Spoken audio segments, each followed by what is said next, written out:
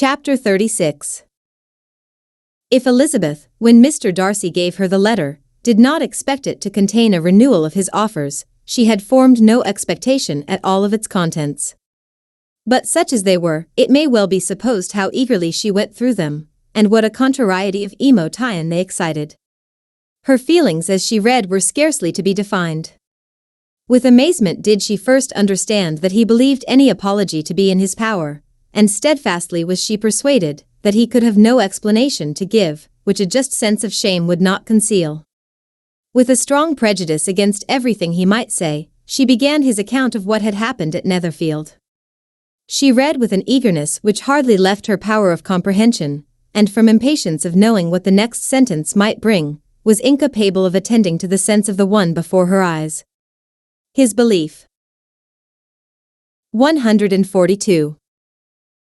Of her sister's insensibility she instantly resolved to be false, and his account of the real, the worst objections to the match, made her too angry to have any wish of doing him justice.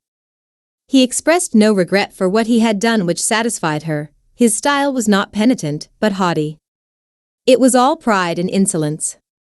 But when this subject was succeeded by his account of Mr.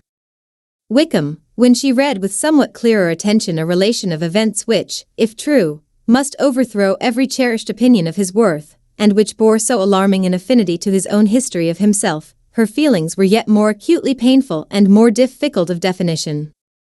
Astonishment, apprehension, and even horror oppressed her. She wished to discredit it entirely, repeatedly exclaim "This must be false. This cannot be. This must be the grossest falsehood." And when she had gone through the whole letter, though scarcely knowing anything of the last page or two, put it hastily away, protesting that she would not regard it, that she would never look in it again.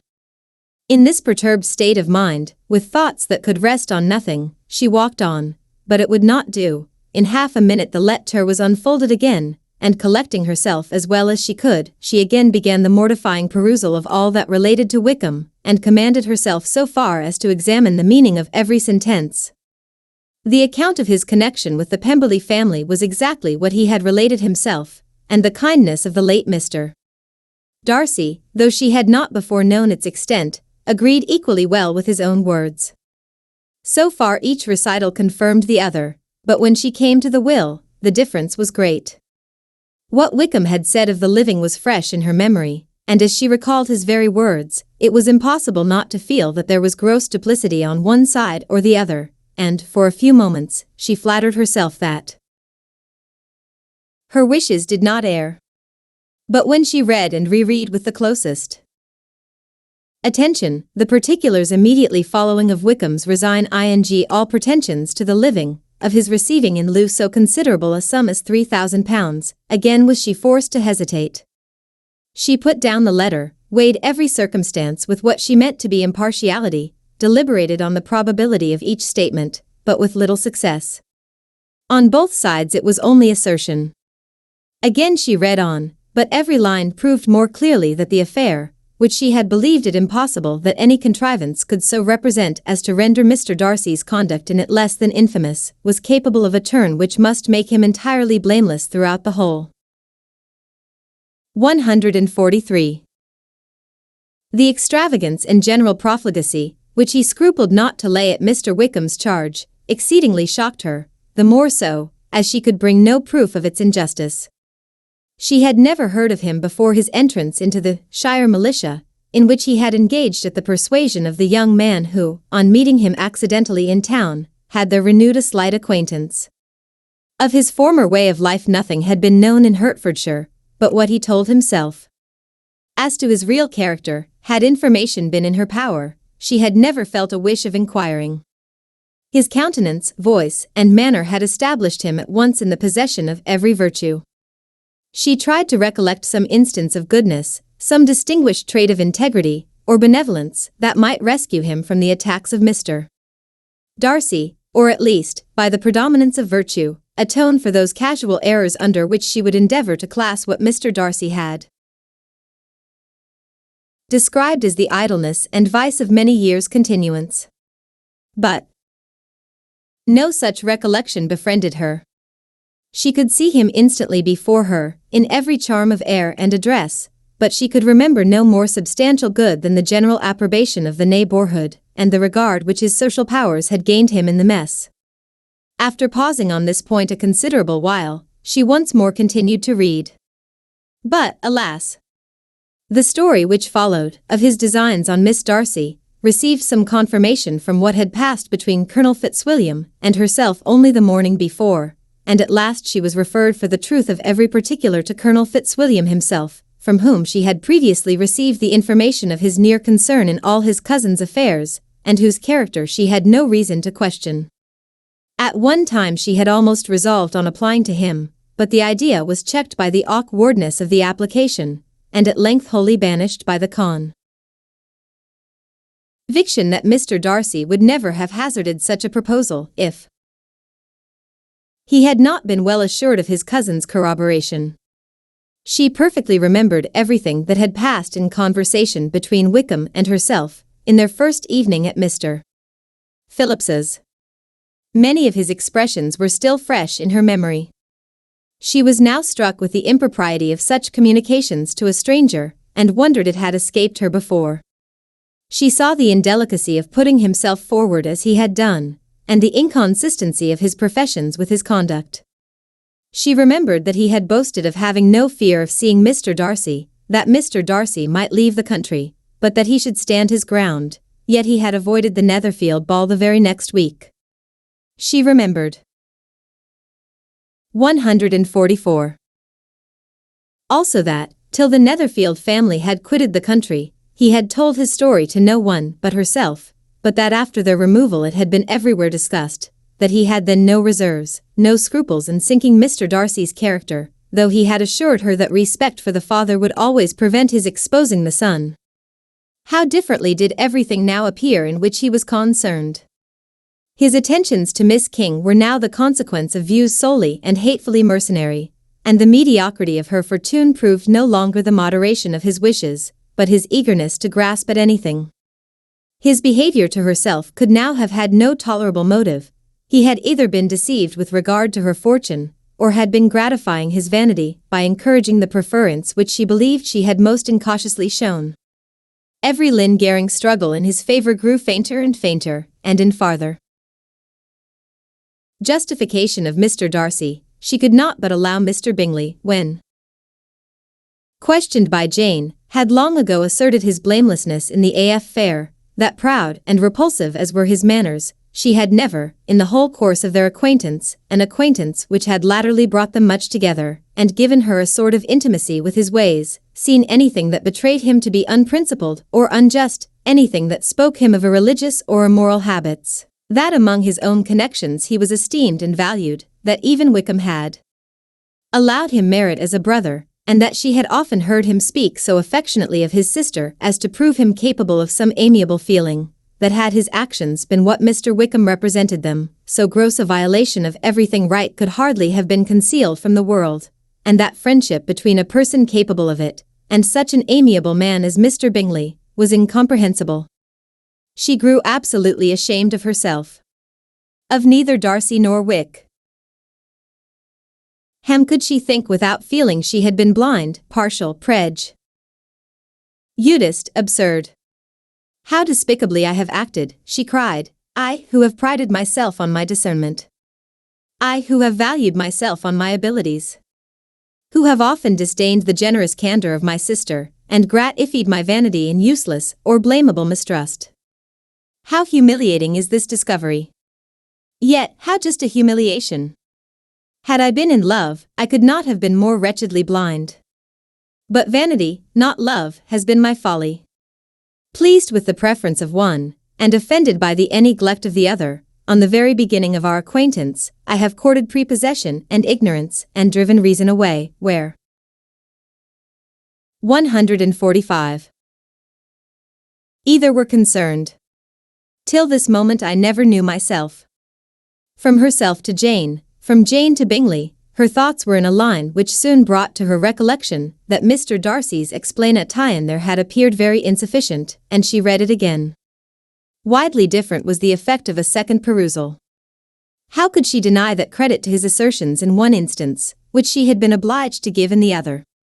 He declared himself to be totally unsuspicious of her sister's attachment, and she could not help remembering what Charlotte's opinion had always been. Neither could she deny the justice of his description of Jane. She felt that Jane's feelings, though fervent, were little displayed, and that there was a constant complacency in her air and manner not often united with great sensibility. When she came to that part of the letter in which her family were mentioned in terms of such mortifying, yet merited reproach, her sense of shame was severe. The justice of the charge struck her too forcibly for denial, and the circumstances to which he particularly alluded as having passed at the Netherfield ball, and as confirming all his first disapprobation, could not have made a stronger impression on his mind than on hers. The compliment to herself and her sister was not unfelt. It soothed, but it could not console her for the contempt which had thus been self-attracted by the rest of her family, and as she considered that Jane's disappointment had in fact been the work of her nearest relations, and reflected how materially the credit of both must be hurt by such impropriety of conduct, she felt depressed beyond anything she had ever known before. After wandering along the lane for 2 hours, giving way to every variety of thought, reconsidering events, determining probabilities, and reconciling herself, as well as she could, to a change so sudden and so important, fatigue, and a recollection of her long absence, made her at length return home, and she entered the house with the wish of appearing cheerful as usual, and the resolution of repressing such reflections as must make her unfit for conversation. She was immediately told that the 2 gentlemen from Rosings had each called during her absence, Mr. Darcy, only for a few minutes, to take leave, but that Colonel Fitzwilliam had been sitting with them at least an hour, hoping for her return, and almost resolving to walk after her till she could be found. Elizabeth could but just affect concern in missing him. She really rejoiced at it. Colonel Fitzwilliam was no longer an object, she could think only of her letter. 146. Chapter 37. The 2 gentlemen left Rosings the next morning, and Mr. Collins, having been in waiting near the lodges, to make them his parting obeisance, was able to bring home the pleasing intelligence of their appear in very good health, and in as tolerable spirits as could be expected, after the melancholy scene so lately gone through at Rosings. To Rosings he then hastened, to console Lady Catherine and her daughter, and on his return brought back, with great satisfaction, a message from her ladyship, importing that she felt herself so dull as to make her very desirous of having them all to dine with her. Elizabeth could not see Lady Catherine without recollecting that, had she chosen it, she might by this time have been presented to her as her future niece, nor could she think, without a smile, of what her ladyship's indignation would have been. What would she have said? How would she have behaved, were questions with which she amused herself. Their first subject was the diminution of the Rosings party. "I assure you I feel it exceedingly," said Lady Catherine. "I believe no one feels the loss of friends so much as I do. But I am particularly attached to these young men, and know them to be so much attached to me. They were excessively sorry to go. But so they always are." The dear Colonel rallied his spirits tolerably till just at last, but Darcy seemed to feel it most acutely, more, I think, than last year. His attachment to Rosings certainly increases. Mr. Collins had a compliment and an allusion to throw in here, which were kindly smiled on by the mother and daughter. Lady Catherine observed, after dinner, that Miss Bennet seemed out of spirits, and immediately accounting for it by herself, by suppository that she did not like to go home again so soon, she added, "But if that is the case, you must write to your mother and beg that you may stay a little longer. Mrs. Collins will be very glad of your company, I am sure." "I am much obliged to your ladyship for your kind invitation," replied Elizabeth, "but it is not in my power to accept it. I must be in town next Saturday." "Why, at that rate, you will have been here only 6 weeks. I expected you to stay 2 months. I told Mrs. Collins so before you came. There can be no occasion for your going so soon. Mrs. Bennet could certainly spare you for another fortnight. But my father cannot. He wrote last week to hurry my return. 147. Oh. Your father of course may spare you, if your mother can. Daughters are never of so much consequence to a father. And if you will stay another month complete, it will be in my power to take one of you as far as London, for I am going there early in June, for a week, and as Dawson does not object to the barouche box, there will be very good room for one of you, and indeed, if the weather should happen to be cool, I should not object to taking you both, as you are neither of you large. You are all kindness, madam, but I believe we must abide by our original plan. Lady Catherine seemed resigned. Mrs. Collins, you must send a servant with them. You know I always speak my mind, and I cannot bear the idea of two young women traveling post by themselves. It is highly improper. You must contrive to send somebody. I have the greatest dislike in the world to that sort of thing. Young women should always be properly guarded and attended, according to their situation. In life. When my niece Georgiana went to Ramsgate last summer, I made a point of her having two men-servants go with her.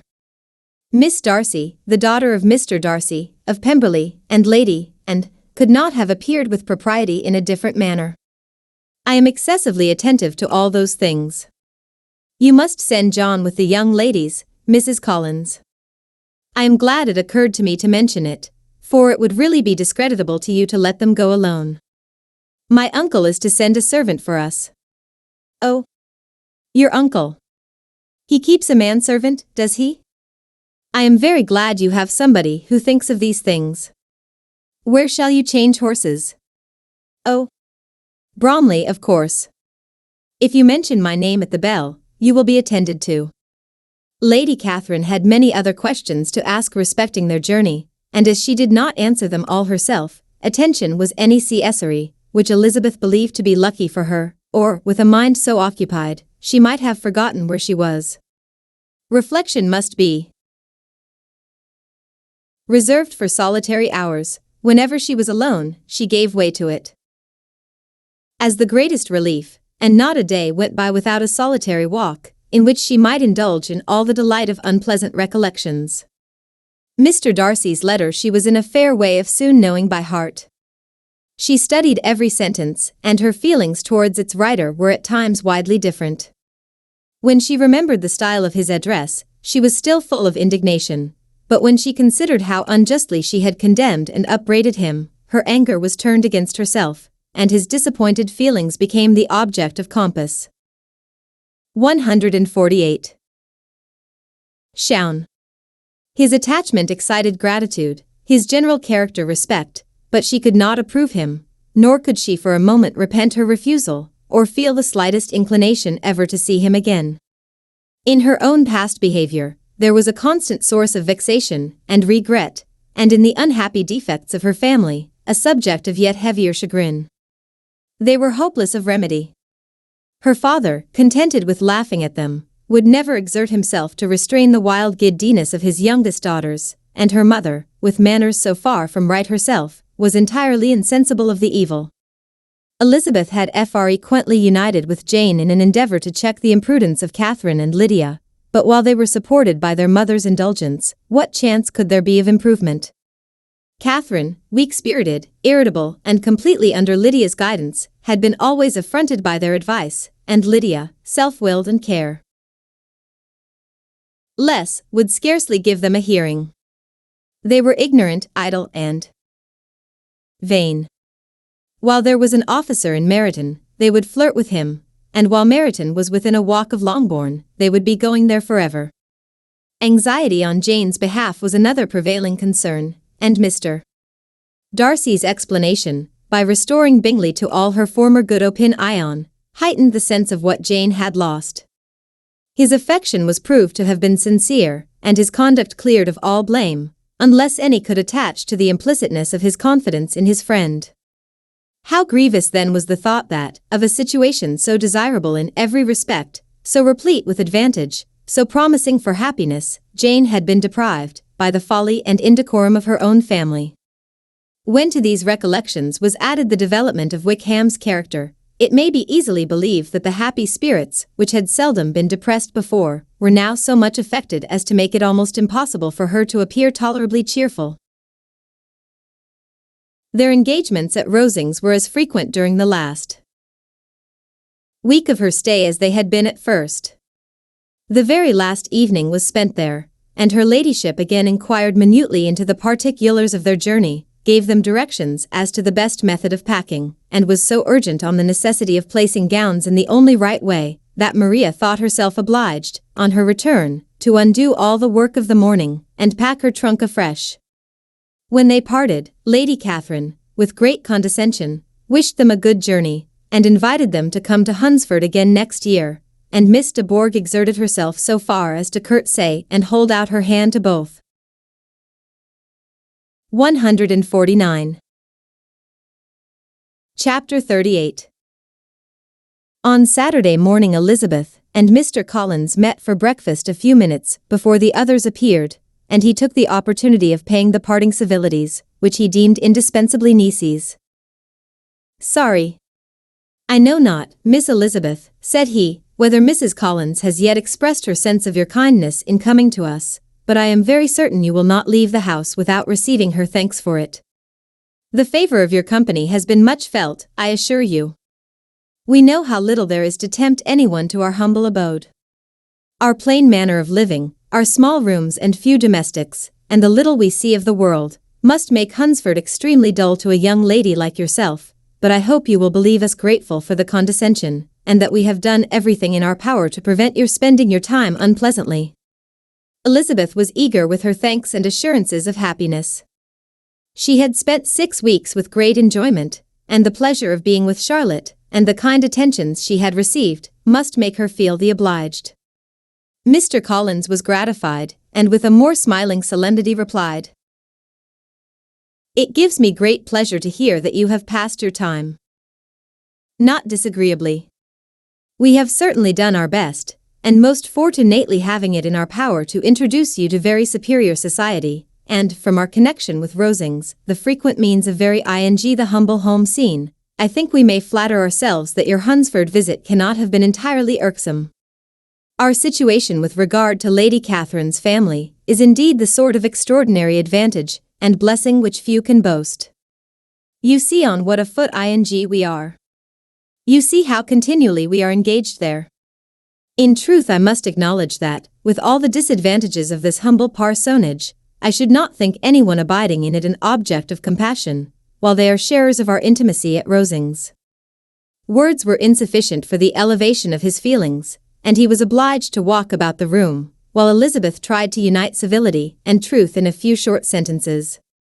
"You may, in fact, carry a very favorable report of us into Hertfordshire, my dear cousin. I flatter myself at least that you will be able to do so. Lady Catherine's great attentions to Mrs. Collins you have been a daily witness of, and altogether I trust it does not appear that your friend has drawn an unfortunate, but on this point it will be as 150. Well to be silent. Only let me assure you, my dear Miss Elizabeth, that I can from my heart most cordially wish you equal felicity in marriage. My dear Charlotte and I have but one mind and one way of thinking. There is in everything a most remarkable resemblance of character and ideas between us. We seem to have been designed for each other." Elizabeth could safely say that it was a great happiness where that was the case, and with equal sincerity could add, that she firmly believed and rejoiced in his domestic comforts. She was not sorry, however, to have the recital of them interrupted by the lady from whom they sprang. Poor Charlotte! It was melancholy to leave her to such society. But she had chosen it with her eyes open, and though evidently regretting that her visitors were to go, she did not seem to ask for compassion. Her home and her housekeeping, her parish and her poultry, and all their dependent concerns, had not yet lost their charms.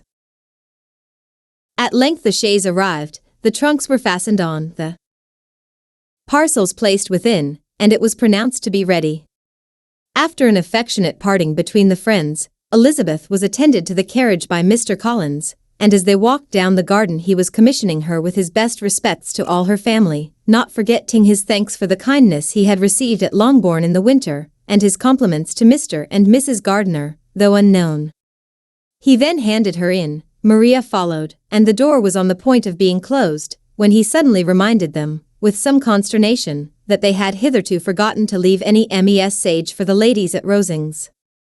But, he added, you will of course wish to have your humble respects delivered to them, with your grateful thanks for their kindness to you while you have been here. Elizabeth made no objection. The door was then allowed to be shut, and the carriage drove off. Good gracious, cried Maria, after a few minutes' silence, it seems but a day or two since we first came. And yet how many things have happened. A great many indeed, said her companion with a sigh. We have dined 9 times at Rosings, besides drinking tea there twice. How much I shall have to tell, Elizabeth added privately, and how much I shall have to conceal. Their journey was performed without much conversation, or any alarm, and within 4 hours of their leaving Hunsford they reached Mr. Gardiner's house, where they were to remain a few days. Jane looked well, and Elizabeth had little opportunity of studying. 151. Her spirits, amidst the various engagements which the kindness of her aunt had reserved for them. But Jane was to go home with her, and at Longbourn there would be leisure enough for observation. It was not without an effort, meanwhile, that she could wait even for Longbourn, before she told her sister of Mr. Darcy's proposals. To know that she had the power of revealing what would so exceedingly astonish Jane, and must, at the same time, so highly gratify whatever of her own vanity she had not yet been able to reason away, was such a temptation to openness as nothing could have conquered but the state of indecision in which she remained as to the extent of what she should communicate, and her fear, if she once entered on the subject, of being hurried into repeating something of Bingley which might only grieve her sister further. Chapter 39. It was the 2nd week in May, in which the 3 young ladies set out together from Gracechurch Street for the town of, in Hertfordshire, and, as they drew near the appointed inn where Mr. Bennet's carriage was to meet them, they quickly perceived, in token of the coachman's punctuality, both Kitty and Lydia looking out of a dining-room upstairs. These 2 girls had been above an hour in the place, happily employed in visiting an opposite milliner, watching the sentinel on guard, and dressing a salad and cucumber. After welcoming their sisters, they triumphantly displayed a table set out with such cold meat as an inn larder usually affords, exclaiming, "Is not this nice? Is not this an agreeable surprise? And we mean to treat you all," added Lydia, "but you must lend us the money, for we have just spent ours at the shop out there." Then, showing her purchases, "Look here, I have bought this bonnet. I do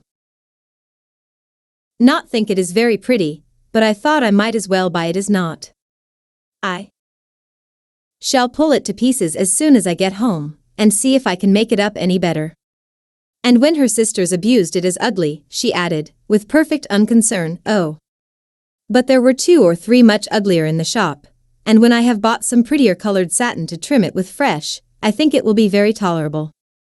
Besides, it will not much signify what one wears this summer, after the Shire have left Meryton, and they are going in a fortnight." "Are they indeed?" cried Elizabeth, with the greatest satisfaction. 152. "They are going to be encamped near Brighton, and I do so want Papa to take us all there for the summer. It would be such a delicious scheme, and I dare say would hardly cost anything at all. Mamma would like to go too of all things. Only think what a miserable summer else we shall have." "Yes," thought Elizabeth, "that would be a delightful scheme indeed, and completely do for us at once. Good heaven! Brighton and a whole campful of soldiers, to us, who have been overset already by one poor regiment of militia, and the monthly balls of Meryton." "Now I have got some news for you," said Lydia, as they sat down at table. "What do you think?" "It is excellent news, capital news, and about a certain person we all like." Jane and Elizabeth looked at each other, and the waiter was told he need not stay. Lydia laughed and said, "Aye, that is just like your formality and discretion. You thought the waiter must not hear, as if he cared. I dare say he often hears worse things said than I am going to say. But he is an ugly fellow. I am glad. He is gone. I never saw such a long chin in my life. Well, but now for my news. It is about dear Wickham. Too good for the waiter, is it not? There is no danger of Wickham's marrying Mary King. There's for you. She is gone down to her uncle at Liverpool, gone to stay.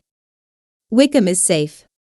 And Mary King is safe, added Elizabeth, safe from a connection imprudent as to fortune. She is a great fool for going away, if she liked him.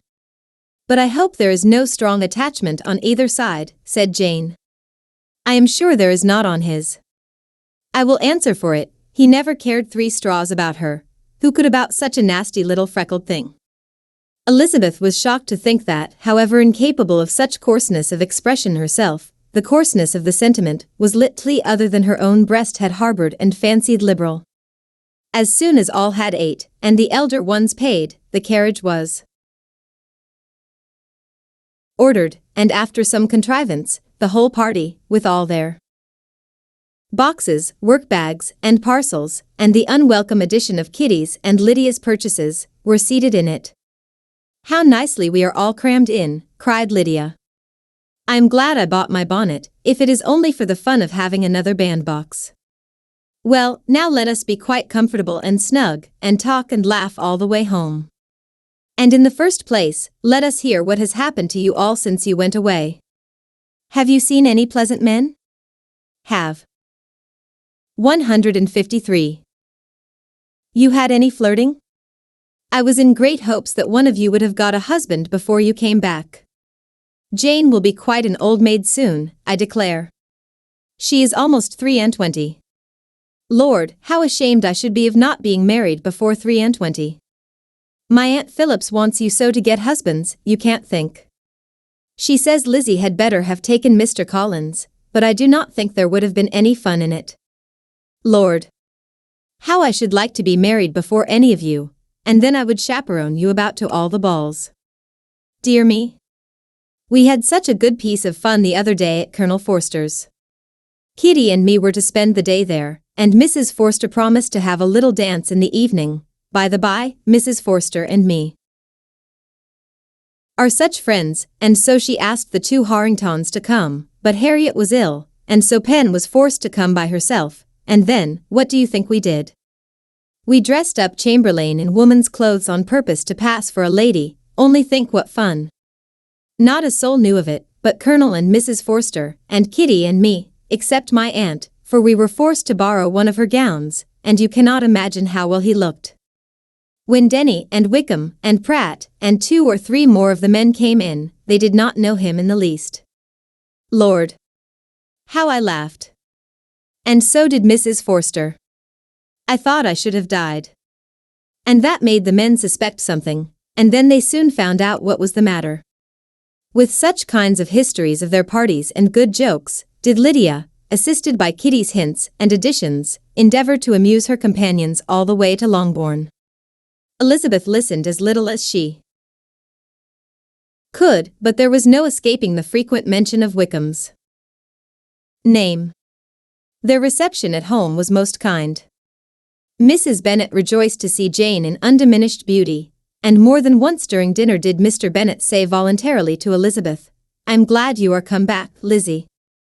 Their party in the dining room was large, for almost all the Lucases came to meet Maria and hear the news, and various were the subjects that occupied them. Lady Lucas was inquiring of Maria, after the fare and poultry of her eldest daughter. Mrs. Bennet was doubly engaged, on one hand collecting an account of the present fashions from Jane, who sat some way below her, and, on the other, retailing them all to the younger Lucases, and Lydia, in a voice rather louder than any other persons, was enumerating the various pleasures of the morning to anybody who would hear her. Oh, Mary, said she, I wish you had gone with us, for we had 154. Such fun. As we went along, Kitty and I drew up the blinds, and pretended there was nobody in the coach, and I should have gone so all the way, if Kitty had not been sick, and when we got to the George, I do think we behaved very handsomely, for we treated the other 3 with the nicest cold luncheon in the world, and if you would have gone, we would have treated you too. And then when we came away it was such fun. I thought we never should have got into the coach. I was ready to die of laughter. And then we were so merry all the way home. We talked and laughed so loud that anybody might have heard us 10 miles off. To this Mary very gravely replied, "Far be it from me, my dear sister, to depreciate such pleasures. They would doubtless be congenial with the generality of female minds. But I confess they would have no charms for me. I should infinitely prefer a book." But of this answer Lydia heard not a word. She seldom listened to anybody for more than half a minute, and never attended to Mary at all. In the afternoon Lydia was urgent with the rest of the girls to walk to Meryton, and to see how everybody went on, but Elizabeth steadily opposed the scheme. It should not be said that the Miss Bennets could not be at home half a day before they were in pursuit of the officers. There was another reason too for her opposition. She dreaded seeing Mr. Wickham again, and was resolved to avoid it as long as possible. The comfort to her of the regiment's approaching removal was indeed beyond expression. In a fortnight they were to go, and once gone, she hoped there could be nothing more to plague her on his account.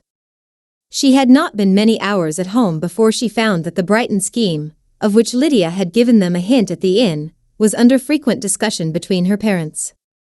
Elizabeth saw directly that her father had not the smallest intention of yielding, but his answers were at the same time so vague and equivocal that her mother, though often disheartened, had never yet despaired of succeeding at last.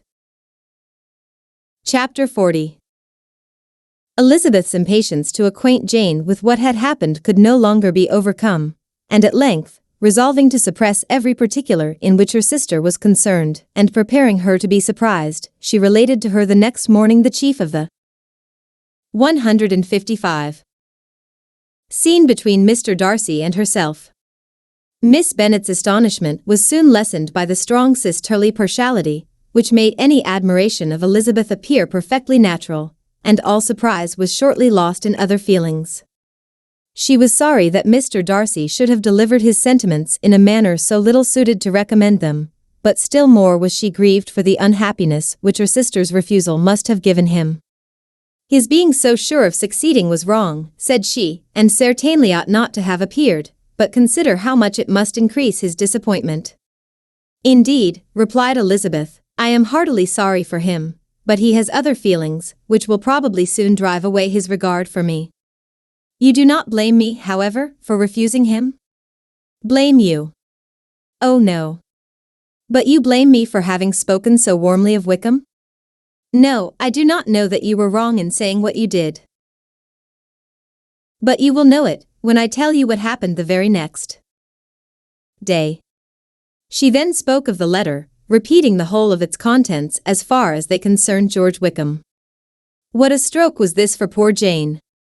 Who would willingly have gone through the world without believing that so much wickedness existed in the whole race of mankind, as was here collected in one individual? Nor was Darcy's vindication, though grateful to her feelings, capable of consoling her for such discovery. Most earnestly did she labor to prove the probability of error, and seek to clear the one without involving the other. "This will not do," said Elizabeth, "you never will be able to make both of them good for anything. Take your choice, but you must be satisfied with only one. There is but such a quantity of merit between them, just enough to make one good sort of man, and of late it has been shifting about pretty much. For my part, I am inclined to believe it all Darcy's, but you shall do as you choose."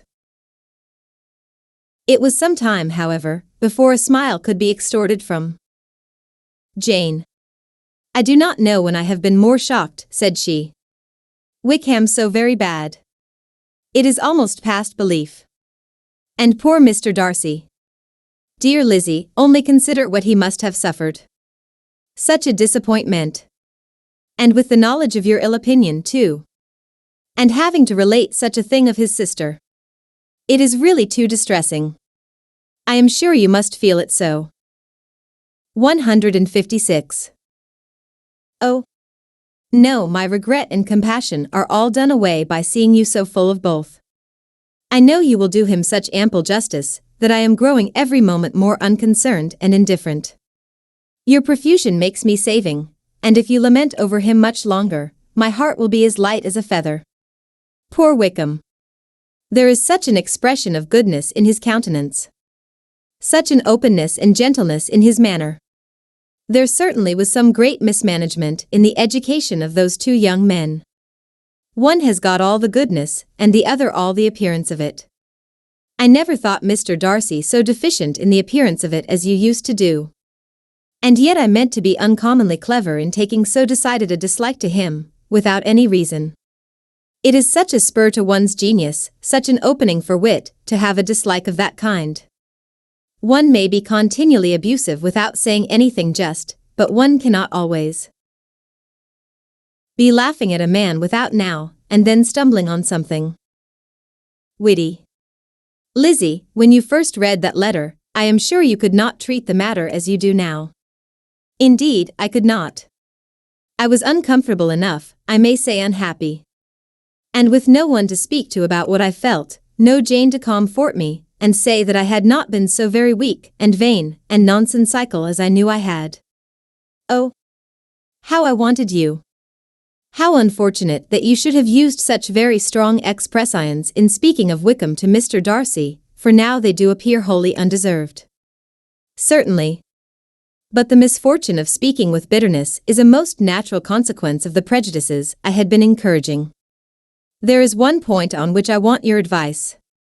I want to be told whether I ought, or ought not, to make our acquaintances in general understand Wickham's character.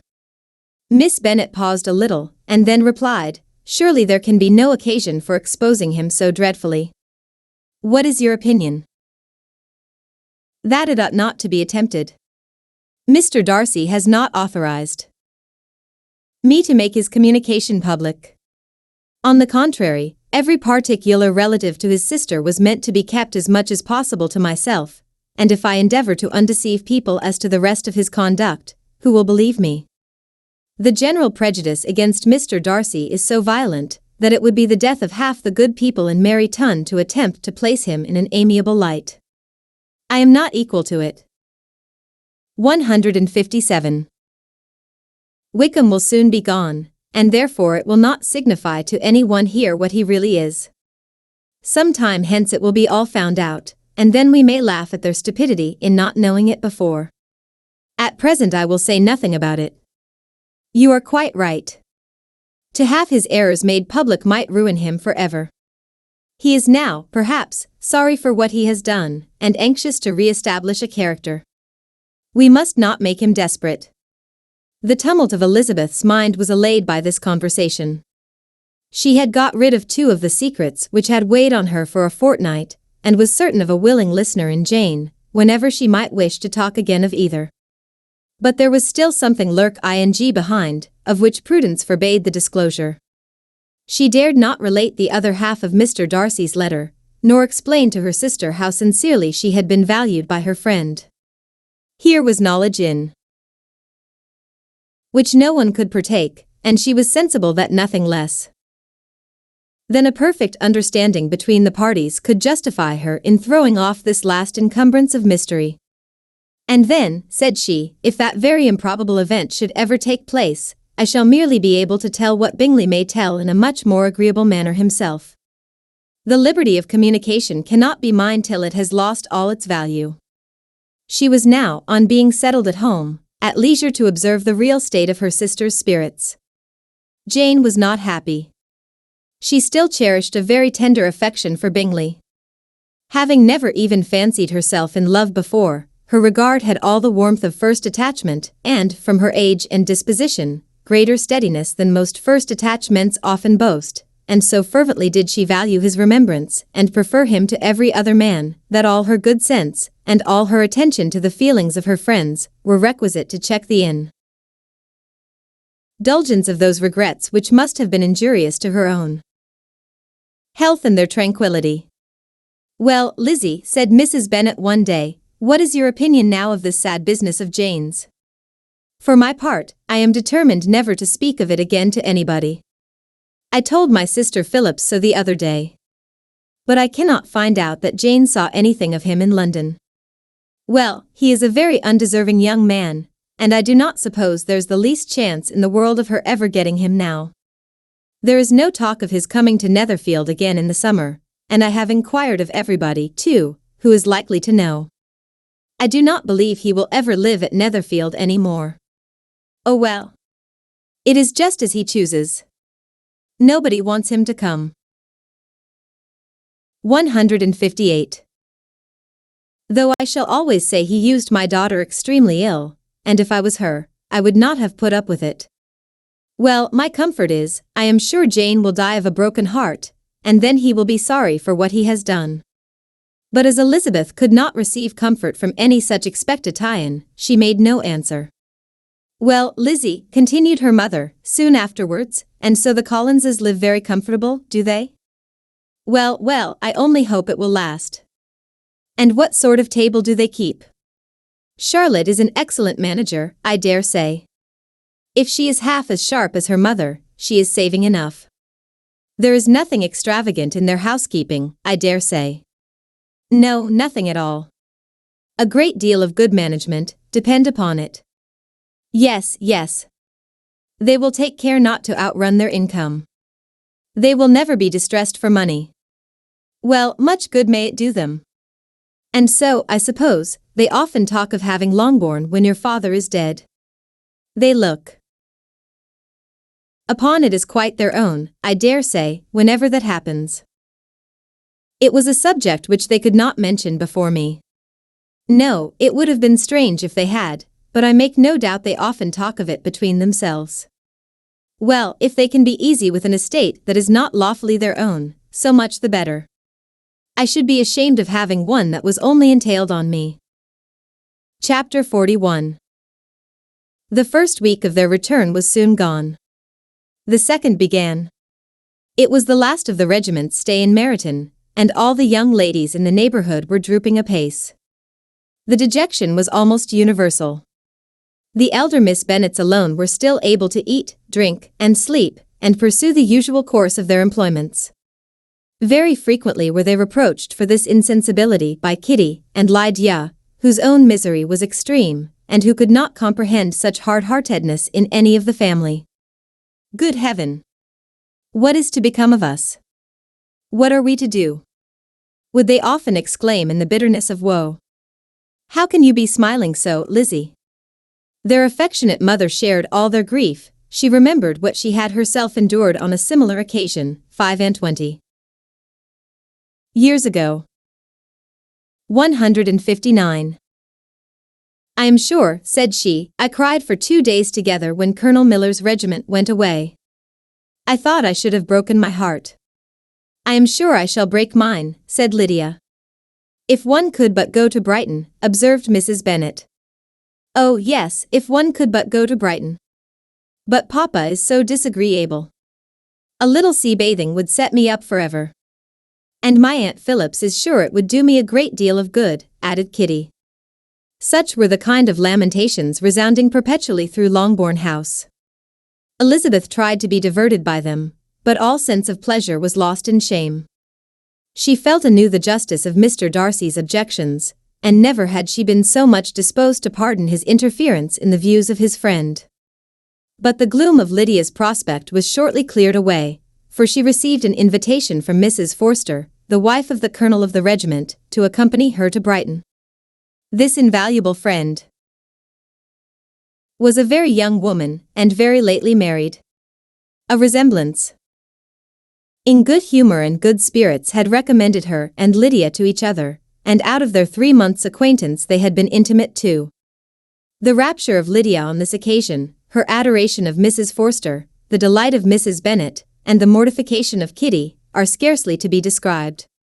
Wholly inattentive to her sister's feelings, Lydia flew about the house in restless ecstasy, calling for everyone's congratulations, and laughing and talking with more violence than ever, whilst the luckless Kitty continued in the parlour repined at her fate in terms as unreasonable as her accent was peevish. I cannot see why Mrs. Forster should not ask me as well as Lydia, said she, though I am not her particular friend. I have just as much right to be asked as she has, and more too, for I am 2 years older. In vain did Elizabeth attempt to make her reasonable, and Jane to make her resigned.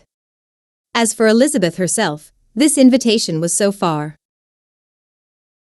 from exciting in her the same feelings as in her mother and Lydia, that she considered it as the death warrant of all possibility of common sense for the latter, and detestable as such a step must make her were it known, she could not help secretly advising her father not to let her go. She represented to him all the improprieties of Lydia's general behavior, the little advantage she could derive from the friendship of such a woman as Mrs. Forster, and the probability of her being yet 160 more imprudent with such a companion at Brighton, where the temptations must be greater than at home. He heard her attentively, and then said, "Lydia will never be easy until she has exposed herself in some public place or other, and we can never expect her to do it with so little expense or inconvenience to her family as under the present circumstances." "If you were aware," said Elizabeth, "of the very great disadvantage to us all which must arise from the public notice of Lydia's unguarded and imprudent manner, nay, which has already arisen from it, I am sure you would judge differently in the affair." "Already arisen?" repeated Mr. Bennet. "What, has she frightened away some of your lovers?" "Poor little Lizzie! But do not be cast down. Such squeamish youths as cannot bear to be connected with a little absurdity are not worth a regret. Come, let me see the list of pitiful fellows who have been kept aloof by Lydia's folly." "Indeed you are mistaken. I have no such injuries to resent. It is not of particular, but of general evils, which I am now complaining. Our importance, our respectability in the world must be affected by the wild volatility, the assurance and disdain of all restraint which mark Lydia's character. Excuse me, for I must speak plainly. If you, my dear father, will not take the trouble of checking her exuberant spirits, and of teaching her that her present pursuits are not to be the business of her life, she will soon be beyond the reach of amendment. Her character will be fixed, and she will, at 16, be the most determined flirt that ever made herself or her family ridiculous, a flirt, too, in the worst and meanest degree of flirtation, without any attraction beyond youth and a tolerable person, and, from the ignorance and emptiness of her mind, wholly unable to ward off any portion of that universal contempt which her rage for admiration will excite. In this danger Kitty also is comprehended. She will follow wherever Lydia leads. Vain, i.g. ignorant, idle, and absolutely uncontrolled. Oh, my dear father, can you suppose it possible that they will not be censured and despised wherever they are known, and that their sisters will not be often involved in the disgrace?" Mr. Bennet saw that her whole heart was in the subject, and affectionately taking her hand said in reply, "Do not make yourself uneasy, my love. Wherever you and Jane are known you must be respected and valued, and you will not appear to less advantage for having a couple of, or I may say, 3 very silly sisters. We shall have no peace at Longbourn if Lydia does not go to 161 Brighton. Let her go, then. Colonel Forster is a sensible man, and will keep her out of any real mischief, and she is luckily too poor to be an object of prey to anybody. At Brighton she will be of less importance even as a common flirt than she has been here. The officers will find women better worth their notice. Let us hope, therefore, that her being there may teach her her own insignificance. At any rate, she cannot grow many degrees worse, without authorizing us to lock her up for the rest of her life." With this answer Elizabeth was forced to be content, but her own opinion continued the same, and she left him disappointed and sorry. It was not in her nature, however, to increase her vexations by dwelling on them. She was confident of having performed her duty, and to fret over unavoidable evils, or augment them by anxiety, was no part of her disposition. Had Lydia and her mother known the substance of her conference with her father, their indignation would hardly have found expression. In their united volubility. In Lydia's imagination, a visit to Brighton comprised every possibility of earthly happiness. She saw, with the creative eye of fancy, the streets of that gay bathing place covered with officers.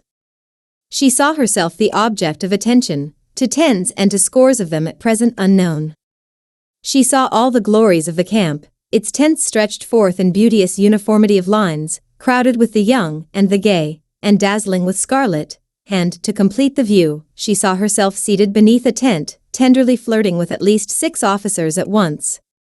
Had she known her sister sought to tear her from such prospects and such realities as these, what would have been her sensations? They could have been understood only by her mother, who might have felt nearly the same. Lydia's going to Brighton was all that consoled her for her melancholy conviction of her husband's never intending to go there himself.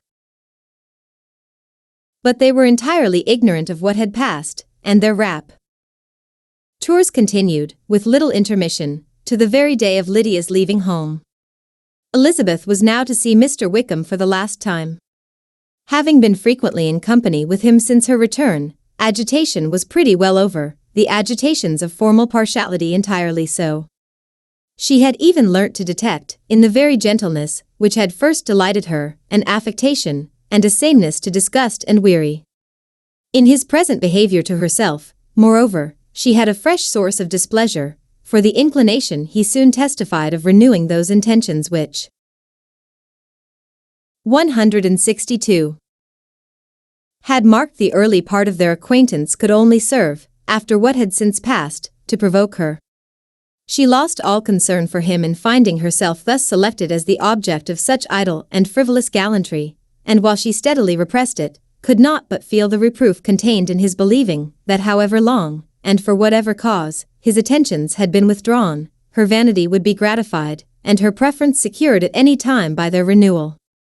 On the very last day of the regiment's remaining at Meryton, he dined, with other of the officers, at Longbourn, and so little was Elizabeth disposed to part from him in good humour, that on his some inquiry as to the manner in which her time had passed at Hunsford, she mentioned Colonel Fitzwilliam's and Mr. Darcy's both spent 3 weeks at Rosings, and asked him if he was acquainted with the former.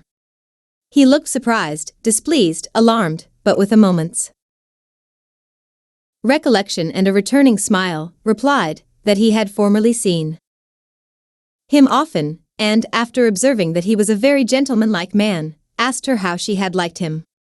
Her answer was warmly in his favour. With an air of indifference he soon afterwards added, "How long did you say he was at Rosings?" "Nearly 3 weeks." "And you saw him frequently?" "Yes, almost every day." "His manners are very different from his cousin's." "Yes, very different. But I think Mr. Darcy improves upon acquaintance." "Indeed," cried Mr. Wickham with a look which did not escape her. "And pray, may I ask," but checking himself, he added, in a gayer tone, "is it in address that he improves? Has he deigned to add aught of civility to his ordinary style? For I dare not hope," he continued in a lower and more serious tone, "that he is improved in essentials." "Oh no," said Elizabeth. "In essentials, I believe, he is very much what he ever was." While she spoke, Wickham looked as if scarcely knowing whether to rejoice over her words, or to distrust their meaning. There was something in her countenance which made him listen with an apprehensive and anxious attention, while she added, "When I said that he improved on acquaintance, I did not mean that his mind or his manners were in a state of improvement, but that, from knowing him better, his disposition was better understood." Wickham's alarm now appeared in a heightened complexion and 163 agitated look. For a few minutes he was silent, till, shaking off his embarrassment, he turned to her again, and said in the gentlest of accents, "You, who so well know my feeling towards Mr. Darcy, will readily comprehend how sincerely I must rejoice that he is wise enough to assume even the appearance of what is right. His pride in that direct tie-in may be of service, if not to himself, to many others, for it must only deter him from such foul misconduct as I have suffered by.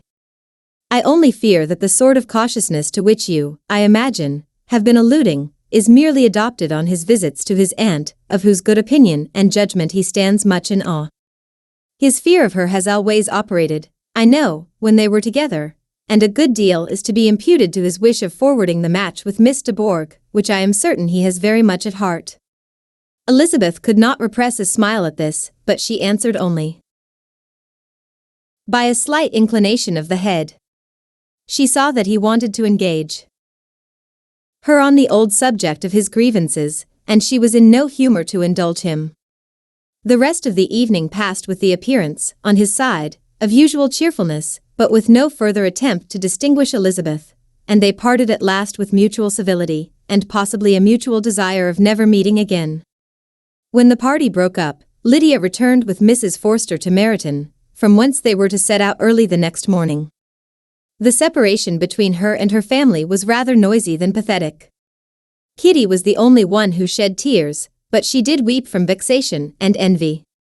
Mrs. Bennet was diffuse in her good wishes for the felicity of her daughter, and impressive in her injunctions that she should not miss the opportunity of enjoying herself as much as possible, advice which there was every reason to believe would be well attended to, and in the clamorous happiness of Lydia herself in bidding farewell. The more gentle adieus of her sisters were uttered without being heard. Chapter 42. Had Elizabeth's opinion been all drawn from her own family, she could not have formed a very pleasing opinion of conjugal felicity or domestic comfort. Her father, captivated by youth and beauty, and that appearance of good humor which youth and beauty generally give, had married a woman whose weak understanding and a liberal mind had very early in their marriage put an end to all real affection for her. Respect, esteem, and confidence had vanished forever, and all his 164 views of domestic happiness were overthrown. But Mr. Bennet was not of a disposition to seek comfort for the disappointment which his own imprudence had brought on, in any of those pleasures which too often console the unfortunate for their folly of their vice. He was fond of the country and of books, and from these tastes had arisen his principal enjoyments. To his wife he was very little otherwise indebted than as her ignorance and folly had contributed to his amusement. This is not the sort of happiness which a man would in general wish to owe to his wife, but where other powers of entertainment are wanting, the true philosopher will derive benefit from such as are given. Elizabeth, however, had never been blind to the impropriety of her father's behavior as a husband. She had always seen it with pain, but respecting his abilities, and grateful for his affectionate treatment of herself, she endeavored to forget what she could not overlook and to banish from her thoughts that continual breach of conjugal obligation and decorum which, in exposing his wife to the contempt of her own children, was so highly reprehensible. But she had never felt so strongly as now the disadvantages which must attend the children of so unsuitable a marriage, nor ever been so fully aware of the evils from so ill-judged a direction of talents, which, rightly used, might at least have preserved the respectability of his daughters, even if incapable of enlarging the mind of his wife. When Elizabeth had rejoiced over Wickham's departure, she found little other cause for satisfaction in the loss of the regiment. Their parties abroad were less varied than before, and at home she had a mother and sister whose constant repinings at the dullness of everything around them threw a real gloom over their domestic circle, and, though Kitty might in time regain her natural degree of sense, since the disturbers of her brain were removed, her other sister, from whose disposition greater evil might be apprehended, was likely to be hard end in all her folly and assurance by a situation of such double danger as a watering place and a camp. Upon the whole, therefore, she found, what has been sometimes been found before, that an event to which she had been looking with impatient desire did not, in taking place, bring all the satisfaction she had promised herself. It was consequently necessary to name some other period for the commencement of actual felicity, to have some other point on which her wishes and hopes might be fixed, and by again enjoying the pleasure of anticipation, console herself for the present, and prepare for another disappointment. Her tour to the lakes was now the object of her happiest thoughts. It was her best consolation for all the uncomfortable hours. 165.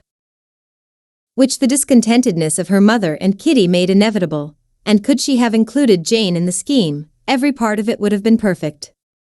But it is fortunate, thought she, that I have something to wish for.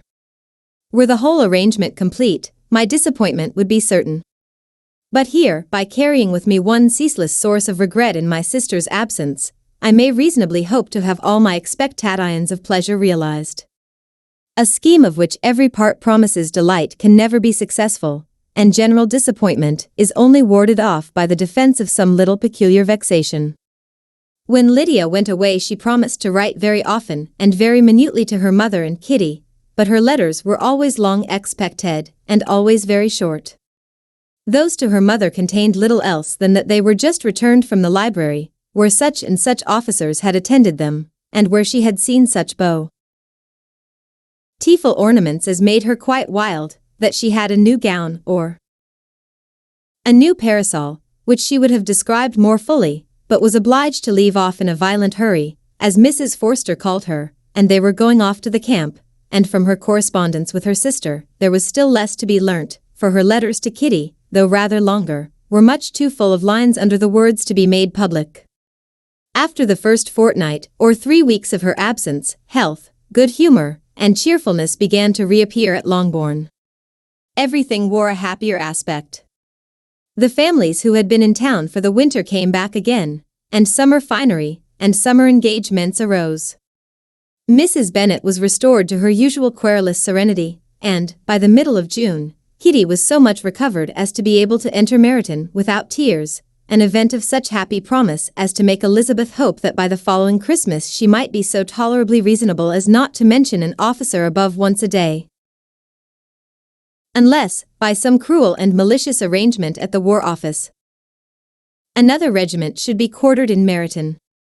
The time fixed for the beginning of their northern tour was now fast approaching, and a fortnight only was wanting of it, when a letter arrived from Mrs. Gardiner, which at once delayed its commencement and curtailed its extent. Mr. Gardiner would be prevented by business from setting out till a fortnight later in July, and must be in London again within a month, and as that left too short a period for them to go so far, and see so much as they had proposed, or at least to see it with the leisure and comfort they had built on, they were obliged to give up.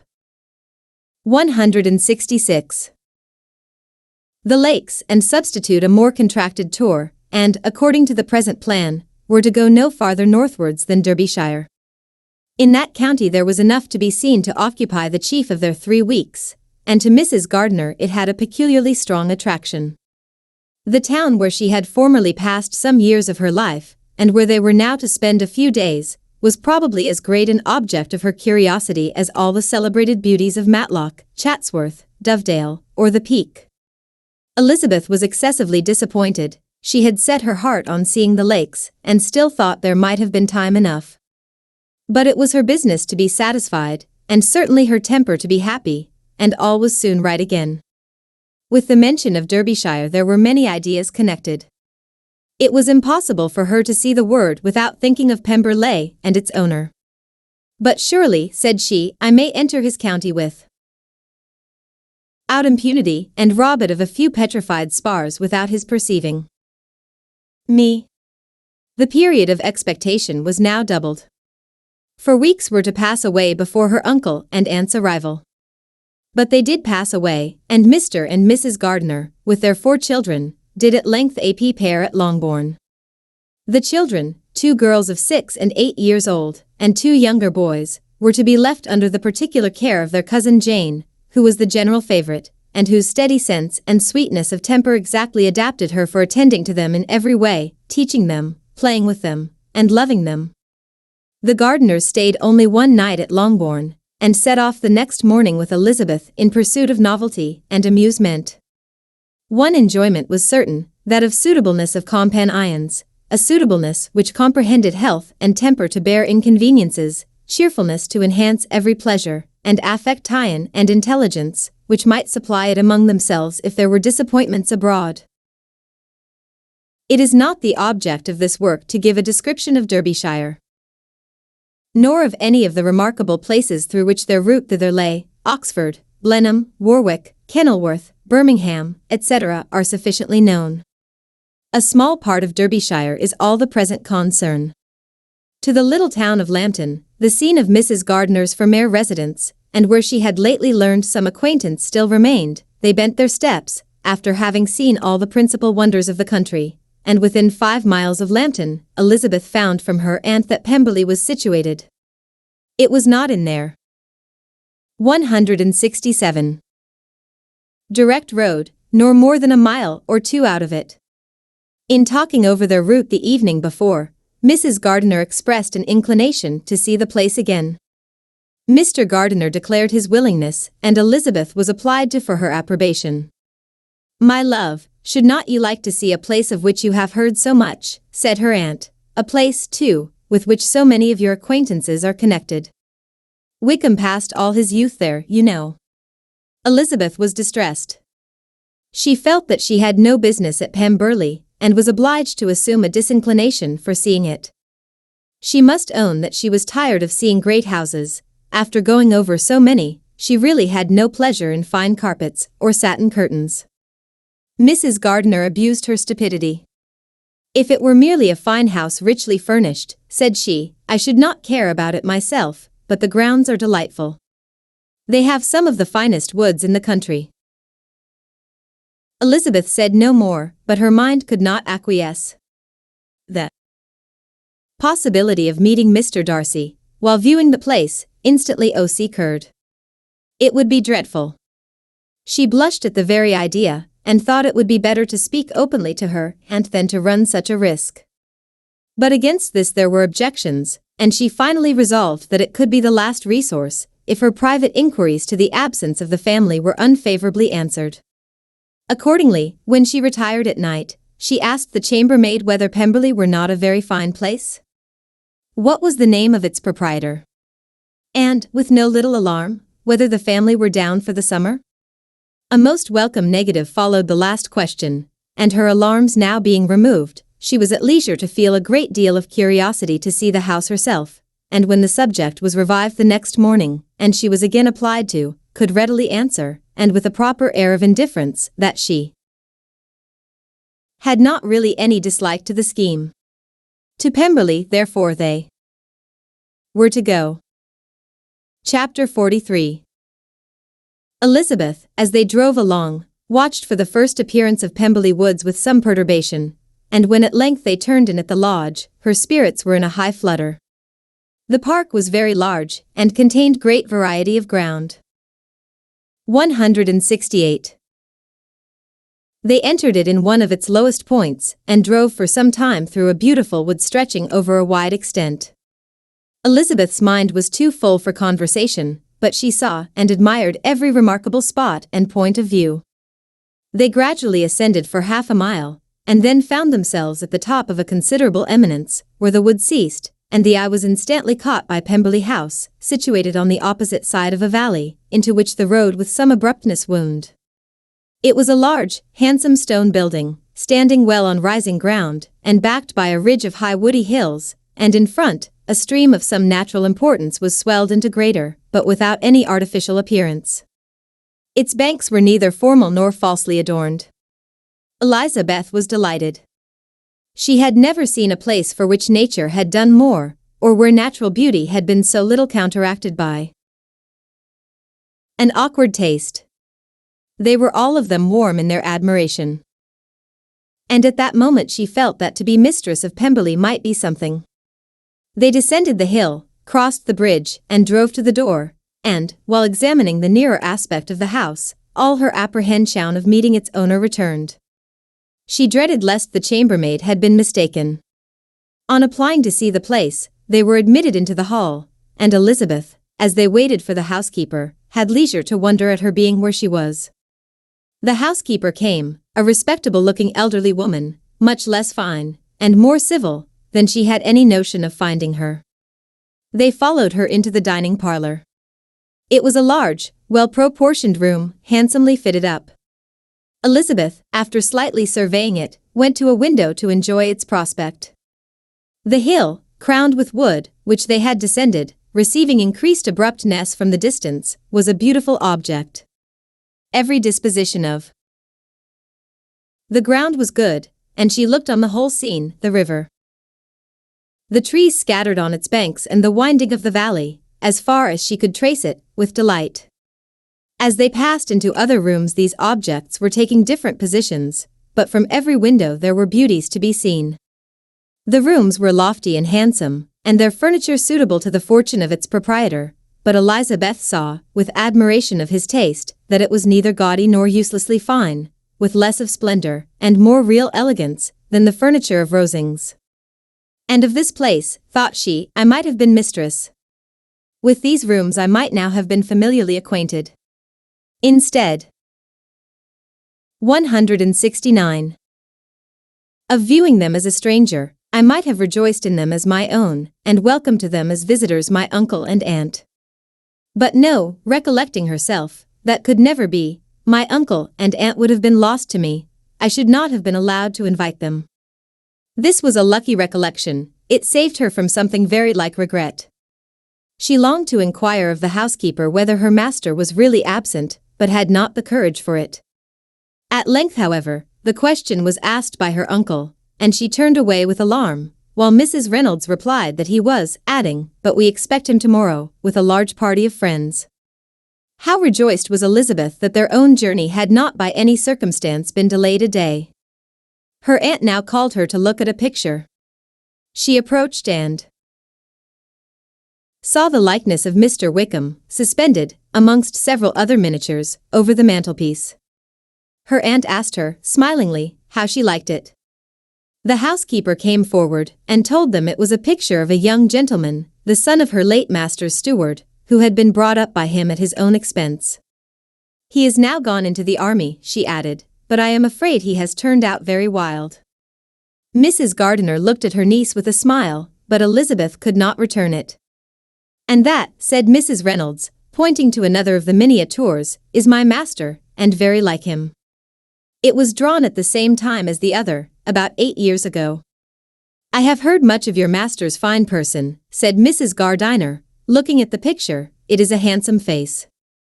But, Lizzie, you can tell us whether it is like or not." Mrs. Reynolds' respect for Elizabeth seemed to increase on this intimation of her knowing her master. "Does that young lady know Mr. Darcy?" Elizabeth colored and said, "A little." "And do not you think him a very handsome gentleman, ma'am?" "Yes, very handsome.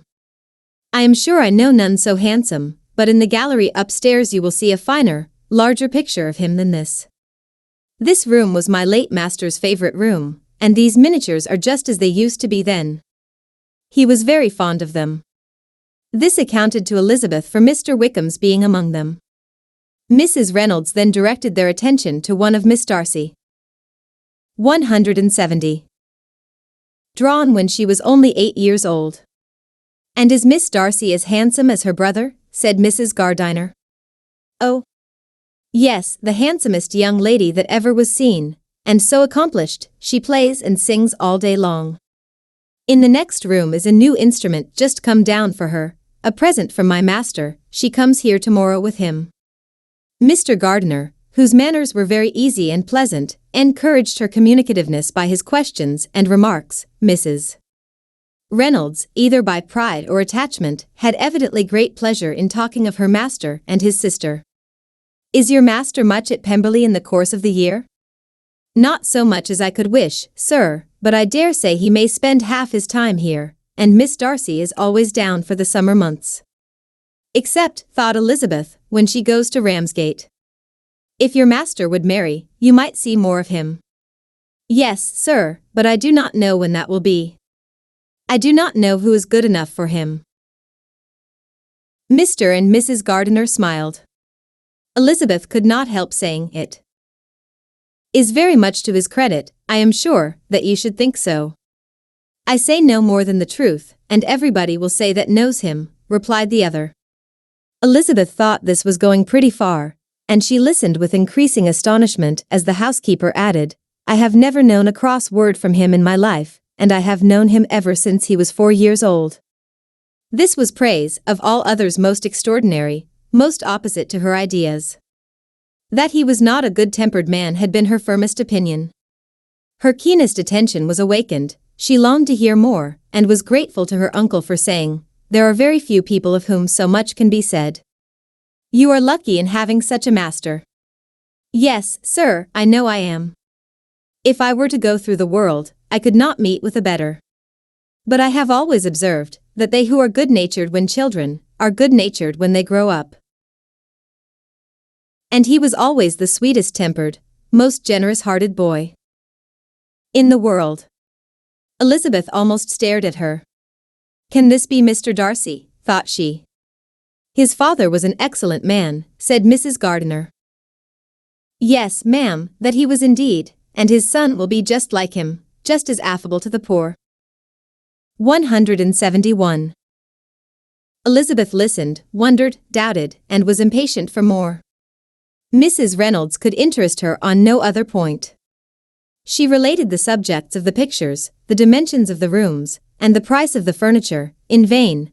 Mr. Gardiner, highly amused by the kind of family prejudice to which he attributed her excessive commendation of her master, soon led again to the subject, and she dwelt with energy on his many merits as they proceeded together up the great staircase.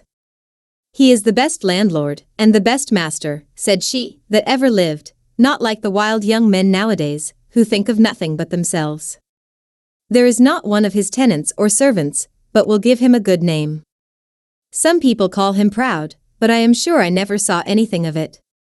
To my fancy, it is only because he does not rattle away like other young men." "In what an amiable light does this place him," thought Elizabeth. "This fine account of him," whispered her aunt as they walked, "is not quite consistent with his behavior to our poor friend. Perhaps we might be deceived. That is not very likely, our authority was too good." On reaching the spacious lobby above, they were shown into a very pretty sitting room, lately fitted up with greater elegance and lightness than the apartments below, and were informed that it was but just done to give pleasure to Miss Darcy, who had taken a liking to the room when last at Pemberley. "He is certainly a good brother," said Elizabeth, as she walked towards one of the windows. Mrs. Reynolds anticipated Miss Darcy's delight when she should enter the room. "And this is always the way with him," she added. "Whatever can give his sister any pleasure is sure to be done in a moment. There is nothing he would not do for her." The picture gallery and 2 or 3 of the principal bedrooms were all that remained to be shown.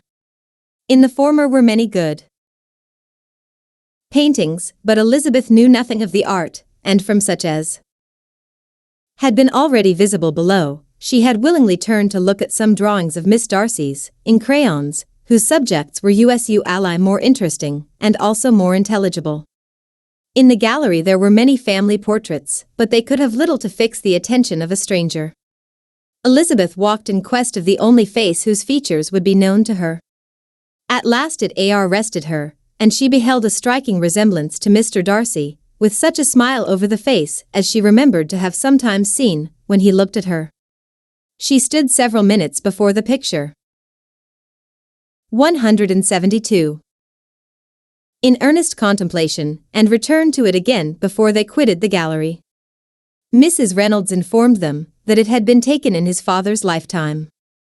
There was certainly at this moment, in Elizabeth's mind, a more gentle sensation towards the original than she had ever felt at the height of their acquaintance. The commendation bestowed on him by Mrs. Reynolds was of no trifling nature. What praise is more valuable than the praise of an intelligent servant? As a brother, a landlord, a master, she considered how many people's happiness were in his guardianship, how much of pleasure or pain was it in his power to bestow, how much of good or evil must be done by him. Every idea that had been brought forward by the housekeeper was favorable to his character, and as she stood before the canvas on which he was represented, and fixed his eyes upon herself, she thought of his regard with a deeper sentiment of gratitude than it had ever raised before. She remembered its warmth and softened its impropriety of expression. When all of the house that was open to general inspection had been seen, they returned downstairs, and, taking leave of the housekeeper, were consigned over to the gardener, who met them at the hall door. As they walked across the hall towards the river, Elizabeth turned back to look again. Her uncle and aunt stopped also, and while the former was conjecturing as to the date of the building, the owner of it himself suddenly came forward from the road, which led behind it to the stables. They were within 20 yards of each other, and so abrupt was his appearance that it was impossible to avoid his sight. Their eyes instantly met, and the cheeks of both were overspread with the deepest blush. He absolutely started, and for a moment seemed immovable from surprise, but shortly recovering himself, advanced towards the party, and spoke to Elizabeth, if not in terms of perfect composure, at least of perfect civility. She had instinctively turned away, but stopping on his approach, received his compliments with an embarrassment impossible to be overcome. Had his first appearance, or his resemblance to the picture they had just been examining, been insufficient to assure the other two that they now saw Mr. Darcy, the gardener's expression of surprise, on beholding his master, must immediately have told it. They stood a little aloof while he was talking to their niece, who, astonished and confused, scarcely dared lift her eyes to his face, and knew not what answer she returned to his civil inquiries after her family. Amazed at the alteration of his manner since they last parted, every sentence that 173 he uttered was increasing her embarrassment, and every idea of the impropriety of her being found there recurring to her mind, the few minutes in which they continued were some of the most uncomfortable in her life. Nor did he seem much more at ease. When he spoke, his accent had none of its usual sedateness, and he repeated his inquiries as to the time of her having left Longbourn, and of her having stayed in Derbyshire, so often, and in so hurried a way, as plainly spoke the distraction of his thoughts. At length every idea seemed to fail him, and, after standing a few moments without saying a word, he suddenly recollected himself, and took leave. The others then joined her, and expressed admiration of his figure, but Elizabeth heard not a word, and wholly engrossed by her own feelings, followed them in silence. She was overpowered by shame and vexation. Her coming there was the most unfortunate, the most ill judged thing in the world. How strange it must appear to him. In what a disgraceful light might it not strike so vain a man? It might seem as if she had purposely thrown herself in his way again. Oh! Why did she come? Or why did he thus come a day before he was expected?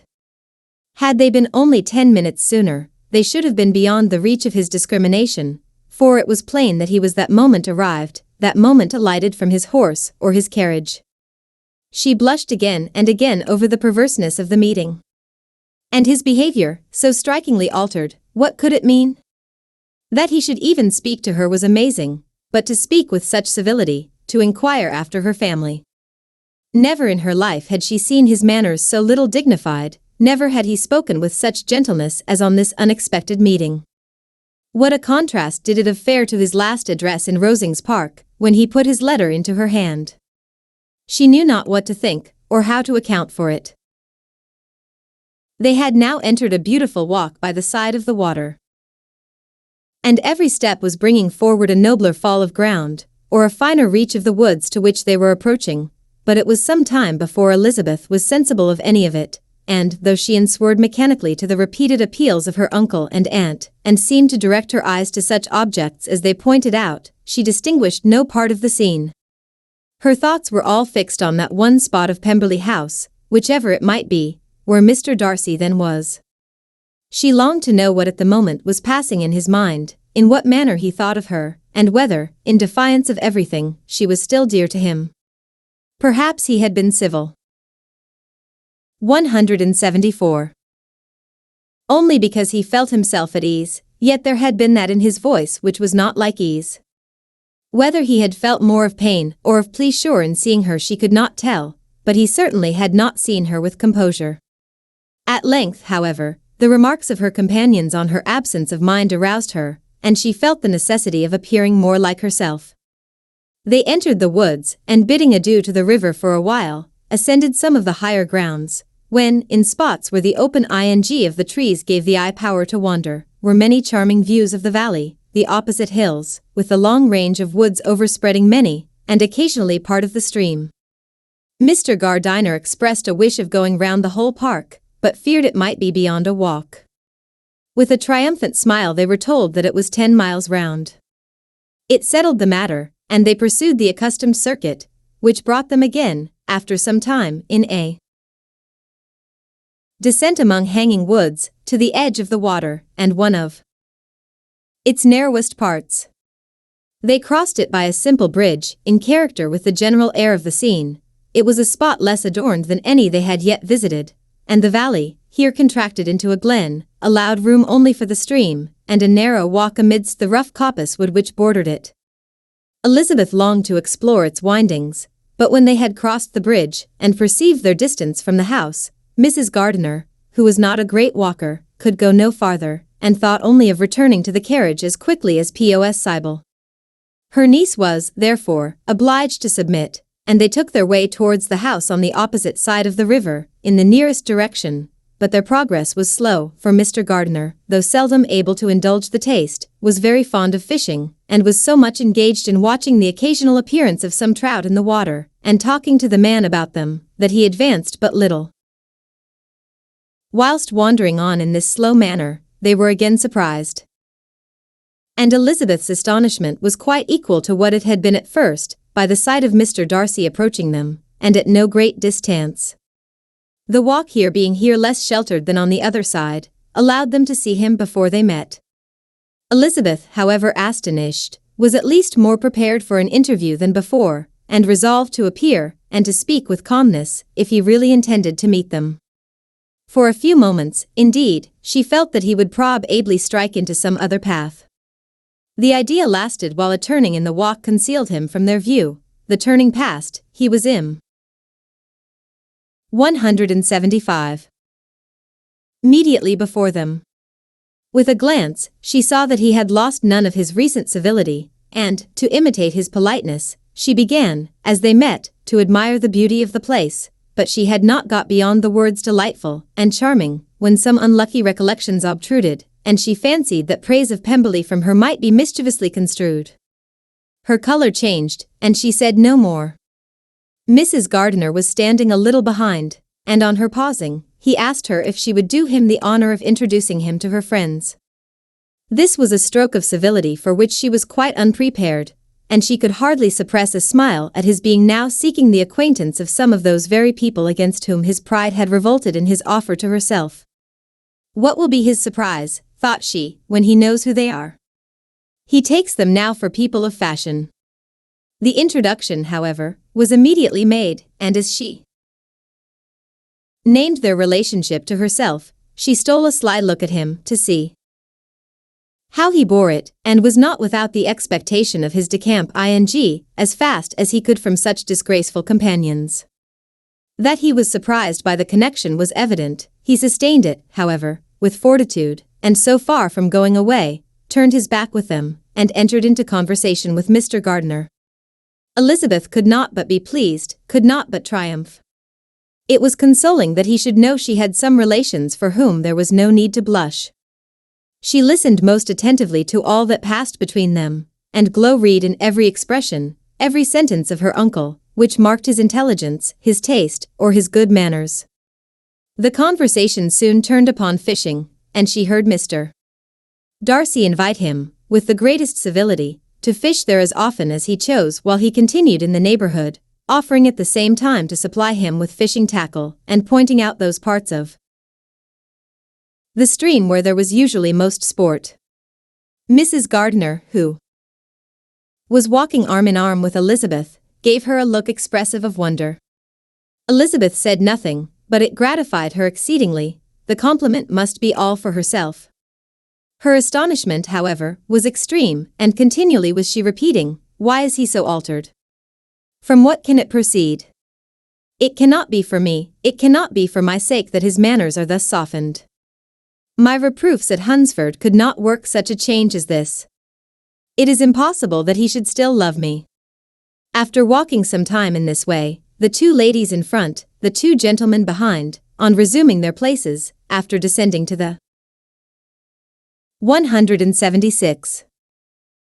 brink of the river for the better inspection of some curious water plant, there chanced to be a little alteration. It originated in Mrs. Gardiner, who, fatigued by the exercise of the morning, found Elizabeth's arm inadequate to her support, and consequently preferred her husband's. Mr. Darcy took her place by her niece, and they walked on together. After a short silence, the lady first spoke. She wished him to know that she had been assured of his absence before she came to the place, and accordingly began by observing that his arrival had been very unexpected, for your housekeeper, she added, informed us that you would certainly not be here till tomorrow, and indeed, before we left Bakewell, we understood that you were not immediately expected in the country. He acknowledged the truth of it all, and said that business with his steward had occasioned his coming forward a few hours before the rest of the party with whom he had been traveling. They will join me early tomorrow, he continued, and among them are some who will claim an acquaintance with you, Mr. Bingley and his sisters. Elizabeth answered only by a slight bow. Her thoughts were instantly driven back to the time when Mr. Bingley's name had been the last mentioned between them, and, if she might judge by his complex ion, his mind was not very differently engaged. "There is also one other person in the party," he continued after a pause, "who more particularly wishes to be known to you. Will you allow me, or do I ask too much, to introduce my sister to your acquaintance during your stay at Lambton?" The surprise of such an application was great indeed. It was too great for her to know in what manner she acceded to it. She immediately felt that whatever desire Miss Darcy might have of being acquainted with her must be the work of her brother, and, without look farther, it was satisfactory, it was gratifying to know that his resentment had not made him think really ill of her. They now walked on in silence, each of them deep in thought. Elise. Beth was not comfortable, that was impossible, but she was flattered and pleased. His wish of introducing his sister to her was a compliment of the highest kind. They soon outstripped the others, and when they had reached the carriage, Mr. and Mrs. Gardiner were half a quarter of a mile behind. He then asked her to walk into the house, but she declared herself not tired, and they stood together on the lawn. At such a time much might have been said, and silence was very awkward. She wanted to talk, but there seemed to be an embargo on every subject. At last she 177. Recollected that she had been travelling, and they talked of Matlock and Dovedale with great perseverance. Yet time and her aunt moved slowly, and her patience and her ideas were nearly worn out before the tete-a-tete was over. On Mr. and Mrs. Gardiner's coming up they were all pressed to go into the house and take some refreshment, but this was declined, and they parted on each side with utmost politeness. Mr. Darcy handed the ladies into the carriage, and when it drove off, Elizabeth saw him walking slowly towards the house. The observations of her uncle and aunt now began, and each of them pronounced him to be infinitely superior to anything they had expected. "He is perfectly well behaved, polite, and unassuming," said her uncle. "There is something a little stately in him, to be sure," replied her aunt, "but it is confined to his air, and is not unbecoming. I can now say with the housekeeper, that though some people may call him proud, I have seen nothing of it. I was never more surprised than by his behavior to us. It was more than civil, it was really attentive, and there was no necessity for such attention. His acquaintance with Elizabeth was very trifling. To be sure, Lizzie, said her aunt, he is not so handsome as Wickham, or rather, he has not Wickham's countenance, for his features are perfectly good. But how came you to tell me that he was so disagreeable?" Elizabeth excused herself as well as she could, said that she had liked him better when they had met in Kent than before, and that she had never seen him so pleasant as this morning. "But perhaps he may be a little whimsical in his civilities," replied her uncle. "Your great men often are, and therefore I shall not take him at his word, as he might change his mind another day, and warn me off his grounds." Elizabeth felt that they had entirely misunderstood his character, but said nothing. "From what we have seen of him," continued Mrs. Gardiner, "I really should not have thought that he could have behaved in so cruel a way by anybody as he has done by poor Wickham. He has not an ill-natured look. On the contrary, there is something pleasing about his mouth when he speaks. And there is something of dignity in his countenance that would not give one an unfavorable idea of his heart. But, to be sure, the good lady who showed us his house did give him a most flaming character. I could hardly help laughing aloud sometimes. But he is a liberal master, I suppose, and that in the eye of a servant calm." 178. Prehends every virtue. Elizabeth here felt herself called on to say something in vindication of his behavior to Wickham, and therefore gave them to understand, in as guarded a manner as she could, that by what she had heard from his relations in Kent, his actions were capable of a very different construction, and that his character was by no means so faulty, nor Wickham's so amiable, as they had been considered in Hertfordshire. In confirmation of this, she related the particulars of all the pecuniary transactions in which they had been connected, without actually nomming her authority, but stating it to be such as might be relied on.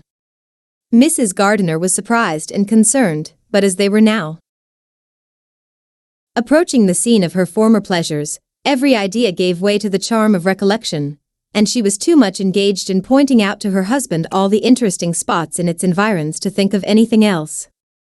Fatigued as she had been by the morning's walk, they had no sooner dined than she set off again in quest of her former AC acquaintance, and the evening was spent in the satisfactions of an intercourse renewed after many years' discontinuance.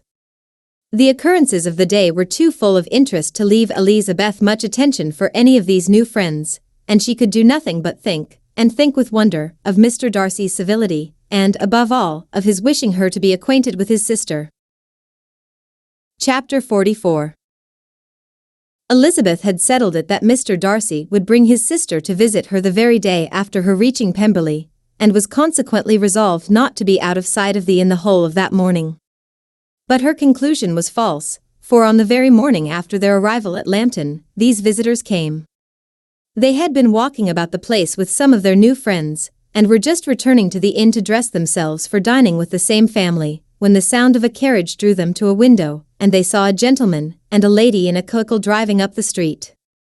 Elizabeth, immediately recognizing the livery, guessed what it meant, and imparted no small degree of her surprise to her relations by acquainting them with the honor which she expected. Her uncle and aunt were all amazement, and the embarrassment of her manner as she spoke, joined to the circumstance itself, and many of the circumstances of the preceding day, opened to 179.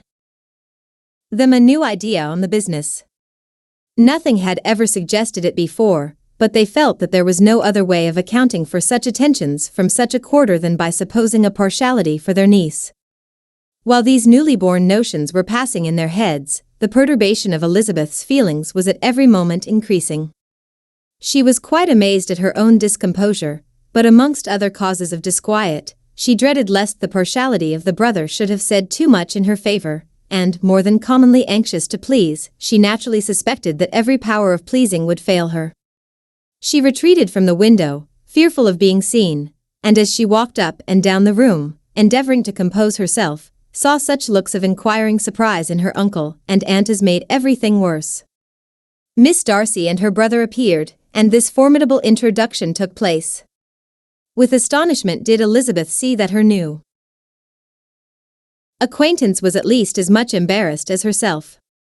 Since her B.ing at Lambton, she had heard that Miss Darcy was exceedingly proud, but the observation of a very few minutes convinced her that she was only exceedingly shy. She found it difficult to obtain even a word from her beyond a monosyllable. Miss Darcy was tall, and on a larger scale than Elizabeth, and, though little more than 16, her figure was formed, and her appearance womanly and graceful. She was less handsome than her brother, but there was sense and good humor in her face, and her manners were perfectly unassuming and gentle. Elizabeth, who had expected to find in her as acute and unembarrassed an observer as ever Mr. Darcy had been, was much relieved by discerning such different feelings. They had not long been together before Mr. Darcy told her that Bingley was also coming to wait on her, and she had barely time to express her satisfaction and prepare for such a visitor, when Bingley's quick step was heard on the stairs, and in a moment he entered the room. All Elizabeth's anger against him had been long done away, but had she still felt any, it could hardly have stood its ground against the unaffected cordiality with which he expressed himself on seeing her again. He inquired in a friendly, though general way, after her family, and looked and spoke with the same good-humored ease that he had ever done. To Mr. and Mrs. Gardiner he was scarcely a less interesting personage than to herself. They had long wished to see him. The whole party before them, indeed, excited a lively attention. The suspicions which 180 had just arisen of Mr. Darcy, and their niece directed their observation towards each with an earnest though guarded inquiry, and they soon drew from those inquiries the full conviction that one of them at least knew what it was to love. Of the lady's sensations they remained a little in doubt, but that the gentleman was overflowing with admiration was evident enough. Elizabeth, on her side, had much to do. She wanted to ascertain the feelings of each of her visitors, she wanted to compose her own, and to make herself agreeable to all, and in the latter object, where she feared most to fail, she was most sure of success, for those to whom she endeavored to give pleasure were prepossessed in her favor. Bingley was ready, Georgiana was eager, and Darcy determined to be pleased. In seeing Bingley, her thoughts naturally flew to her sister, and oh, how ardently did she long to know whether any of his were directed in a like manner. Sometimes she could fancy that he talked less than on former occasions, and once or twice pleased herself with the notion that, as he looked at her, he was trying to trace a resemblance. But, though this might be imaginary, she could not be deceived as to his behavior to Miss Darcy, who had been set up as a rival to Jane. No look appeared on either side that spoke particular regard. Nothing occurred between them that could justify the hopes of his sister. On this point she was soon satisfied, and 2 or 3 little circumstances occurred ere they parted, which, in her anxious interpretation, denoted a recollection of Jane not untinctured by tenderness, and a wish of saying more that might lead to the mention of her, had he dared. He observed to her, at a moment when the others were talking together, and in a tone which had something of real regret, that it was a very long time since he had had the pleasure of seeing her, and, before she could reply, he added, "It is above 8 months. We have not met since the 26th of November, when we were all dancing together at Netherfield." Elizabeth was pleased to find his memory so exact, and he afterwards took occasion to ask her, when unattended to by any of the rest, whether all her sisters were at Longbourn. There was not much in the question, nor in the preceding remark, but there was a look and a manner which gave them meaning. It was not often that she could turn her eyes on Mr. Darcy himself, but, whenever she did catch a glimpse, she saw an expression of general complaisance, and in all that he said she heard an accent so removed from hauteur or disdain of his companions, as convinced her that the improvement of manners which she had yesterday witnessed, however temporary its existence might prove, had at least out 181. Lived one day. When she saw him thus seeking the acquaintance and courting the good opinion of people with whom any intercourse a few months ago would have been a disgrace, when she saw him thus civil, not only to herself, but to the very relations whom he had openly disdained, and recollected their last lively scene in Hunsford Parsonage, the difference, the change was so great, and struck so forcibly on her mind, that she could hardly restrain her astonishment from being visible. Never, even in the company of his dear friends at Netherfield, or his dignified relations at Rosings, had she seen him so desirous to please, so free from self-consequence, or unbending reserve, as now, when no importance could result from the success of his endeavors, and when even the acquaintance of those to whom his attentions were addressed would draw down the ridicule and censure of the ladies both of Netherfield and Rosings. Their visitors stayed with them above half an hour, and when they arose to depart, Mr. Darcy called on his sister to join him and express their wish of seeing Mr. and Mrs. Gardiner, and Miss Bennet, to dinner at Pemberley, before they left the country. Miss Darcy, though with a diffidence which marked her little in the habit of giving invitations, readily obeyed. Mrs. Gardiner looked at her niece, desirous of knowing how she, whom the invitation most concerned, felt disposed as to its acceptance, but Elizabeth had turned away her head. Presum however, that this studied avoidance spoke rather a momentary embarrassment than any dislike of the proposal, and seeing in her husband, who was fond of society, a perfect willingness to accept it, she ventured to engage for her attendance, and the day after the next was fixed on. Bingley expressed great pleasure in the certainty of seeing Elizabeth again, having still a great deal to say to her, and many inquiries to make after all their Hertfordshire friends. Elizabeth, construing all this into a wish of hearing her speak of her sister, was pleased, and on this account, as well as some others, found herself, when their visitors left them, capable of considering the last half hour with some satisfaction, though while it was passing, the enjoyment of it had been little. Eager to be alone, and fearful of inquiries or hints from her uncle and aunt, she stayed with them only long enough to hear their favorable opinion of Bingley, and then hurried away to dress. But she had no reason to fear Mr. and Mrs. Gardiner's curiosity. It was not their wish to force her communication. It was evident that she was much better acquainted with Mr. Darcy than they had before any idea of. It was evident that he was very much in love with her. They 182. Saw much to interest, but nothing to justify inquiry.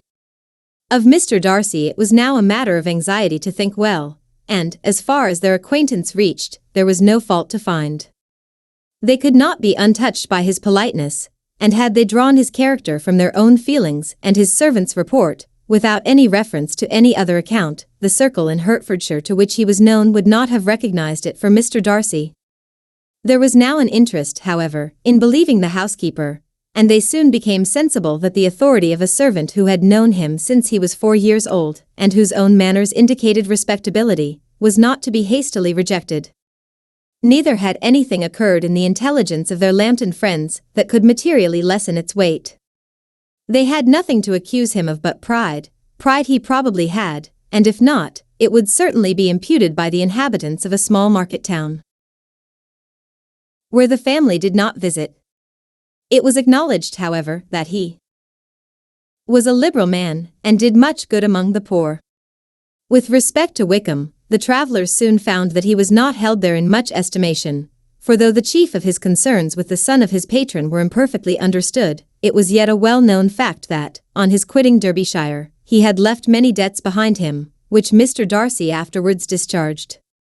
As for Elizabeth, her thoughts were at Pemberley this evening more than the last, and the evening, though as it passed it seemed long, was not long enough to determine her feelings towards one in that man Chowne, and she lay awake 2 whole hours endeavoring to make them out. She certainly did not hate him. No, hatred had vanished long ago, and she had almost as long been ashamed of ever feeling a dislike against him that could be so called. The respect created by the conviction of his valuable qualities, though at first unwillingly admit, Ted had for some time ceased to be repugnant to her feeling, and it was now heightened into somewhat of a friendlier nature, by the testimony so highly in his favor, and bringing forward his disposition in so amiable a light, which yesterday had produced. But above all, above respect and esteem, there was a motive within her of goodwill which could not be overlooked. It was gratitude, not merely for having once loved her, but for loving her still well enough to forgive all the petulance and acrimony of her manner in rejecting him, and all the unjust accusations accompanying her rejection. He who, she had been persuaded, would avoid her as his greatest enemy, seemed, on this accidental meeting, most eager to preserve the acquaintance, and without any indelicate display of regard, or any peculiarity of manner. 183. Where their two selves only were concerned, was soliciting the good opinion of her friends, and bent on making her known to his sister. Such a change in a man of so much pride exciting not only astonishment, but gratitude, for to love, ardent love, it must be attributed, and as such its impression on her was of a sort to be encouraged, as by no means unpleasing, though it could not be exactly defined. She she esteemed, she was grateful to him, she felt a real interest in his welfare, and she only wanted to know how far she wished that welfare to depend upon herself, and how far it would be for the happiness of both that she should employ the power, which her fancy told her she still possessed, of bringing on her the renewal of his addresses. It had been settled in the evening between the aunt and the niece that such a striking civility as Miss Darcy's in coming to see them on the very day of her arrival at Pemberley, for she had reached it only too a late breakfast, ought to be imitated, though it could not be equaled, by some exertion of politeness on their side, and, consequently, that it would be highly expedient to wait on her at Pemberley the following morning. They were, therefore, to go. Elizabeth was pleased, though when she asked herself the reason, she had very little to say in reply. Mr. Gardiner left them soon after breakfast. The fishing scheme had been renewed the day before, and a positive engagement made of his meeting some of the gentlemen at Pemberley before noon. Chapter 45. Convinced as Elizabeth now was that Miss Bingley's dislike of her had originated in jealousy, she could not help feeling how unwelcome her appearance at Pemberley must be to her, and was curious to know with how much civility on that lady's side the acquaintance would now be renewed. On reaching the house, they were shown through the hall into the saloon, whose northern aspect rendered it delightful for summer. Its windows opening to the ground, admitted a most refreshing view of the high woody hills behind the house, and of the beautiful oaks and Spanish chestnuts, which were scattered over the intermediate lawn.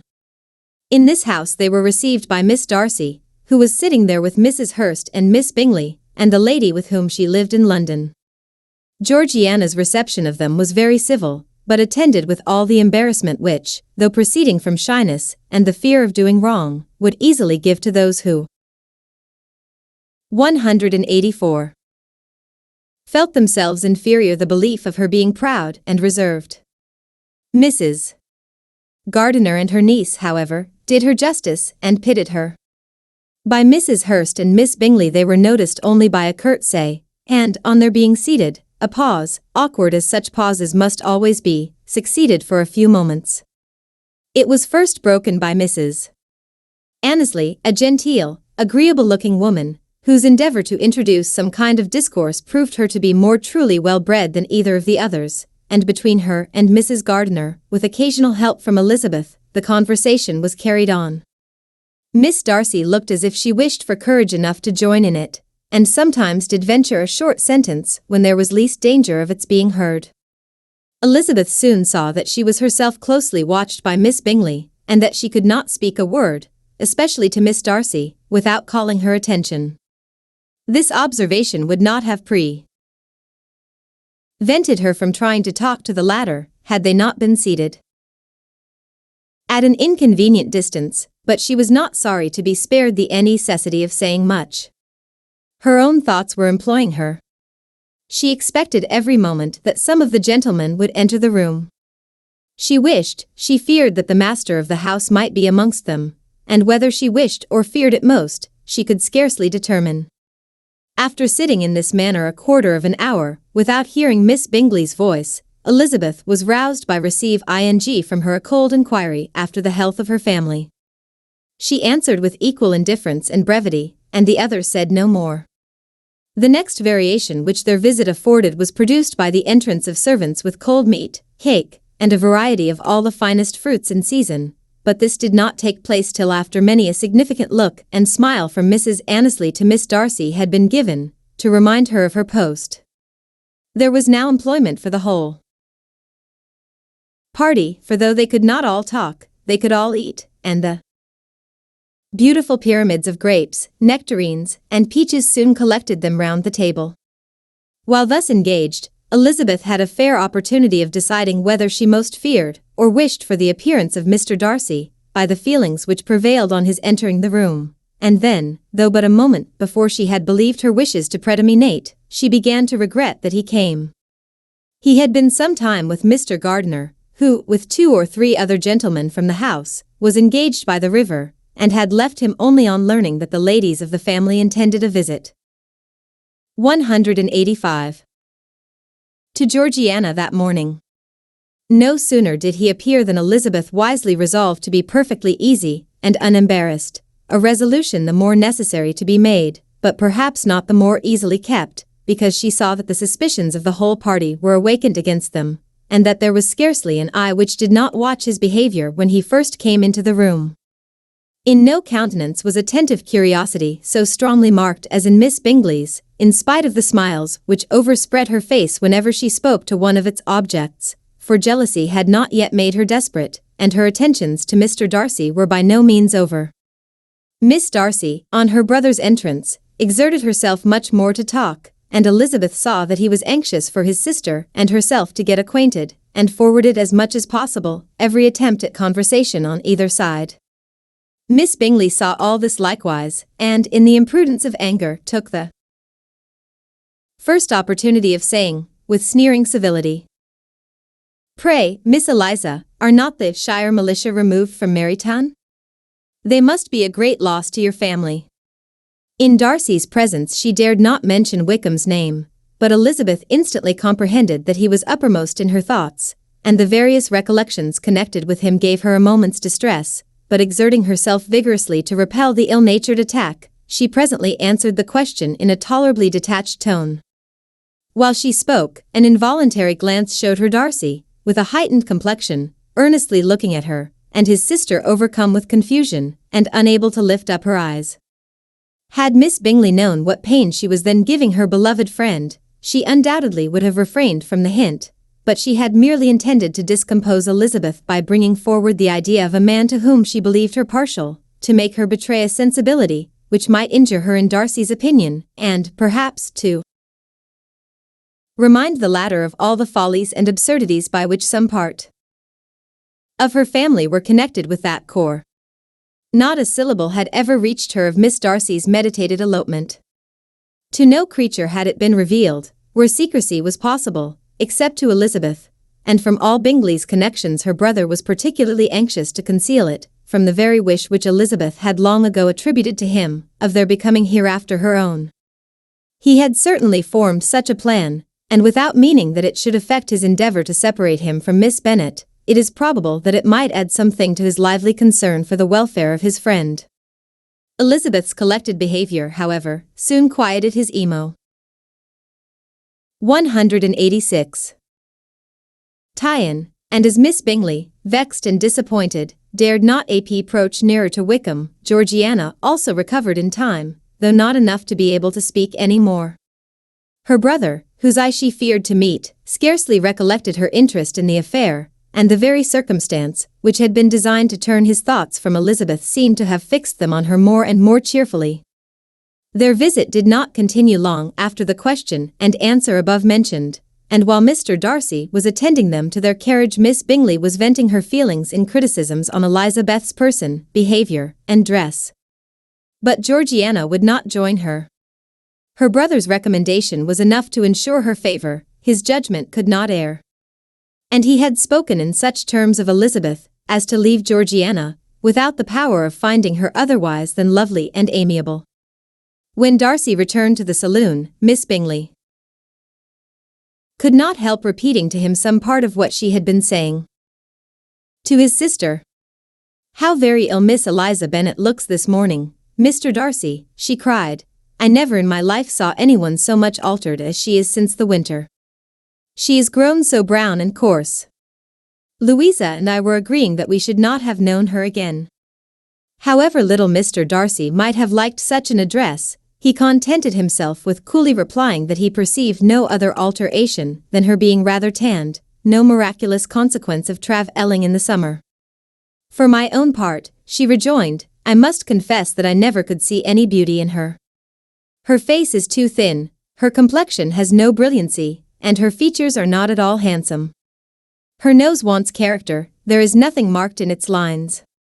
Her teeth are tolerable, but not out of the common way, and as for her eyes, which have sometimes been called so fine, I could never see anything extraordinary in them. They have a sharp, shrewish look, which I do not like at all, and in her air altogether there is a self-sufficiency without fashion, which is intolerable." Persuaded as Miss Bingley was that Darcy admired Elizabeth, this was not the best method of recommending herself, but angry people are not always wise, and in seeing him at last look somewhat nettled, she had all the success she expected. He was resolutely silent, however, and, from a determination of making him speak, she continued, "I remember, when we first knew her in Hertfordshire, how amazed we all were to find that she was a reputed beauty, and I particularly recollect your saying one night, after they had been dining at 187. Netherfield, she a beauty, I should as soon call her mother a wit. But afterwards she seemed to improve on you, and I believe you thought her rather pretty at one time." "Yes," replied Darcy, who could contain himself no longer, "but that was only when I first saw her, for it is many months since I have considered her as one of the handsomest women of my acquaintance." He then went away, and Miss Bingley was left to all the satisfaction of having forced him to say what gave no one any pain but herself. Mrs. Gardiner and Elizabeth talked of all that had occurred during their visit, as they returned, except what had particularly interested them both. The look and behaviour of everybody they had seen were discussed, except of the person who had mostly engaged their attention. They talked of his sister, his friends, his house, his fruit, of everything but himself, yet Elizabeth was longing to know what Mrs. Gardiner thought of him, and Mrs. Gardiner would have been highly gratified by her niece's beginning the subject. Chapter 46. Elizabeth had been a good deal disappointed in not finding a letter from Jane on their first arrival at Lambton, and this disappointment had been renewed on each of the mornings that had now been spent there, but on the third her repining was over, and her sister justified, by the receipt of 2 letters from her at once, on one of which was marked that it had been missent elsewhere. Elizabeth was not surprised at it, as Jane had written the direction remarkably ill. They had just been preparing to walk as the letters came in, and her uncle and aunt, leaving her to enjoy them in quiet, set off by themselves. The one Miss sent must first be attended to. It had been written 5 days ago. The beginning contained an account of all their little parties and engagements, with such news as the country afforded, but the latter half, which was dated a day later, and written in evident agitation, gave more important intelligence. It was to this effect. Since writing the above, dearest Lizzie, something has occurred of a most unexpected and serious nature, but I am afraid of alarming you. Be assured that we are all well. What I have to say relates to poor Lydia. An express came at 12 last night, just as we were all gone to bed, from Colonel Forster, to inform us that she was gone off to Scotland with one of his officers, to own the truth, with Wickham. 188. Imagine our surprise. To Kitty, however, it does not seem so wholly unexpected. I am very, very sorry. So imprudent a match on both sides. But I am willing to hope the best, and that his character has been misunderstood. Thoughtless and indiscreet, I can easily believe him, but this step, and let us rejoice over it, marks nothing bad at heart. His choice is disinterested at least, for he must know my father can give her nothing. Our poor mother is sadly grieved. My father bears it better. How thankful am I that we never let them know what has been said against him. We must forget it ourselves. They were off Saturday night about 12, as is conjectured, but were not missed till yesterday morning at 8. The express was sent off directly. My dear Lizzie, they must have passed within 10 miles of us. Colonel Forster gives us reason to expect him here soon. Lydia left a few lines for his wife, informing her of their intention. I must conclude, for I cannot be long. From my poor mother. I am afraid you will not be able to make it out. But I hardly know what I have written. Without allowing herself time for consideration, and scarcely knowing what she felt, Elizabeth on finishing this letter instantly seized the other, and opening it with the utmost impatience, read as follows. It had been written a day later than the conclusion of the first. By this time, my dearest sister, you have received my hurried letter. I wish this may be more intelligible, but though not confined for time, my head is so bewildered that I cannot answer for being coherent. Dearest Lizzie, I hardly know what I would write, but I have bad news for you, and it cannot be delayed.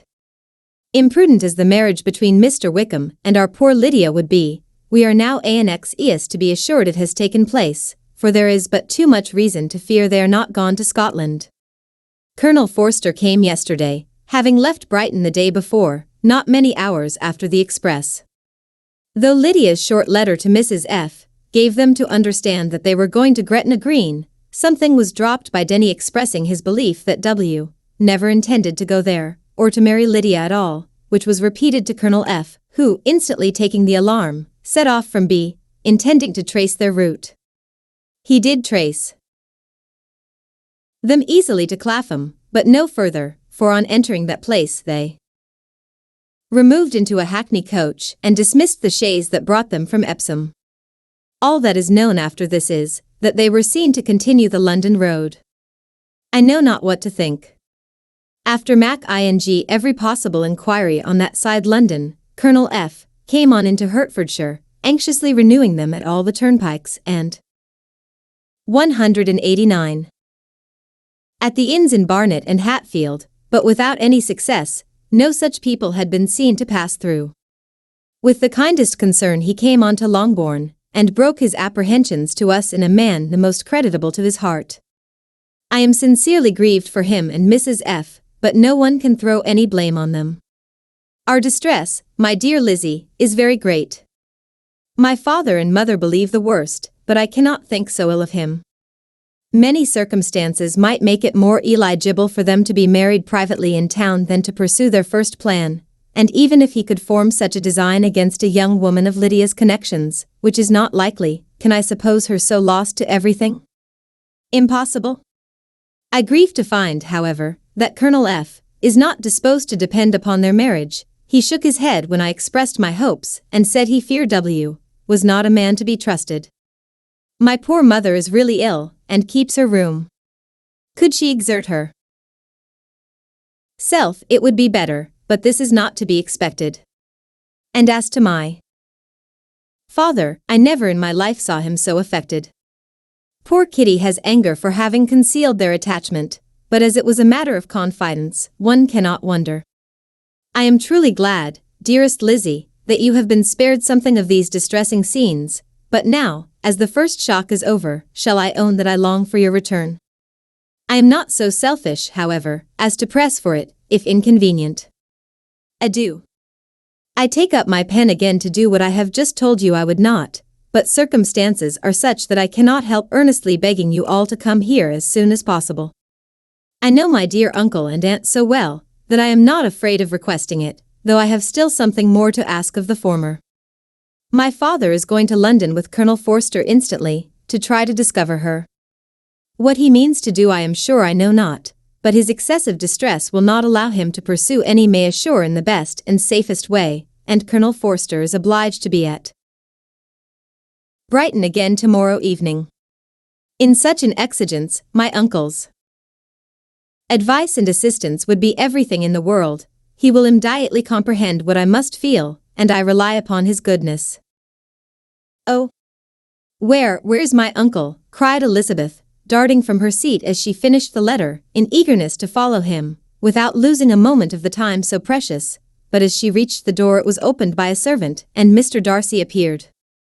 Her pale face and impetuous manner made him start, and before he could recover himself to speak, she, in whose mind every idea was superseded by Lydia's situation, hastily exclaimed, I beg your pardon, but I must leave you.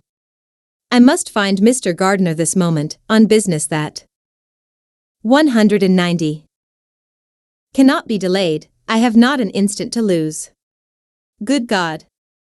What is the matter? Cried he, with more feeling than politeness. Then recollecting himself, I will not detain you a minute, but let me, or let the servant go after Mr. and Mrs. Gardiner.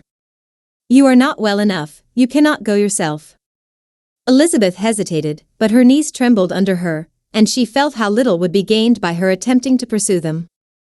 Call back the servant, therefore, she commissioned him, though in so breathless an accent as made her almost unintelligible, to fetch his master and mistress home instantly. On his quitting the room she sat down, unable to support herself, and looking so miserably ill, that it was impossible for Darcy to leave her, or to refrain from saying, in a tone of gentleness and commiseration, let me call your maid. Is there nothing you could take to give you present relief? A glass of wine, shall I get you one? You are very ill. No, I thank you, she replied, endeavoring to recover herself. There is nothing the matter with me. I am quite well, I am only distressed by some dreadful news which I have just received from Longbourn. She burst into tears as she alluded to it, and for a few minutes could not speak another word. Darcy, in wretched suspense, could only say something indistinctly of his concern, and observe her in compassion ate silence. At length she spoke again. I have just had a letter from Jane, with such dreadful news. It cannot be concealed from anyone. My younger sister has left all her friends, has eloped, has thrown herself into the power of Mr. Wickham. They are gone off together from Brighton. You know him too well to doubt the rest. She has no money, no connections, nothing that can tempt him to, she is lost forever. Darcy was fixed in astonishment. When I consider, she added in a yet more agitated voice, that I might have prevented it. I who knew what he was. Had I but explained some part of it only, some part of what I learnt, to my own family. Had his character been known, this could not have happened. But it is all too late now. I am grieved indeed, cried Darcy, grieved, shocked. But is it certain, absolutely certain? Oh yes. They left Brighton together on Sunday night, and were traced almost to London, but not beyond. They are certainly not gone to Scotland. And what has been done, what has been attempted, to recover? 191. Her. My father is gone to London, and Jane has written to beg my uncle's immediate assistance, and we shall be off, I hope, in half an hour. But nothing can be done. I know very well that nothing can be done. How is such a man to be worked on? How are they even to be discovered? I have not the smallest hope. It is every way horrible. Darcy shook his head in silent acquiescence. When my eyes were opened to his real character, oh! Had I known what I ought, what I dared to do. But I knew not, I was afraid of doing too much. Wretched, wretched mistake. Darcy made no answer. He seemed scarcely to hear her, and was walking up and down the room in earnest meditation, his brow contract, his air gloomy. Elizabeth soon observed, and instantly understood it. Her power was sinking. Everything must sink under such a proof of family weakness, such an assurance of the deepest disgrace. She could neither wonder nor condemn, but the belief of his self. Conquest brought nothing to her consolatory to her bosom, afforded no palliation of her distress. It was, on the contrary, exactly calculated to make her understand her own wishes, and never had she so honestly felt that she could have loved him, as now, when all love must be vain. But self, though it would intrude, could not engross her. Lydia, the humiliation, the misery she was bringing on them all, soon swallowed up every private care, and covering her face with her handkerchief, Elizabeth was soon lost to everything else, and, after a pause of several minutes, was only recalled to a sense of her situation by the voice of her companion, who, in a manner which, though it spoke compassion, spoke likewise restraint, said, "I am afraid you have been long desiring my absence, nor have I anything to plead in excuse of my stay, but real, though unavailing concern. Would to heaven that anything could be either said, or done on my part, that might offer consolation to such distress. But I will not torment you with vain wishes, which may seem purposely to ask for your thanks. This unfortunate affair will, I fear, prevent my sisters having the pleasure of seeing you at Pemberley today. Oh yes. Be so kind as to apologize for us to Miss Darcy. Say that urgent business calls us home immediately. Conceal the unhappy truth as long as it is possible, I know it cannot be long." He readily assured her of his secrecy, again expressed his sorrow for her distress, wished it a happier conclusion than there was at present reason to hope, and leaving his compliments for her relations. 192. With only one serious, parting look, went away. As he quitted the room, Elizabeth felt how improbable it was that they should ever see each other again on such terms of cordiality as had marked their several meetings in Derbyshire, and as she threw a retrospective glance over the whole of their acquaintance, so full of contradictions and varieties, sighed at the perverseness of those feelings which would now have promoted its continuance, and would formerly have rejoiced in its termination. If gratitude and esteem are good foundations of affection, Elizabeth's change of sentiment will be neither improbable nor faulty. But if otherwise, if regard springing from such sources is unreasonable or unnatural, in comparison of what is so often described as arising on a first interview with its object, and even before two words have been exchanged, nothing can be said in her defense, except that she had given somewhat of a trial to the latter method in her partiality for Wickham, and that its ill success might, perhaps, authorize her to seek the other less interesting mode of attachment. Be that as it may, she saw him go with regret, and in this early example of what Lydia's infamy must produce, found additional anguish as she reflected on that wretched business. Never, since reading Jane's second letter, had she entertained a hope of Wickham's meaning to marry her.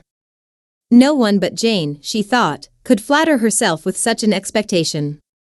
Surprise was the least of her feelings on this development. While the contents of the first letter remained in her mind, she was all surprise, all astonishment that Wickham should marry a girl whom it was impossible he could marry for money, and how Lydia could ever have attached him had appeared incomprehensible. But now it was all too natural. For such an attachment as this she might have sufficient charms, and though she did not suppose Lydia to be deliberately engaging in an elopement without the intention of marriage, she had no difficulty in believing that neither her virtue nor her understanding would preserve her from falling an easy prey. She had never perceived, while the regiment was in Hertfordshire, that Lydia had any partiality for him, but she was convinced that Lydia wanted only encouragement to attach herself to anybody. Sometimes one officer, sometimes another, had been her favorite, as their attentions raised them in her opinion. Her affections had continually been fluctuating, but never without an object. The mischief of neglect and mistaken indulgence towards such a girl, oh!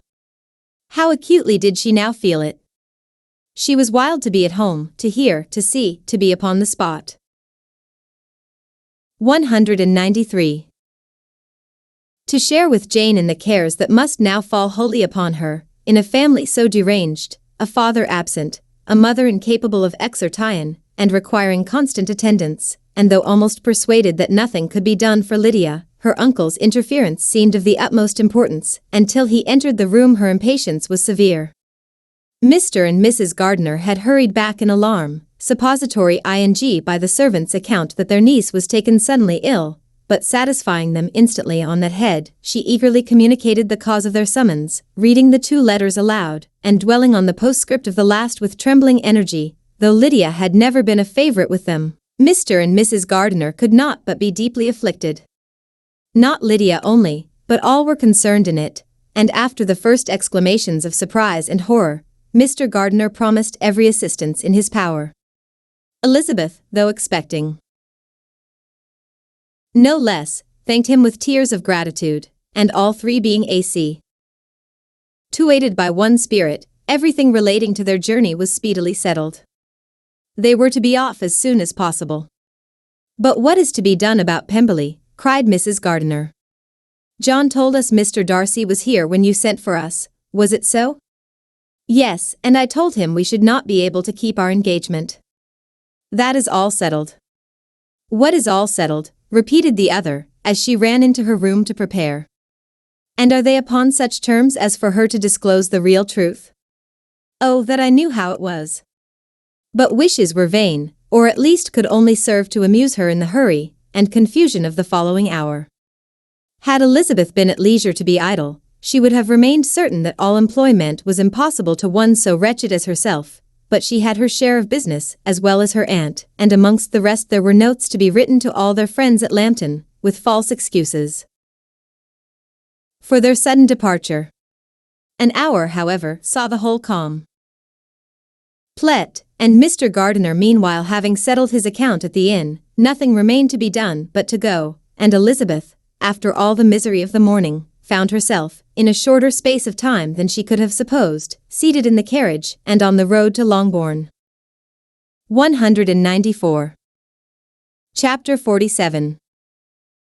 "I have been thinking it over again, Elizabeth," said her uncle, as they drove from the town, "and really, upon serious consideration, I am much more inclined than I was to judge as your eldest sister does on the matter. It appears to me so very unlikely that any young man should form such a design against a girl, who is by no means unprotected or friendless, and who was actually staying in his colonel's family, that I am strongly inclined to hope the best. Could he expect that her friends would not step forward? Could he expect to be noticed again by the regiment, after such an affront to Colonel Forster? His temptation is not adequate to the risk." "Do you really think so?" cried Elizabeth, brightening up for a moment. "Upon my word," said Mrs. Gardiner, "I begin to be of your uncle's opinion. It is really too great a violation of decency, honor, and interest, for him to be guilty of. I cannot think so very ill of Wickham. Can you yourself, Lizzie, so wholly give him up, as to believe him capable of it?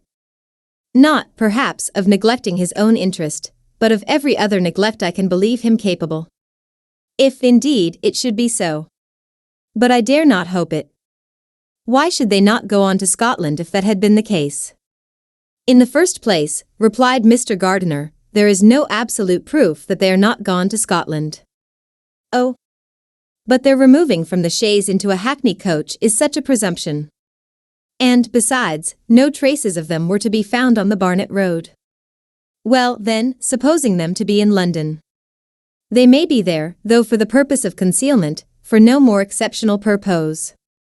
It is not likely that money should be very abundant on either side, and it might strike them that they could be more economically, though less expeditiously, married in London than in Scotland. But why all this secrecy? Why any fear of detection? Why must their marriage be private? Oh no, no, this is not likely. His most particular friend, you see by Jane's account, was persuaded of his never intending to marry her. Wickham will never marry a woman without some money. He cannot afford it. And what claims has Lydia, what attraction has she beyond youth, health, and good humor that could make him, for her sake, forego every chance of benefiting himself by marrying well? As to what restraint the apprehensions of disgrace in 195. The court might throw on a dishonorable elopement with her, I am not able to judge, for I know nothing of the effects that such a step might produce. But as to your other objection, I am afraid it will hardly hold good. Lydia has no brothers to step forward, and he might imagine, from my father's behavior, from his indolence and the little attention he has ever seemed to give to what was going forward in his family, that he would do as little, and think as little about it, as any father could do, in such a matter. But can you think that Lydia is so lost to everything but love of him as to consent to live with him on any terms other than marriage? It does seem, and it is most shocking indeed, replied Elizabeth, with tears in her eyes, that a sister's sense of decency and virtue in such a point should admit of doubt. But, really, I know not what to say. Perhaps I am not doing her justice. But she is very young, she has never been taught to think on serious subjects, and for the last half-year, nay, for a 12-month, she has been given up to nothing but amusement and vanity. She has been allowed to dispose of her time in the most idle and frivolous manner, and to adopt any opinions that came in her way. Since the Shire were first quartered in Meryton, nothing but love, flirtation, and officers have been in her head. She has been doing everything in her power by thinking and talking on the subject, to give greater, what shall I call it, susceptibility to her feelings, which are naturally lively enough. And we all know that Wickham has every charm of person and address that can captivate a woman. But you see that Jane, said her aunt, does not think so very ill of Wickham as to believe him capable of the attempt. Of whom does Jane ever think ill? And who is there, whatever might be their former conduct, that she would think capable of such an attempt, till it were proved against them? But Jane knows, as well as I do, what Wickham really is. We both know that he has been profligate. In every sense of the word, that he has neither integrity nor honor, that he is as false and deceitful as he is insinuating. And do you really know all this? Cried Mrs. Gardiner, whose curiosity as to the mode of her intelligence was all alive. I do indeed, replied Elizabeth, coloring. I told you, the other day, of his infamous behavior to Mr. Darcy, and you yourself, when last at Longbourn, heard in what manner he spoke of the man who had behaved with such forbearance and liberality towards him. And there are other circumstances which I am not at liberty, which it is not worth while to relate, but his lies about the whole Pemberley family are endless. From what he said of Miss Darcy I was thoroughly prepared. 196. To see a proud, reserved, disagreeable girl. Yet he knew to the contrary himself. He must know that she was as amiable and unpretending as we have found her. But does Lydia know nothing of this? Can she be ignorant of what you and Jane seem so well to understand? Oh yes, that is the worst of all. Till I was in Kent, and saw so much both of Mr. Darcy and his relation Colonel Fitzwilliam, I was ignorant of the truth myself. And when I returned home, the Shire was to leave Meryton in a week or fortnight's time. As that was the case, neither Jane, to whom I related the whole, nor I, thought it necessary to make our knowledge public, for of what use could it apparently be to any one, that the good opinion which all the neighborhood had of him should then be overthrown? And even when it was settled that Lydia should go with Mrs. Forster, the necessity of opening her eyes to his character never occurred to me. That she could be in any danger from the deception never entered my head. That such a consequence as this could ensue, you may easily believe, was far enough from my thoughts. When they all removed to Brighton, therefore, you had no reason, I suppose, to believe them fond of each other? Not the slightest. I can remember no symptom of affection on either side, and had anything of the kind been perceptible, you must be aware that ours is not a family on which it could be thrown away. When first he entered the corps, she was ready enough to admire him, but so we all were. Every girl in or near Meryton was out of her senses about him for the first 2 months, but he never distinguished her by any particular attention, and, consequently, after a moderate period of extravagant and wild admiration, her fancy for him gave way, and others of the regiment, who treated her with more distinction, again became her favorites. Asterisk asterisk asterisk asterisk asterisk.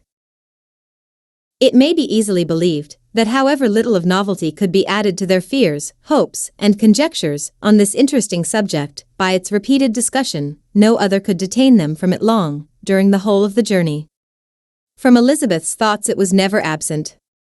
Fixed there by the keenest of all anguish, self-reproach, she could find no interval of ease or forgetfulness.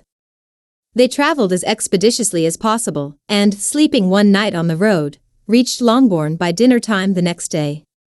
It was a 197. Comfort to Elizabeth to consider that Jane could not have been wearied by long expectations. The little Gardiners, attracted by the sight of a chaise, were stand-ing on the steps of the house as they entered the paddock, and, when the carriage drove up to the door, the joyful surprise that lighted up their faces and displayed itself over their whole bodies, in a variety of capers and frisks, was the first pleasing earnest of their welcome.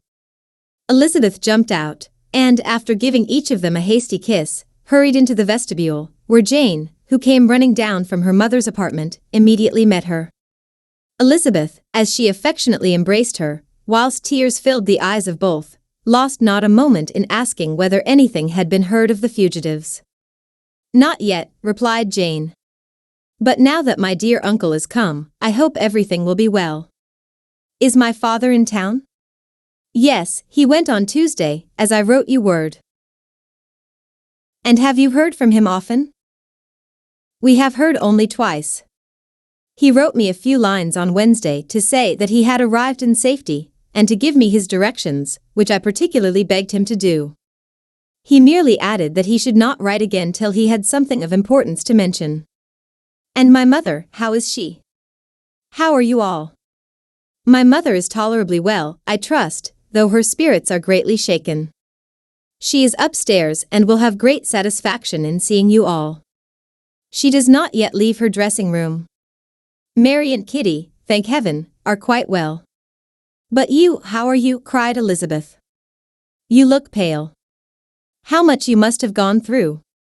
Her sister, however, assured her of her being perfectly well, and their conversation, which had been passing while Mr. and Mrs. Gardiner were engaged with their children, was now put an end to by the approach of the whole party. Jane ran to her uncle and aunt, and Wel Comed, and thanked them both, with alternate smiles and tears. When they were all in the drawing-room, the questions which Elizabeth had already asked were of course repeated by the others, and they soon found that Jane had no intelligence to give. The sanguine hope of good, however, which the benevolence of her heart suggested had not yet deserted her. She still expected that it would all end well, and that every morning would bring some letter, either from Lydia or her father, to explain their proceedings and, perhaps, announce their 198. Marriage. Mrs. Bennet, to whose apartment they all repaired, after a few minutes' conversation together, received them exactly as might be expected, with tears and lamentations of regret, invectives against the villainous conduct of Wickham, and complaints of her own sufferings and ill-usage, blaming everybody but the person to whose ill-judging indulgence the errors of her daughter must principally be owing. "If I had been able," said she, "to carry my point in going to Brighton, with all my family, this would not have happened, but poor dear Lydia had nobody to take care of her. Why did the Forsters ever let her go out of their sight? I am sure there was some great neglect or other on their side, for she is not the kind of girl to do such a thing if she had been well looked after. I always thought they were very unfit to have the charge of her, but I was overruled, as I always am. Poor dear child. And now here's Mr. Bennet gone away, and I know he will fight Wickham wherever he meets him, and then he will be killed, and what is to become of us all? The Collinses will turn us out before he is cold in his grave, and if you are not kind to us, brother, I do not know what we shall do." They all exclaimed against such terrific ideas, and Mr. Gardiner, after general assurances of his affection for her and all her family, told her that he meant to be in London the very next day, and would assist Mr. Bennet in every endeavour for recovering Lydia. "Do not give way to useless alarm," added he, "though it is right to be prepared for the worst, there is no occasion to look on it as certain. It is not quite a week since they left Brighton. In a few days more we may gain some news of them, and till we know that they are not married, and have no design of marrying, do not let us give the matter over as lost. As soon as I get to town I shall go to my brother, and make him come home with me to Gracechurch Street, and then we may consult together as to what is to be done." "Oh, my dear brother," replied Mrs. Bennet, "that is exactly what I could most wish for. And now do, when you get to town, find them out, wherever they may be, and if they are not married already, make them marry. And as for wedding clothes, do not let them wait for that, but tell Lydia she shall have as much money as she chooses to buy them, after they're married. And, above all, keep Mr. Bennet from fighting. Tell him what a dreadful state I am in, that I am frightened out of my wits, and have such tremblings, such flutterings, all over me, such spasms in my side and pains in my head, and such beatings at heart, that I can get no rest by night nor by day. And tell my dear 199. Lydia not to give any directions about her clothes till she has seen me, for she does not know which are the best warehouses. Oh, brother, how kind you are! I know you will contrive it all." But Mr. Gardiner, though he assured her again of his earnest endeavours in the cause, could not avoid recommending moderation to her, as well in her hopes as her fear, and after talking with her in this manner till dinner was on the table, they all left her to vent all her feelings on the housekeeper, who attended in the absence of her daughters. Though her brother and sister were persuaded that there was no real occasion for such a seclusion from the family, they did not attempt to oppose it, for they knew that she had not prudence enough to hold her tongue before the servants, while they waited at table, and judged it better that one only of the household, and the one whom they could most trust, should comprehend all her fears and solicitude on the subject. In the dining-room they were soon joined by Mary and Kitty, who had been too busily engaged in their separate apartments to make their appearance before. One came from her books, and the other from her toilette. The faces of both, however, were tolerably calm, and no change was visible in either, except that the loss of her favourite sister, or the anger which she had herself incurred in this business, had given more of fretfulness than usual to the accents of Kitty. As for Mary, she was mistress enough of herself to whisper to Elizabeth, with a countenance of grave reflection, soon after they were seated at table, "This is a most unfortunate affair, and will probably be much talked of. But we must stem the tide of malice, and pour into the wounded bosoms of each other the balm of sisterly consolation." Then, perceiving in Elizabeth no inclination of replying, she added, "Unhappy as the event must be for Lydia, we may draw from it this useful lesson, that loss of virtue in a female is irretrievable, that one false step involves her in endless ruin, that her reputation is no less brittle than it is beautiful, and that she cannot be too much guarded in her behavior towards the undeserving of the other sex." Elizabeth lifted up her eyes in amazement, but was too much oppressed to make any reply. Mary, however, continued to console herself with such kind of moral extractions from the evil before them. In the afternoon, the two elder Miss Bennets were able to be for half an hour by themselves, and Elizabeth instantly availed herself of the opportunity of making any inquiries, which Jane was equally eager to satisfy. After joining in general lamentations over the dreadful sequel of this event, which Elizabeth considered as all but certain, and 200. Miss Bennet could not assert to be wholly impossible, the former continued the subject, by saying, "But tell me all and everything about it which I have not already heard. Give me further particulars. What did Colonel Forster say? Had they no apprehension of anything before the elopement took place? They must have seen them together forever." Colonel Forster did own that he had often suspected some partial ity, especially on Lydia's side, but nothing to give him any alarm. "I am so grieved for him. His behaviour was attentive and kind to the utmost. He was coming to us, in order to assure us of his concern, before he had any idea of their not being gone to Scotland. When that apprehension first got abroad, it hastened his journey. And was Denny convinced that Wickham would not marry? Did he know of their intending to go off? Had Colonel Forster seen Denny himself?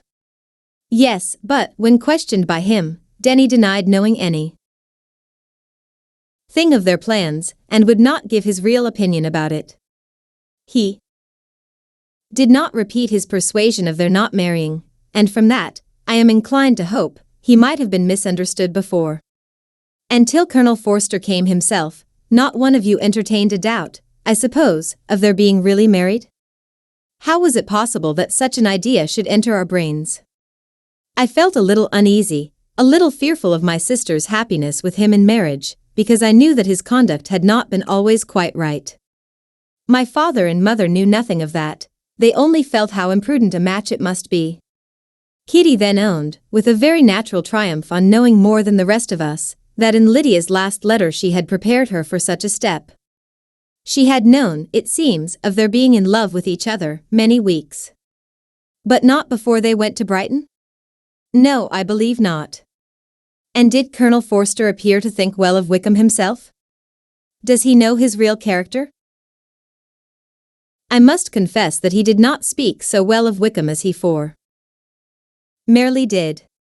He believed him to be imprudent and extravagant. And since this sad affair has taken place, it is said that he left Meryton greatly in debt, but I hope this may be false. Oh, Jane, had we been less secret, had we told what we knew of him, this could not have happened. Perhaps it would have been better, replied her sister. But to expose the former faults of any person without knowing what their present feelings were, seemed unjustifiable. We acted with the best. 201. Intentions. Could Colonel Forster repeat the particulars of Lydia's note to his wife? He brought it with him for us to see. Jane then took it from her pocketbook and gave it to Elizabeth. These were the contents. My dear Harriet, you will laugh when you know where I am gone, and I cannot help laughing myself at your surprise tomorrow morning, as soon as I am missed. I am going to Gretna Green, and if you cannot guess with who, I shall think you a simpleton, for there is but one man in the world I love, and he is an angel. I should never be happy without him, so think it no harm to be off. You need not send them word at Longbourn of my going, if you do not like it, for it will make the surprise the greater, when I write to them, and sign my name Lydia Wickham. What a good joke it will be! I can hardly write for laughing. Pray make my excuses to Pratt for not keeping my engagement, and dancing with him tonight. Tell him I hope he will excuse me when he knows all, and tell him I will dance with him at the next ball we meet, with great pleasure. I shall send for my clothes when I get to Longbourn, but I wish you would tell Sally to mend a great slit in my worked muslin gown before they are packed up. Goodbye. Give my love to Colonel Forster. I hope you will drink to our good journey. Your affectionate friend, Lydia Bennet. Oh, thoughtless Lydia, cried Elizabeth when she had finished it. What a letter is this, to be written at such a moment. But at least it shows that she was serious on the subject of their journey. Whatever he might afterwards persuade her to, it was not on her side a scheme of infamy. My poor father! How he must have felt it! I never saw anyone so shocked. He could not speak a word for full 10 minutes. My mother was taken ill immediately, and the whole house in such confusion. Oh, Jane, cried Elizabeth, was there a servant belonging to it who did not know the whole story before the end of the day? I do not know. I hope there was. But to be guarded at such a time is very difficult.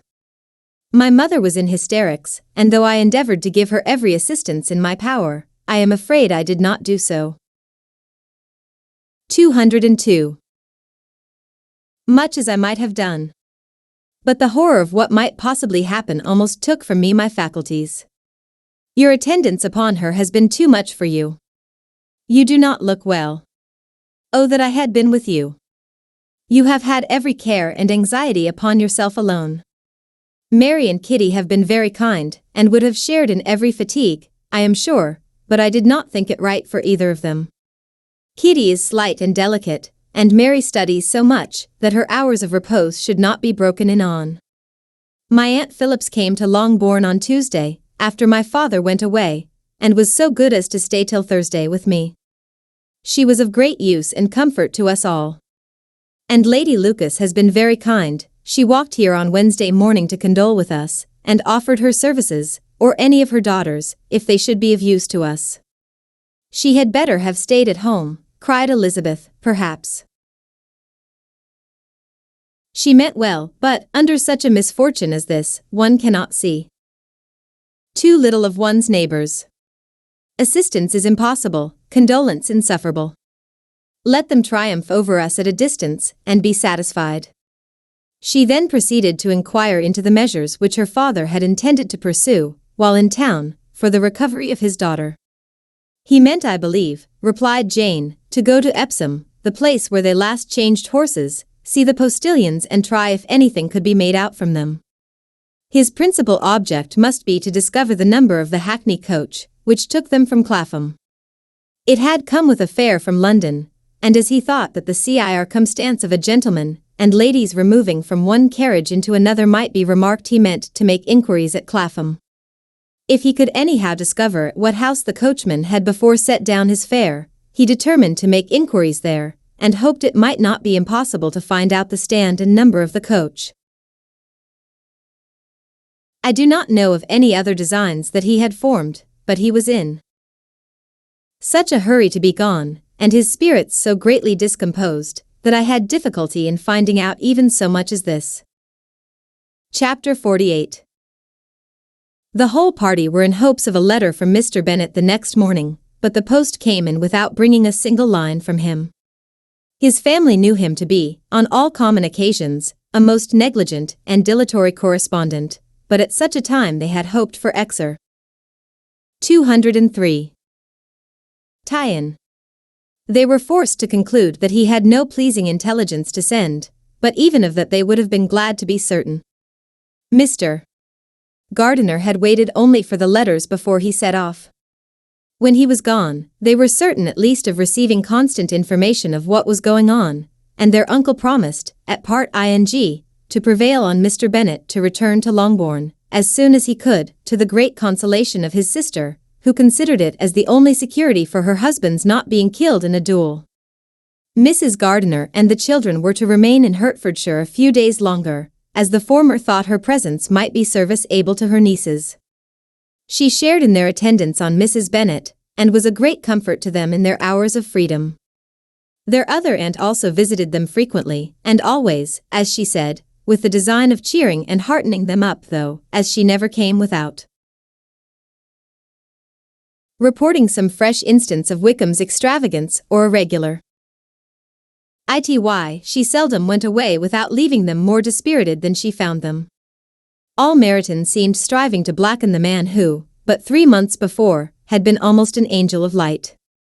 He was declared to be in debt to every tradesman in the place, and his intrigues, all honoured with the title of seduction, had been extended into every tradesman's family. Everybody declared that he was the wickedest young man in the world, and everybody began to find out that they had always distrusted the appearance of his goodness.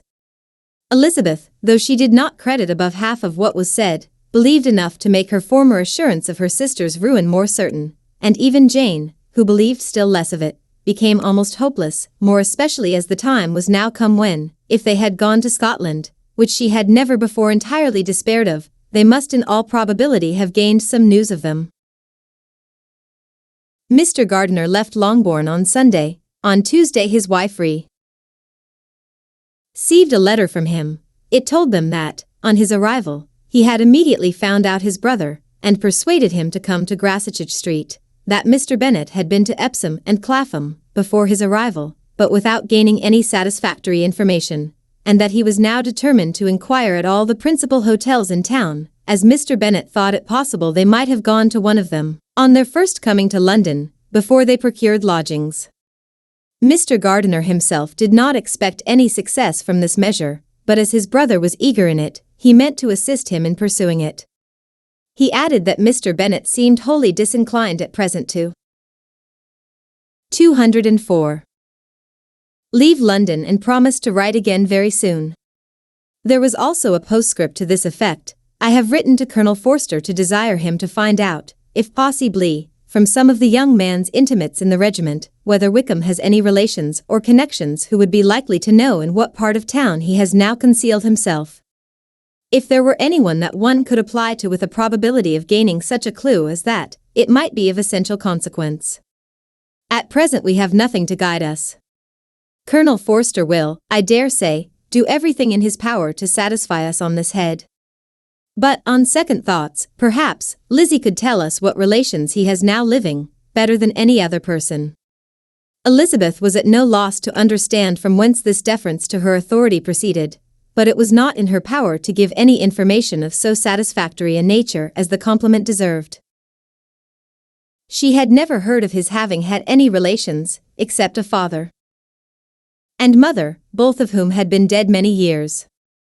It was possible, however, that some of his companions in the shire might be able to give more information, and though she was not very sanguine in expecting it, the application was a something to look forward to.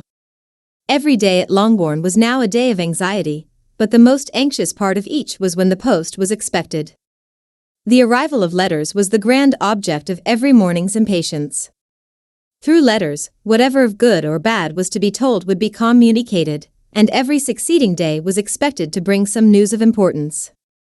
But before they heard again from Mr. Gardiner, a letter arrived for their father, from a different quarter, from Mr. Collins, which, as Jane had received directions to open all that came for him in his absence, she accordingly read, and Elizabeth, who knew what curiosities his letters always were, looked over her, and read it likewise. It was as follows. My dear sir, I feel myself called upon, by our relationship, and my situation in life, to condole with you on the grievous affliction you are now suffering under, of which we were yesterday informed by a letter from Hertfordshire. Be assured, my dear sir, that Mrs. Collins and myself sincerely sympathize with you and all your respectable family, in your present distress, which must be of the bitterest kind, because proceed ing from a cause which no time can remove. No arguments shall be wanting on my part, that can alleviate so severe a misfortune, or that 205. May comfort you, under a circumstance that must be of all others the most afflicting to a parent's mind. The death of your daughter would have been a blessing in comparison of this. And it is the more to be lamented, because there is reason to suppose, as my dear Charlotte informs me, that this licentiousness of behavior in your daughter has proceeded from a faulty degree of indulgence, though, at the same time, for the consolation of yourself and Mrs. Bennet, I am inclined to think that her own disposition must be naturally bad, or she could not be guilty of such an enormity, at so early an age.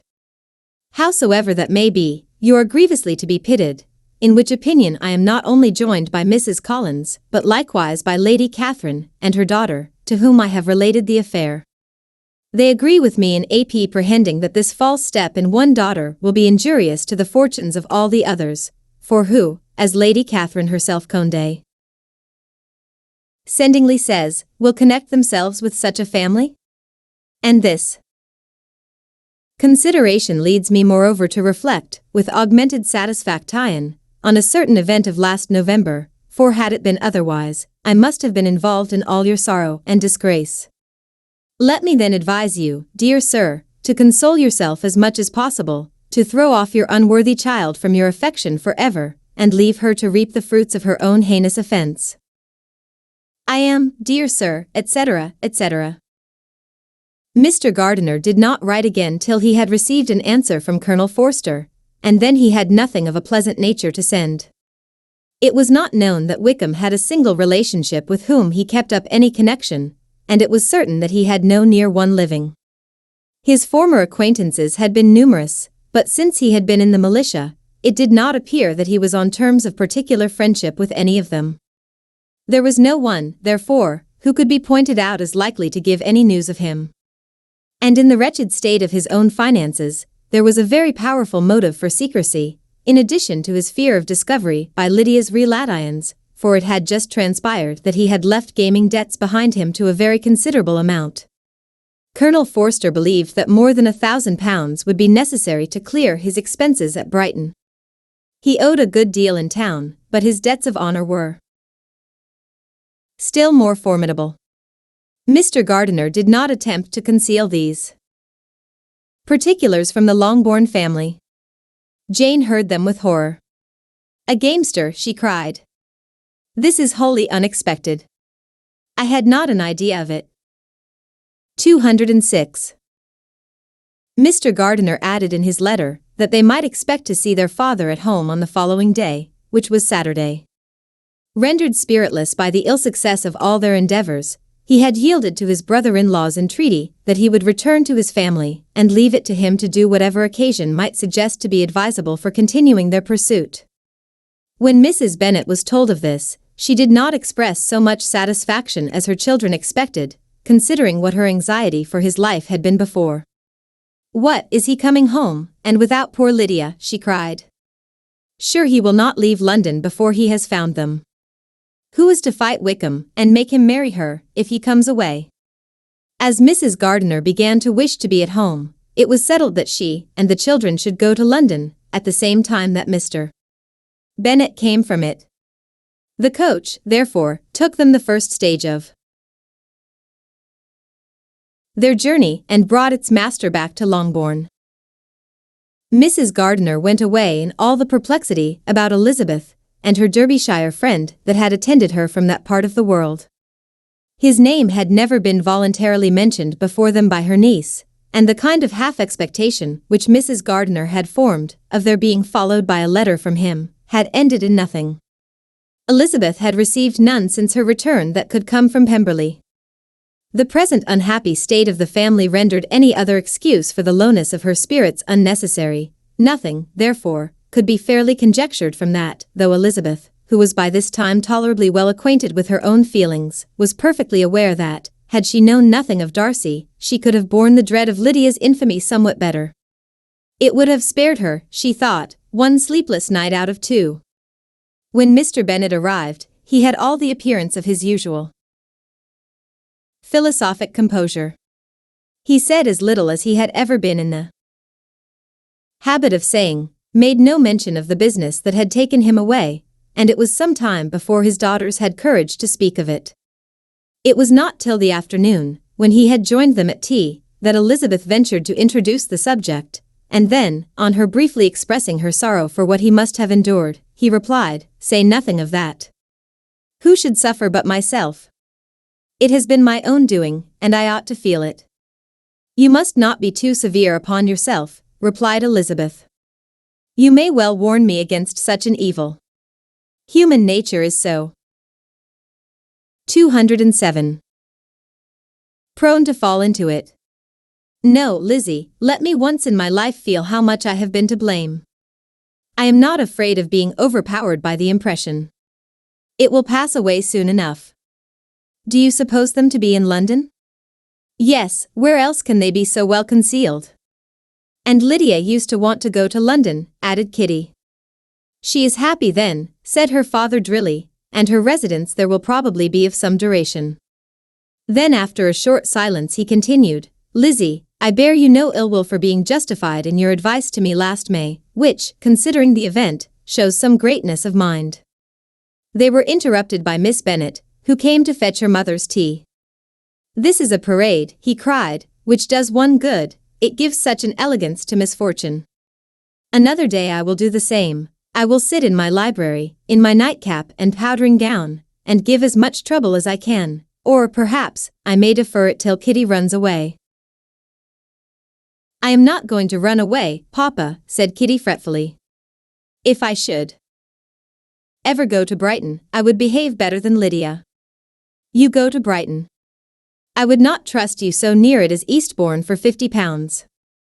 No, Kitty, I have at last learnt to be cautious, and you will feel the effects of it. No officer is ever to enter into my house again, nor even to pass through the village. Balls will be absolutely prohibited, unless you stand up with one of your sisters. And you are never to stir out of doors till you can prove that you have spent 10 minutes of every day in a rational manner." Kitty, who took all these threats in a serious light, began to cry. "Well, well," said he, "do not make yourself unhappy. If you are a good girl for the next 10 years, I will take you to a review at the end of them. Chapter 49. 2 days after Mr. Bennet's return, as Jane and Elizabeth were walking together in the shrubbery behind the house, they saw the housekeeper coming towards them, and, concluding that she came to call them to their mother, went forward to meet her, but, instead of the expected summons, when they approached her, she said to Miss Bennet, "I beg your pardon, madam, for interrupting you, but I was in 208 hopes you might have got some good news from town, so I took the liberty of coming to ask." "What do you mean, Hill?" "We have heard nothing from town." "Dear madam," cried Mrs. Hill, in great astonishment, "don't you know there is an express come for master from Mr. Gardiner? He has been here this half hour, and master has had a letter." Away ran the girls, too eager to get in to have time for speech.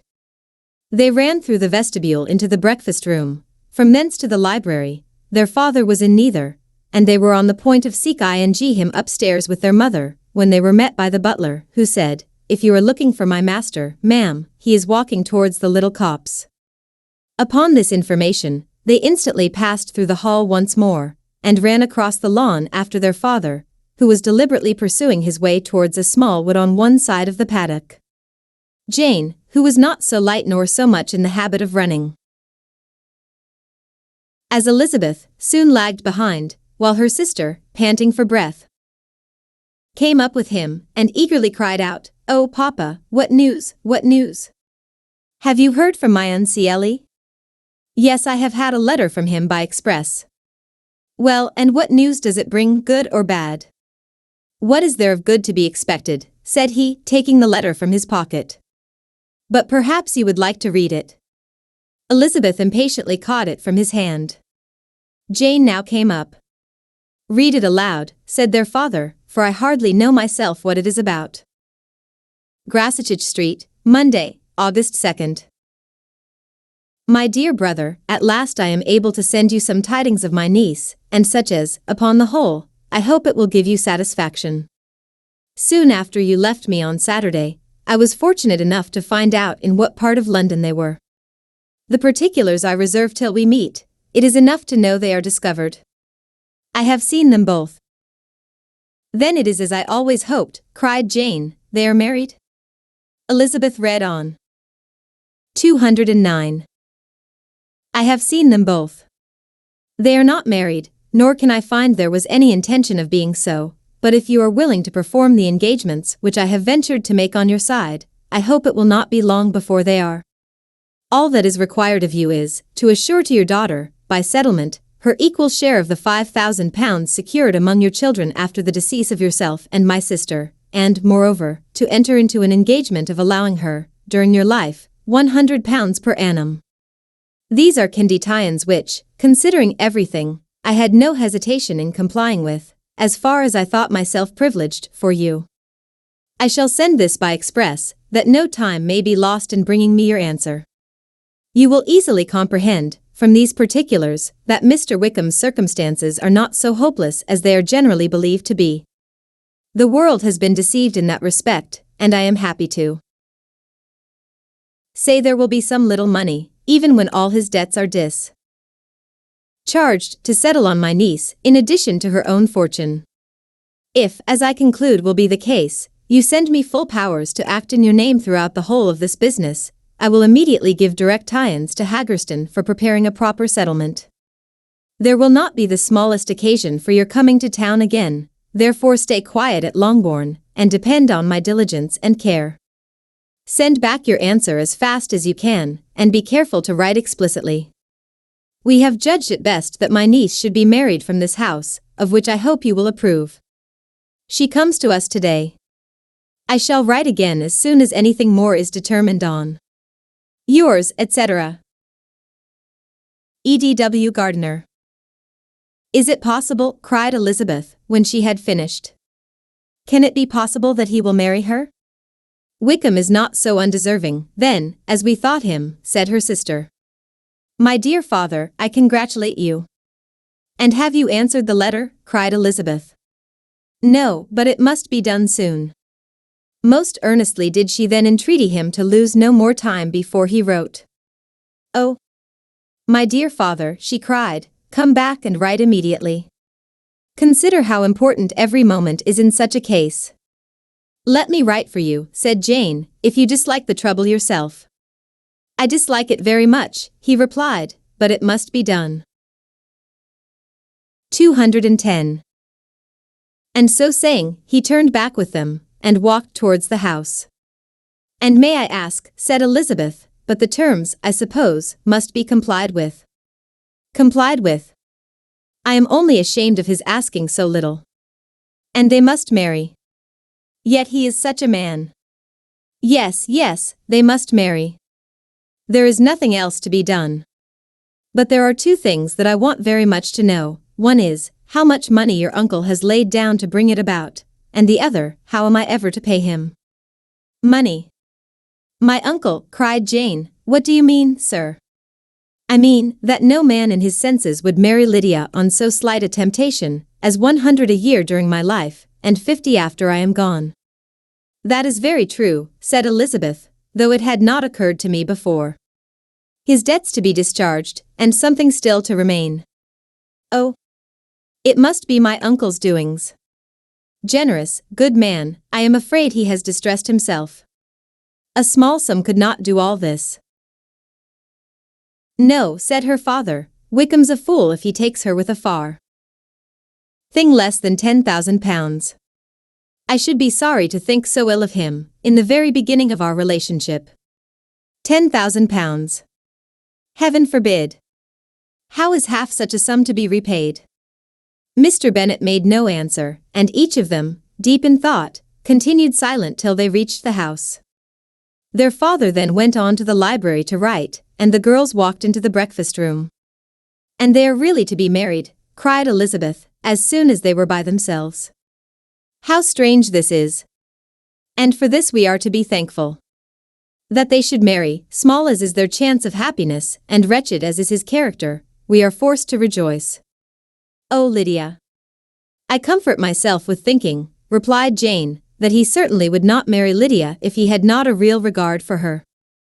Though our kind uncle has done something towards clearing him, I cannot believe that £10,000, or anything like it, has been advanced. He has children of his own, and may have more. How could he spare half? £10,000? If he were ever able to learn what Wickham's debts have been, said Elizabeth, and how much is settled on his side on our sister, we shall exactly know what Mr. Gardiner has done for them, because Wickham has not sixpence of his own. The kindness of my uncle and aunt can never be requited. They're taking her home, and affording her 211. Their personal protection and countenance is such a sacrifice to her advantage as years of gratitude cannot enough acknowledge. By this time she is actually with them.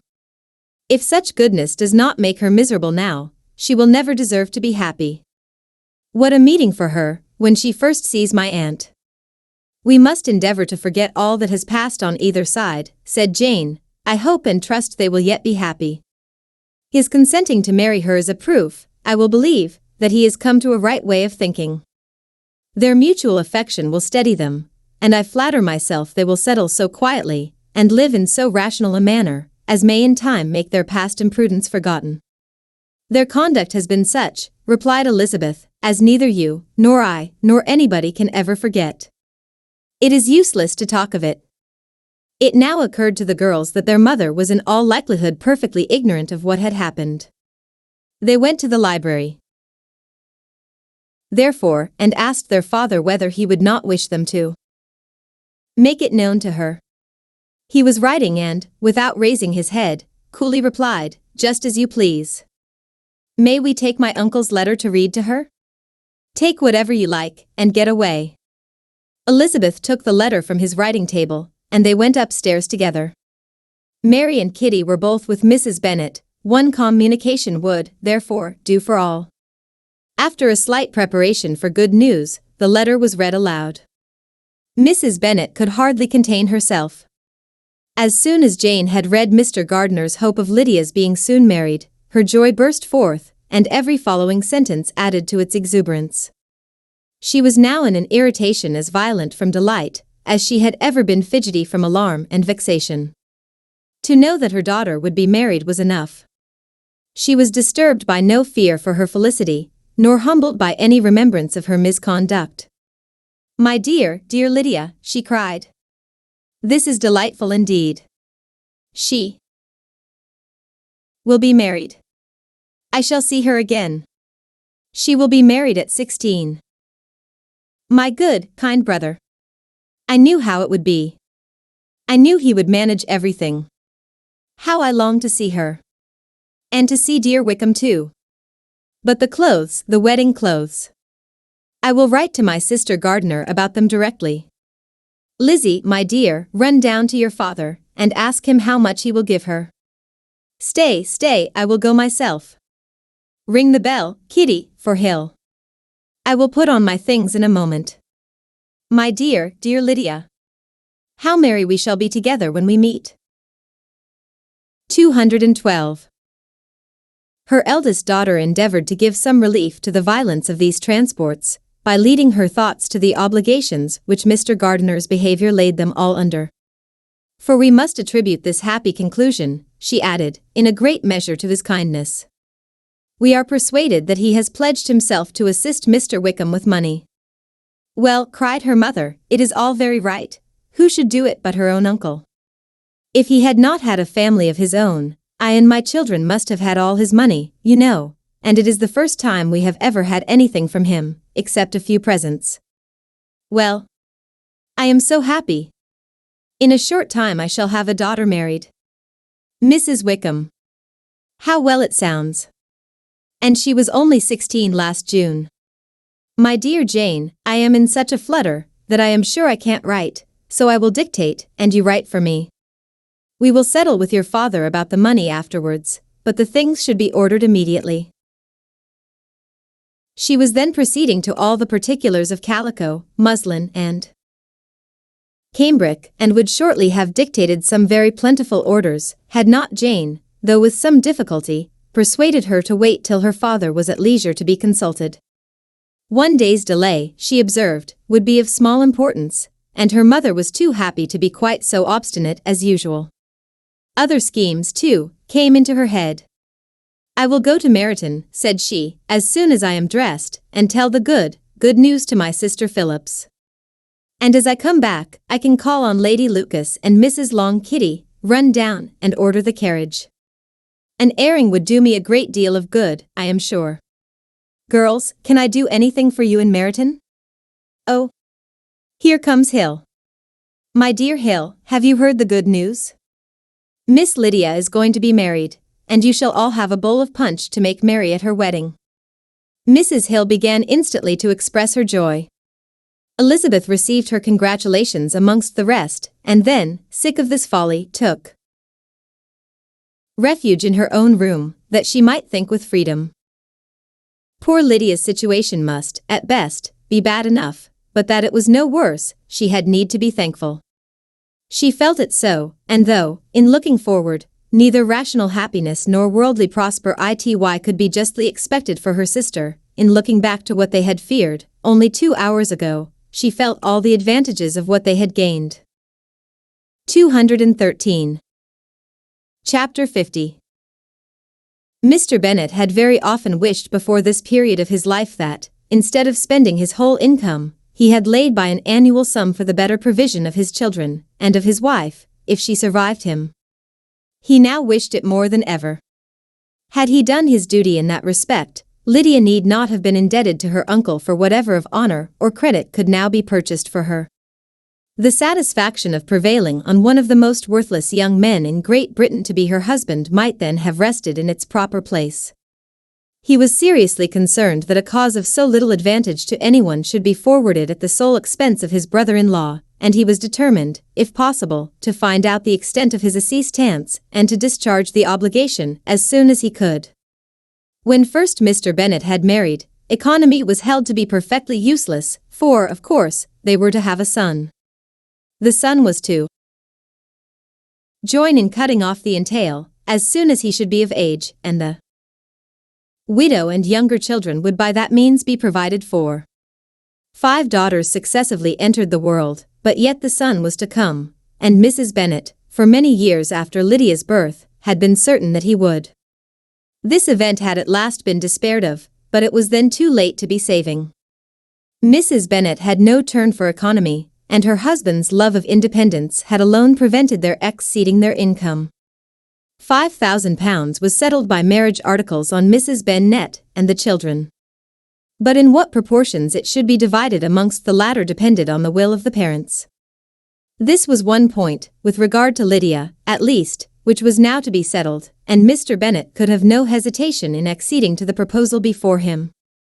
In terms of grateful acknowledgment for the kindness of his brother, though expressed most concisely, he then delivered on paper his perfect approbation of all that was done, and his willingness to fulfill the engagements that had been made for him. He had never before supposed that, could Wickham be prevailed on to marry his daughter, it would be done with so little inconvenience to himself as by the present arrangement. He would scarcely be £10 a year the loser by the hundred that was to be paid them, for, what with her board and pocket allowance, and the continual presents in money which passed to her through her mother's hands, Lydia's expenses had been very little within that sum. That it would be done with such trifling exertion on his side too. 214. Was another very welcome surprise, for his wish at present was to have as little trouble in the business as possible.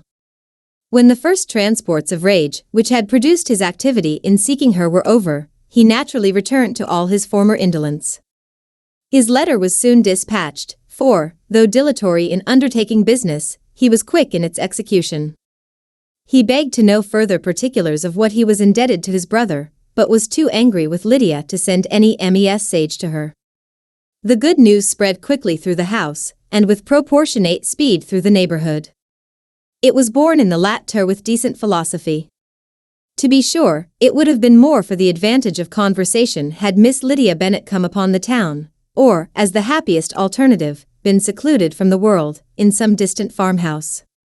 But there was much to be talked of in marrying her, and the good-natured wishes for her well-doing which had proceeded before from all the spiteful old ladies in Meryton lost but a little of their spirit in this change of circumstances, because with such an husband her misery was considered certain.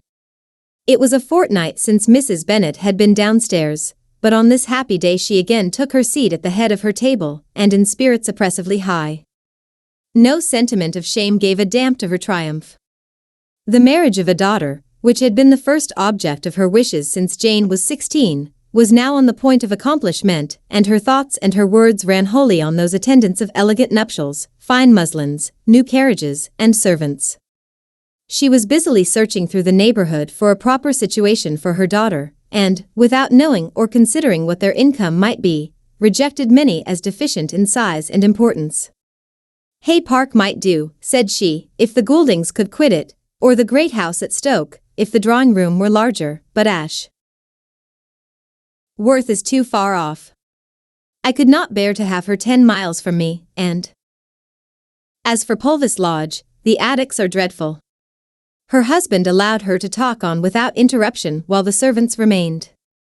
But when they had withdrawn, he said to her, Mrs. Bennet, before you take any, or all of these houses for your son and daughter, let us come to a right understanding. Into one house in this neighborhood they shall never have admittance. I will not encourage the impudence of either, by receiving them at Longbourn. A long dispute followed this declaration, but Mr. Bennet was firm. It soon led to another, and Mrs. Bennet found, with amazement and horror, that her husband would not advance a guinea to buy clothes. 215. For his daughter. He protested that she should receive from him no mark of affection whatever on the occasion. Mrs. Bennet could hardly comprehend it. That his anger could be carried to such a point of inconceivable resentment, as to refuse his daughter a privilege without which her marriage would scarcely seem valid, exceeded all she could believe possible. She was more alive to the disgrace which her want of new clothes must reflect on her daughter's nuptials, than to any sense of shame at her eloping, and living with Wickham a fortnight before they took place. Elizabeth was now most heartily sorry that she had, from the distress of the moment, been led to make Mr. Darcy acquainted with their fears for her sister, for since her marriage would so shortly give the proper termination to the elopement, they might hope to conceal its unfavorable beginning from all those who were not immediately on the spot. She had no fear of its spreading farther through his means. There were few people on whose secrecy she would have more confidently depended, but, at the same time, there was no one whose knowledge of a sister's frailty would have mortified her so much, not, however, from any fear of disadvantage from it individually to herself, for, at any rate, there seemed a gulf impassable between them. Had Lydia's marriage been concluded on the most honorable terms, it was not to be supposed that Mr. Darcy would connect himself with a family where, to every other objection, would now be added an alliance and relationship of the nearest kind with a man whom he so justly scorned. From such a connection she could not wonder that he would shrink. The wish of procuring her regard, which she had assured herself of his feeling in Derbyshire, could not in rational expectation survive such a blow as this. She was humbled, she was grieved, she repented, though she hardly knew of what. She became jealous of his esteem, when she could no longer hope to be benefited by it. She wanted to hear of him when there seemed the least chance of gaining intelligence. She was convinced that she could have been happy with him when it was no longer likely they should meet. What a triumph for him, as she often thought, could he know that the proposals, which she had proudly spurned only 4 months ago, would now have been most gladly and gratefully received. He was as generous, she doubted not, as the most generous of his sex, but while he was mortal, there must be a triumph. She began now to comprehend that he was exactly the man who, in disposition and talents, would most suit her. His understanding and 216. Temper, though unlike her own, would have answered all her wishes. It was an union that must have been to the advantage of both. By her ease and liveliness, his mind might have been softened, his manners improved, and from his judgment, information, and knowledge of the world, she must have received benefit of greater importance. But no such happy marriage could now teach the admiring multitude what connubial felicity really was. An union of a different tendency, and precluding the possibility of the other, was soon to be formed in their family. How Wickham and Lydia were to be supported in tolerable independence, she could not imagine. But how little of permanent happiness could belong to a couple who were only brought together because their passions were stronger than their virtue, she could easily conjecture.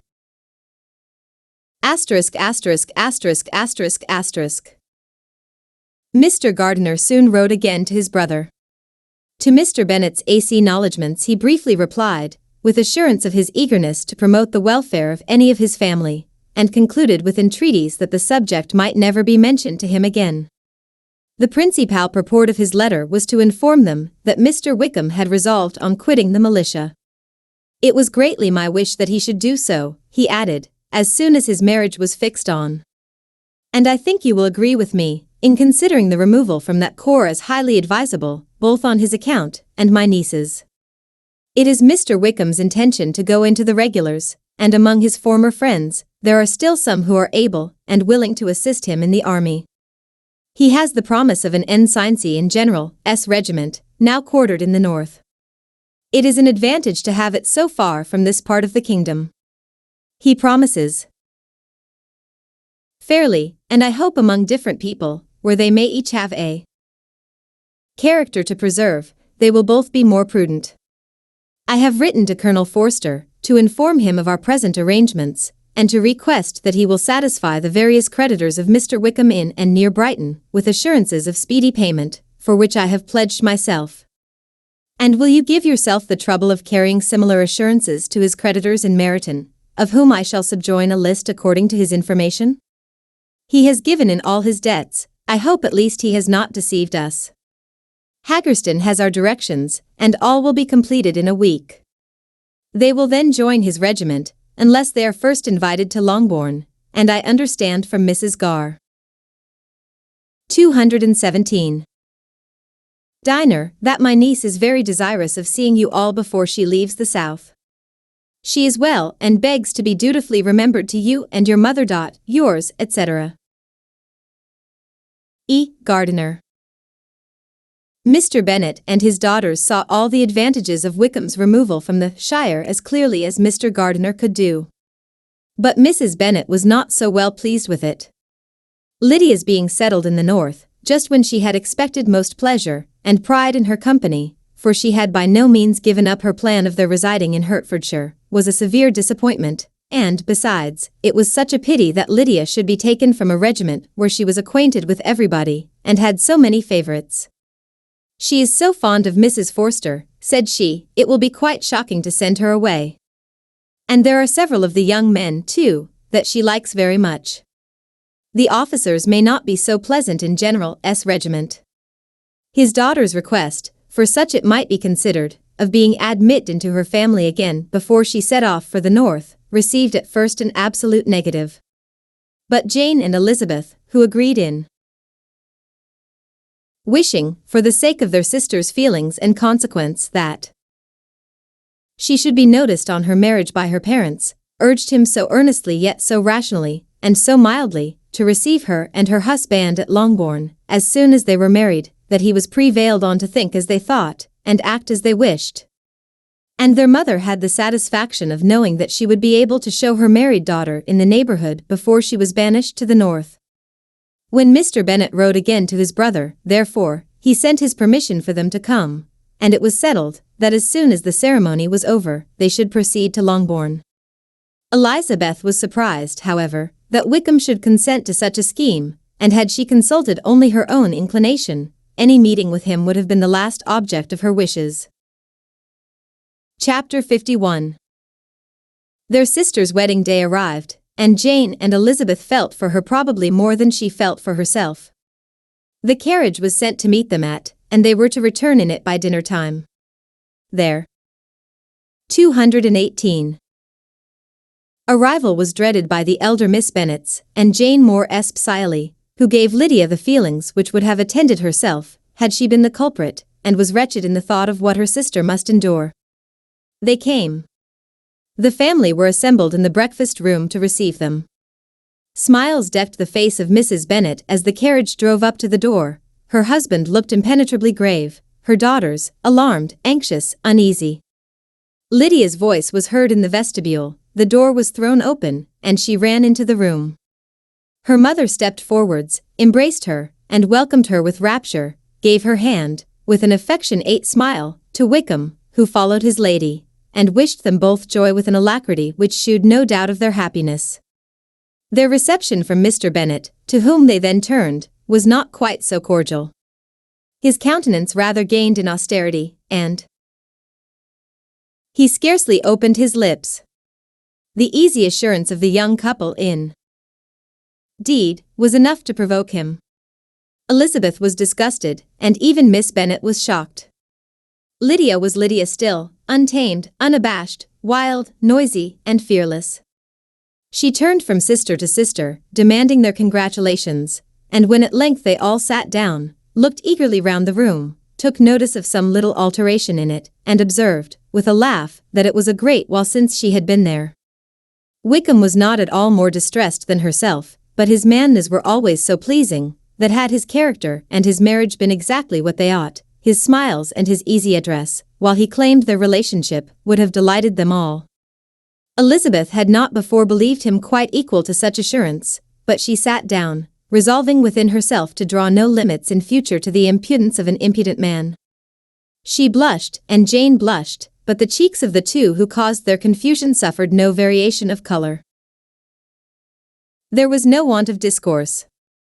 The bride and her mother could neither of them talk fast enough, and Wickham, who happened to sit near Elizabeth, began inquiring after his acquaintance in that neighbourhood, with a good-humoured ease which she felt very unable to equal in her replies.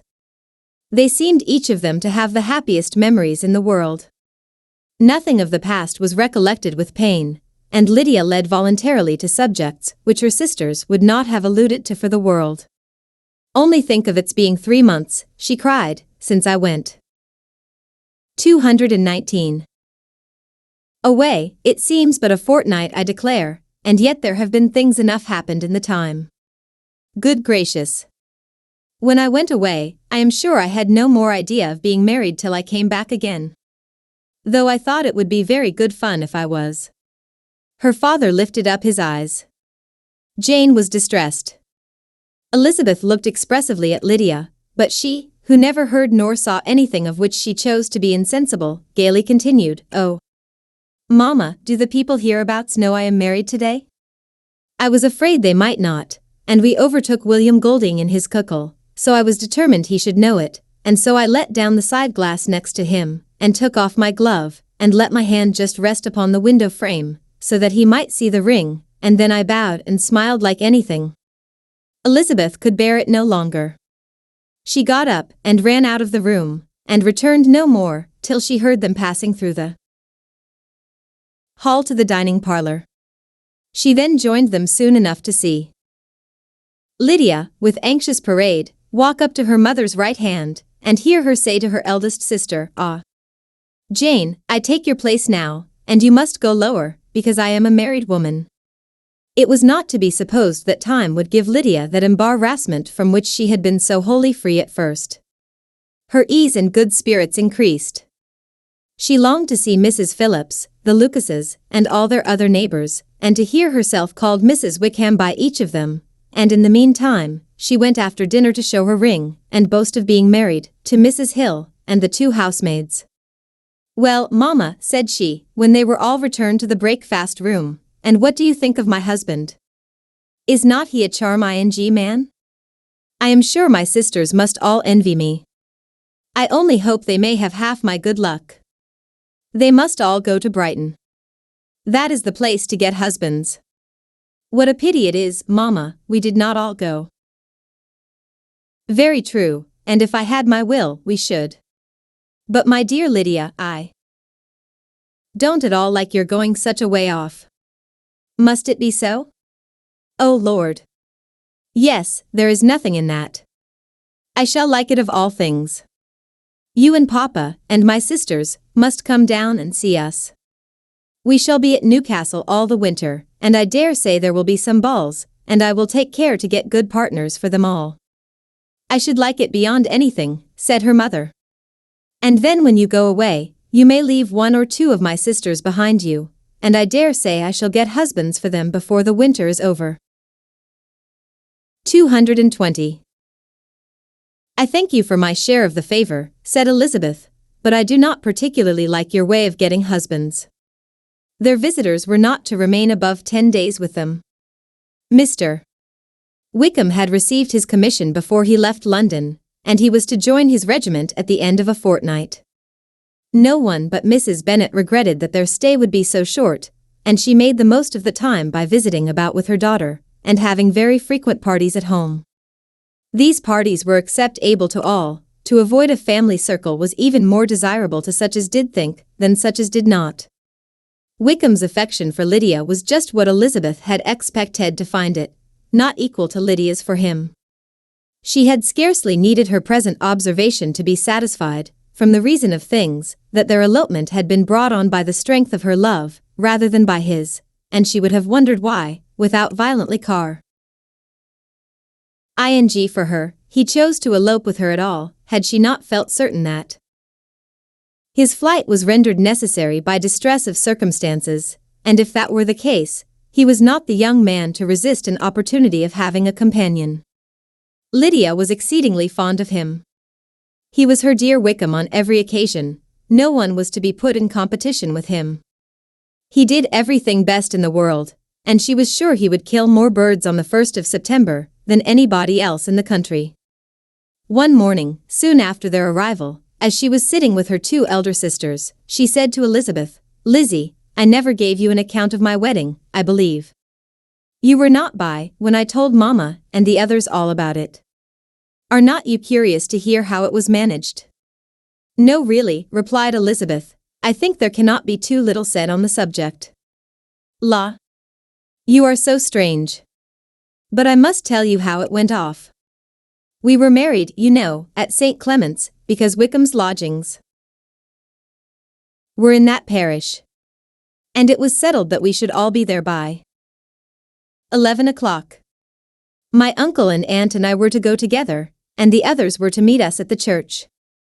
Well, Monday morning came, and I was in such a fuss. I was so afraid, you know, that something would happen to put it off, and then I should have gone quite distracted. And there was my aunt, all the time I was dressing, preaching and talking away just as if she was reading a sermon.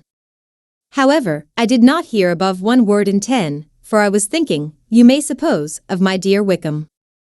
I longed to know whether he would be married in his 221 blue coat. Well, and so we breakfasted at 10 as usual. I thought it would never be over, for, by the by, you are to understand that my uncle and aunt were horrid unpleasant all the time I was with them. If you'll believe me, I did not once put my foot out of doors, though I was there a fortnight. Not one party, or scheme, or anything. To be sure, London was rather thin, but, however, the little theatre was open. Well, and so just as the carriage came to the door, my uncle was called away upon business to that horrid man Mr. Stone. And then, you know, when once they get together, there is no end of it. Well, I was so frightened I did not know what to do, for my uncle was to give me away, and if we were beyond the hour, we could not be married all day. But, luckily, he came back again in 10 minutes' time, and then we all set out. However, I recollected afterwards that if he had been prevented going, the wedding need not be put off, for Mr. Darcy might have done as well. Mr. Darcy, repeated Elizabeth, in utter amazement. Oh yes, he was to come there with Wickham, you know. But gracious me! I quite forgot. I ought not to have said a word about it. I promised them so faithfully. What will Wickham say? It was to be such a secret. If it was to be secret, said Jane, say not another word on the subject. You may depend upon my seeking no further. Oh, certainly, said Elizabeth, though burning with curiosity, we will ask you no questions. Thank you, said Lydia, for if you did, I should certainly tell you all, and then Wickham would be angry. On such encouragement to ask, Elizabeth was forced to put it out of her power, by running away. But to live in ignorance on such a point was impossible, or at least it was impossible not to try for information. Mr. Darcy had been at her sister's wedding. It was exactly a scene, and exactly among people, where he had apparently least to do, and least temptation to go. Conjectures as to the meaning of it, rapid and wild, hurried into her brain. But she was satisfied with none. Those that best pleased her, as placing his conduct in the noblest light, seemed most improbable. She could not bear such suspense, and hastily seizing a sheet of paper, wrote a short letter to her aunt, to request an explanation of what Lydia had dropped, if it were compatible with the secrecy which had been intended. You may readily comprehend, she added, what my curiosity must be to know how a person unconnected with any of us and 222. Comparatively speaking, a stranger to our family, should have been amongst you at such a time. Pray write instantly, and let me understand it, unless it is, for very cogent reasons, to remain in the secrecy which Lydia seems to think necessary, and then I must endeavor to be satisfied with ignorance. Not that I shall, though, she added to herself, as she finished the letter, and my dear aunt, if you do not tell me in an honorable manner, I shall certainly be reduced to tricks and stratagems to find it out. Jane's delicate sense of honor would not allow her to speak to Elizabeth privately of what Lydia had let fall. Elizabeth was glad of it, till it appeared whether her inquiries would receive any satisfaction. She had rather be without a confidant. Chapter 52. Elizabeth had the satisfaction of receiving an answer to her letter as soon as she possibly could. She was no sooner in possession of it than, hurrying into the little copse, where she was least likely to be interrupted, she sat down on one of the benches and prepared to be happy, for the length of the letter convinced her that it did not contain a denial. Grasachich Street, September 6. My dear niece, I have just received your letter, and shall devote this whole morn to answering it, as I foresee that a little writing will not comprise what I have to tell you.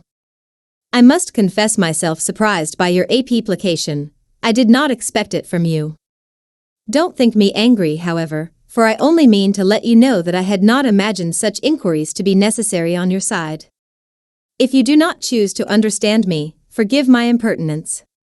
Your uncle is as much surprised as I am, and nothing but the belief of your being a party concerned would have allowed him to act as he has done. But if you are really innocent and ignorant, I must be more explicit. On the very day of my coming home from Longbourn, your uncle had a most unexpected visitor. Mr. Darcy called, and was shut up with him several hours. It was all over before I arrived, so my curiosity was not so dreadfully racked as yours seems to have been. He came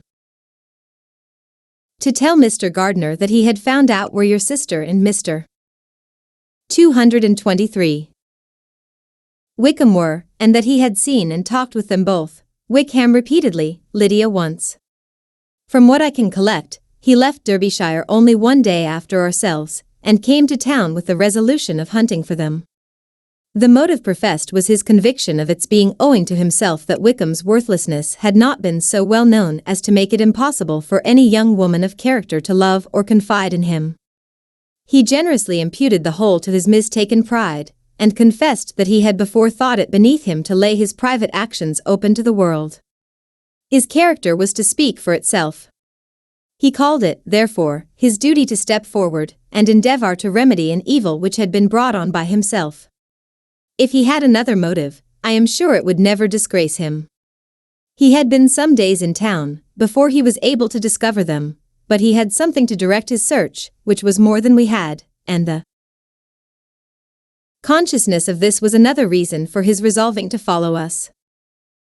There is a lady, it seems, a Mrs. Young, who was some time ago governess to Miss Darcy, and was dismissed from her charge on some cause of disapprobation, though he did not say what. She then took a large house in Edward Street, and has since maintained herself by letting lodgings. This Mrs. Young was, he knew, intimately acquainted with Wickham, and he went to her for intelligence of him as soon as he got to town. But it was 2 or 3 days before he could get from her what he wanted. She would not betray her trust, I suppose, without bribery and corruption, for she really did know where her friend was to be found. Wickham indeed had gone to her on their first arrival in London, and had she been able to receive them into her house, they would have taken up their abode with her. At length, however, our kind friend procured the wished-for direction. They were in Street. He saw Wickham, and afterwards insisted on seeing Lydia. His first object with her, he acknowledged, had been to persuade her to quit her present disgraceful situation, and return to her friends as soon as they could be prevailed on to receive her, offering his assistance as far as it would go. But he found Lydia absolutely resolved on remaining where she was. She cared for none of her friends, she wanted no help of his, she would not hear of leaving Wickham. She was sure they should be married some time or other, and it did not much signify when. Since such were her feelings, it only remained, he thought, to secure and expedite a marriage, which, in his very first conversation with Wickham, he easily learnt had never been his design. He confessed himself obliged to leave the regiment, on account of some debts of honour, which were very pressing, and scrupled not to lay all the 224 ill consequences of Lydia's flight on her own folly alone. He meant to resign his commission immediately, and as to his future situation, he could conjecture very little about it. He must go somewhere, but he did not know where, and he knew he should have nothing to live on. Mr. Darcy asked him why he had not married your sister at once. Though Mr. Bennet was not imagined to be very rich, he would have been able to do something for him, and his situation must have been benefited by marriage. But he found, in reply to this question, that Wickham still cherished the hope of more effectually making his fortune by marriage in some other country. Under such circumstances, however, he was not likely to be proof against the temptation of immediate relief. They met several times, for there was much to be discussed. Wickham of course wanted more than he could get, but at length was reduced to be reasonable. Everything being settled between them, Mr. Darcy's next step was to make your uncle acquainted with it, and he first called in Grasachich Street the evening before I came home. But Mr. Gardiner could not be seen, and Mr. Darcy found, on further inquiry, that your father was still with him, but would quit town the next morning. He did not judge your father to be a person whom he could so properly consult as your uncle, and therefore readily postponed seeing him till after the departure of the former. He did not leave his name, and till the next day it was only known that a gentleman had called on business. On Saturday he came again. Your father was gone, your uncle at home, and, as I said before, they had a great deal of talk together. They met again on Sunday, and then I saw him too. It was not all settled before Monday. As soon as it was, the express was sent off to Longbourn. But our visitor was very obstinate. I fancy, Lizzie, that obstinacy is the real defect of his character, after all. He has been accused of many faults at different times, but this is the true one. Nothing was to be done that he did not do himself, though I am sure, and I do not speak it to be thanked, therefore say nothing about it, your uncle would most readily have settled the whole. They battled it together for a long time, which was more than either the gentleman or lady concerned in it deserved.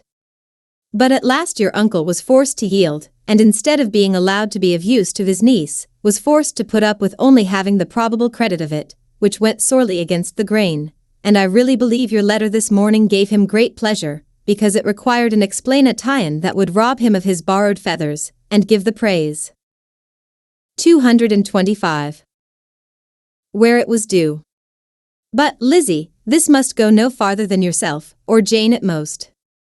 You know pretty well, I suppose, what has been done for the young people. His debts are to be paid, amounting, I believe, to considerably more than £1,000, another 1,000 in addition to her own settled upon her, and his commission purchased.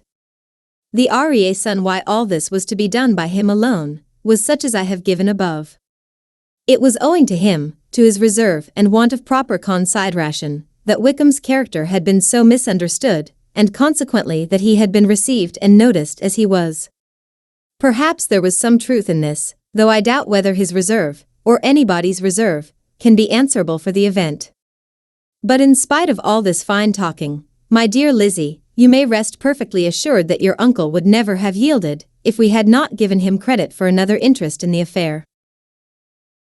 When all this was resolved on, he returned again to his friends, who were still staying at Pemberley, but it was agreed that he should be in London once more when the wedding took place, and all money matters were then to receive the last finish. I believe I have now told you everything. It is a relation which you tell me is to give you great surprise. I hope at least it will not afford you any displeasure. Lydia came to us, and Wickham had constant admission to the house. He was exactly what he had been, when I knew him in Hertfordshire, but I would not tell you how little I was satisfied with her behavior while she stayed with us, if I had not perceived, by Jane's letter last Wednesday, that her conduct on coming home was exactly of a piece with it, and therefore what I now tell you can give you no fresh pain. I talked to her repeatedly in the most serious manner, representing to her all the wickedness of what she had done, and all the unhappiness she had brought on her family. If she heard me, it was by good luck, for I am sure she did not listen. I was sometimes quite provoked, but then I recollected my dear Elizabeth and Jane, and for their sakes had patience with her. Mr. Darcy was punctual in his return, and as Lydia informed you, attended the wedding. He dined with us the next day, and was to leave town again on Wednesday, or Thursday. Will you be very angry with me, my dear Lizzie, if I take this opportunity of saying, what I was never bold enough to say before, how much I like him? His behavior to us has, in every respect, been as pleasing as when we were in Derbyshire. His understanding and opinions all please me. He wants not but a little more liveliness, and that, if he marry prudently, his wife. 226. May teach him. I thought him very sly, he hardly ever mentioned your name. But slyness seems the fashion. Pray forgive me if I have been very presuming, or at least do not punish me so far as to exclude me from P.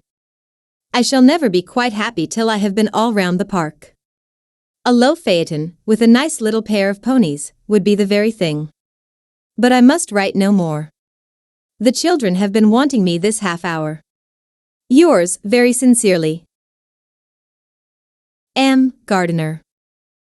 The contents of this letter threw Elizabeth into a flutter of spirits, in which it was difficult to determine whether pleasure or pain bore the greatest share. The vague and unsettled suspicions which uncertainty had produced of what Mr. Darcy might have been doing to forward her sister's match, which she had feared to encourage as an exertion of goodness too great to be probable, and at the same time dreaded to be just, from the pain of obligation, were proved beyond their greatest extent to be true. He had followed them purposely to town, he had taken on himself all the trouble and mortification attendant on such a research, in which supplication had been necessary to a woman whom he must abominate and despise, and where he was reduced to frequently meet, reason with, persuade, and finally bribe, the man whom he always most wished to avoid, and whose very name it was punishment to him to pronounce. He had done all this for a girl whom he could neither regard nor esteem. Her heart did whisper that he had done it for her.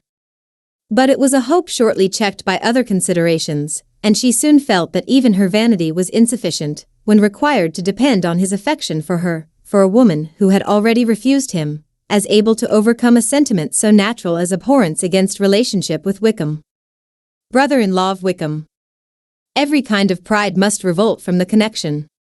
He had, to be sure, done much. She was ashamed to think how much. But he had given a reason for his interference, which asked no extraordinary stretch of belief. It was reasonable that he should feel he had been wrong, he had liberality, and he had the means of exercising it, and though she would not place herself as his principal inducement, she could, perhaps, believe that remaining partiality for her might assist his endeavors in a cause where her peace of mind must be materially concerned. It was painful, exceedingly painful, to know that they were under obligations to a person who could never receive a return. They 227. Owed the restoration of Lydia, her character, everything, to him. Oh, how heartily did she grieve over every ungracious sensation she had ever encouraged, every saucy speech she had ever directed towards him. For herself she was humbled, but she was proud of him. Proud that in a cause of compassion and honor, he had been able to get the better of himself. She read over her aunt's commendation of him again and again. It was hardly enough, but it pleased her. She was even sensible of some pleasure, though mixed with regret, on finding how steadfastly both she and her uncle had been persuaded that affection and confidence subsisted between Mr. Darcy and herself. She was roused from her seat and her reflections by someone's approach, and before she could strike into another path, she was overtaken by Wickham. "I am afraid I interrupt your solitary ramble, my dear sister," said he, as he joined her. "You certainly do," she replied with a smile, "but it does not follow that the interruption must be unwelcome. I should be sorry indeed, if it were. We were always good friends, and now we are better." "True. Are the others coming out?" "I do not know. Mrs. Bennet and Lydia are going in the carriage to Meryton. And so, my dear sister, I find, from our uncle and aunt, that you have actually seen Pemberley." She replied in the affirmative. "I almost envy you the pleasure, and yet I believe it would be too much for me, or else I could take it in my way to Newcastle." "And you saw the old housekeeper, I suppose?" "Poor Reynolds, she was always very fond of me. But of course she did not mention my name to you." "Yes, she did." "And what did she say?" "That you were gone into the army, and she was afraid had not turned out well. At such a distance as that, you know, things are strangely misrepresented." "Certainly," he replied, biting his lips. Elizabeth hoped she had silenced him, but he soon afterwards said, "I was surprised to see Darcy in town last month. We passed each other several times. I wonder what he can be doing there." "Perhaps preparing for his marriage with Miss de Bourgh," said Elizabeth. "It must be something particular to take him there at this time of year."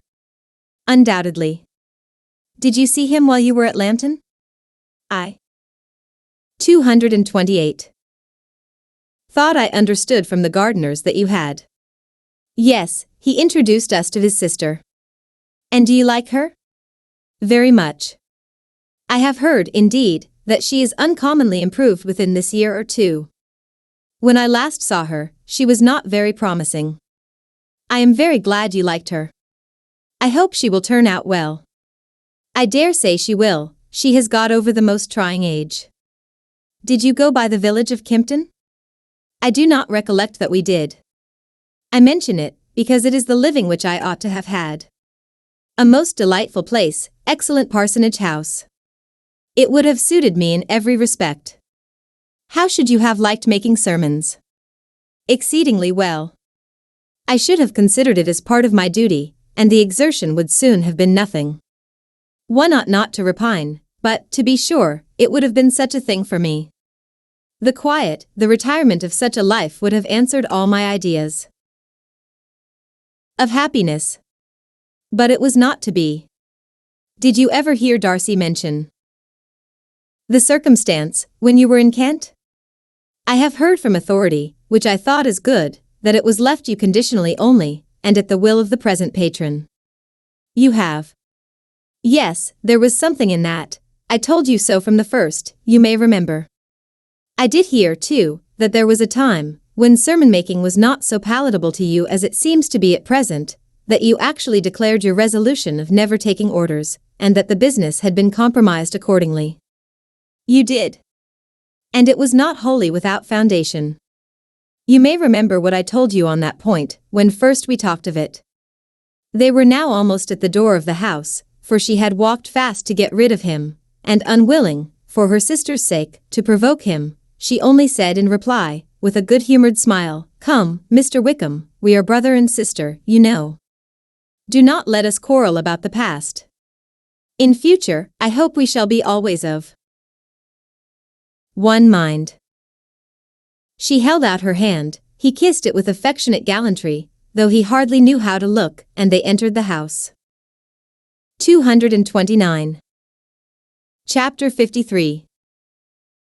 Mr. Wickham was so perfectly satisfied with this conversation, that he never again distressed himself, or provoked his dear sister Elizabeth, by introducing the subject of it, and she was pleased to find that she had said enough to keep him quiet.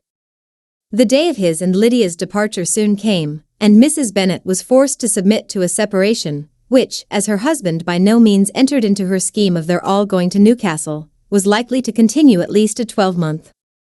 "Oh, my dear Lydia," she cried, "when shall we meet again? Oh Lord! I don't know. Not these 2 or 3 years, perhaps. Write to me very often, my dear. As often as I can. But you know married women have never much time for writing. My sisters may write to me. They will have nothing else to do." Mr. Wickham's adieus were much more affectionate than his wife's. He smiled, looked handsome, and said many pretty things. "He is as fine a fellow," said Mr. Bennet, as soon as they were out of the house, "as ever I saw. He simpers and smirks and makes love to us all. I am prodigiously proud of him. I defy even Sir William Lucas himself to produce a more valuable son-in-law." The loss of her daughter made Mrs. Bennet very dull for several days. "I often think," said she, "that there is nothing so bad as parting with one's friends. One seems so forlorn without them." "This is the consequence, you see, madam, of marrying a daughter," said Elizabeth. "It must make you better satisfied that your other 4 are single. It is no such thing. Lydia does not leave me because she is married, but only because her husband's regiment happens to be so far off. If that had been nearer, she would not have gone so soon."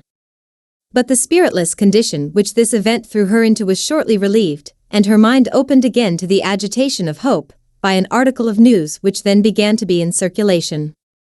The house keeper at Netherfield had received orders to prepare for the arrival of her master, who was coming down in a day or 2, to shoot there for several weeks.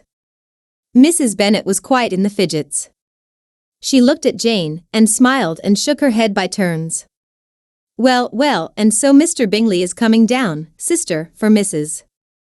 Phillips first brought her the news. "Well, so much the better. Not that." 230. "I care about it, though. He is nothing to us, you know, and I am sure I never want to see him again. But however, he is very welcome to come to Netherfield, if he likes it. And who knows what may happen. But that is nothing to us. You know, sister, we agreed long ago never to mention a word about it. And so, is it quite certain he is coming? You may depend on it, replied the other, for Mrs. Nichols was in Meryton last night. I saw her passing by, and went out myself on purpose to know the truth of it, and she told me that it was certain true. He comes down on Thursday at the latest, very likely on Wednesday. She was going to the butcher's, she told me, on purpose to order in some meat on Wednesday, and she has got 3 couple of ducks just fit to be killed. Miss Bennet had not been able to hear of his coming without ing color. It was many months since she had mentioned his name to Elizabeth, but now, as soon as they were alone together, she said, I saw you look at me today, Lizzie, when my aunt told us of the present report, and I know I appeared distressed. But don't imagine it was from any silly cause. I was only confused for the moment, because I felt that I should be looked at. I do assure you that the news does not affect me either with pleasure or pain. I am glad of one thing, that he comes alone, because we shall see the less of him. Not that I am afraid of myself, but I dread other people's remarks. Elizabeth did not know what to make of it.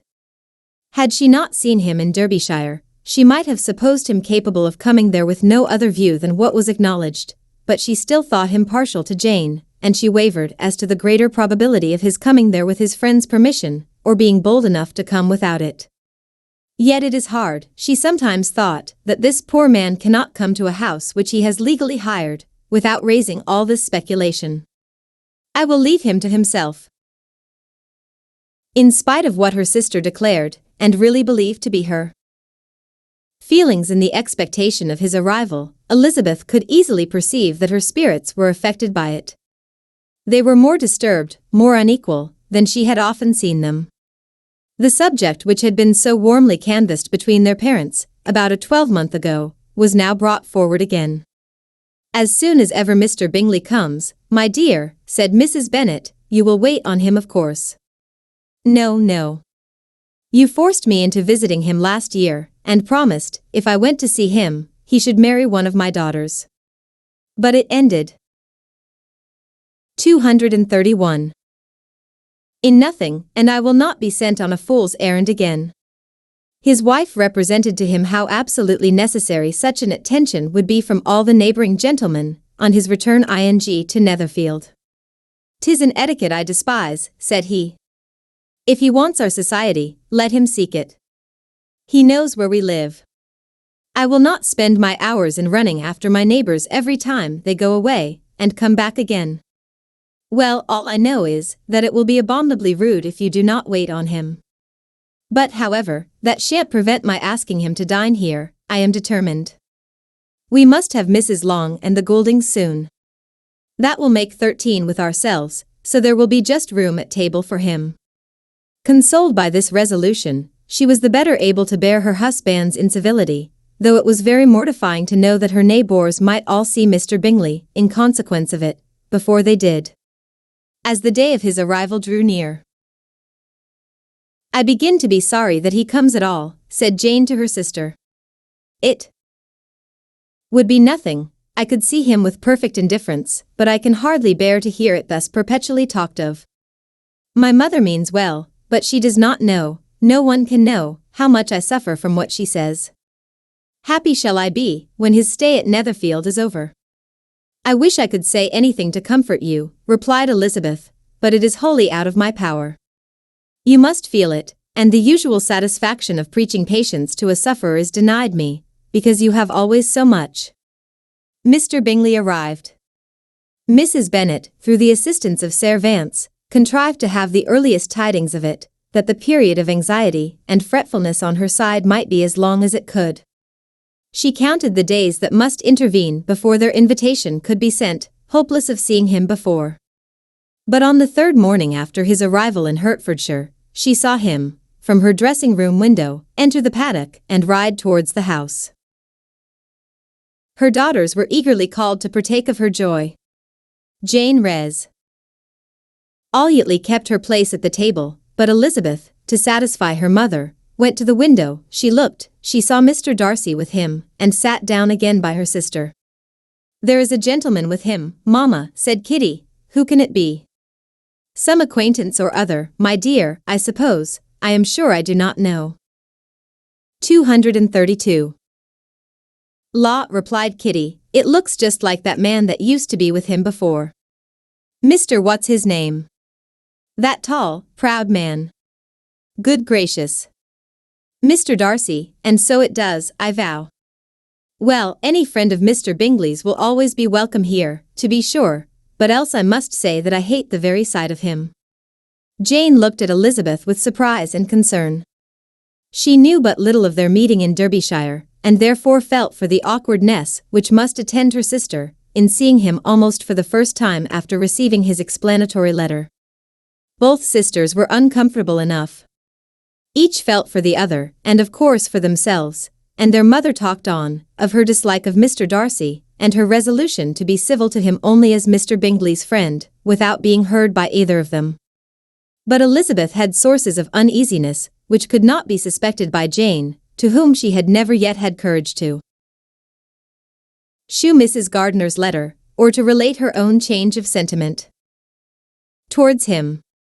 To Jane, he could be only a man whose proposals she had refused, and whose merit she had undervalued, but to her own more extensive information, he was the person to whom the whole family were indebted for the first of benefits, and whom she regarded herself with an interest, if not quite so tender, at least as reasonable, and just as what Jane felt for Bingley.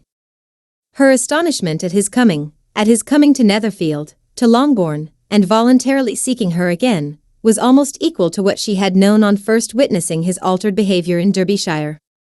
The color which had been driven from her face returned for half a minute with an additional glow, and a smile of delight added luster to her eyes, as she thought for that space of time that his affection and wishes must still be unshaken.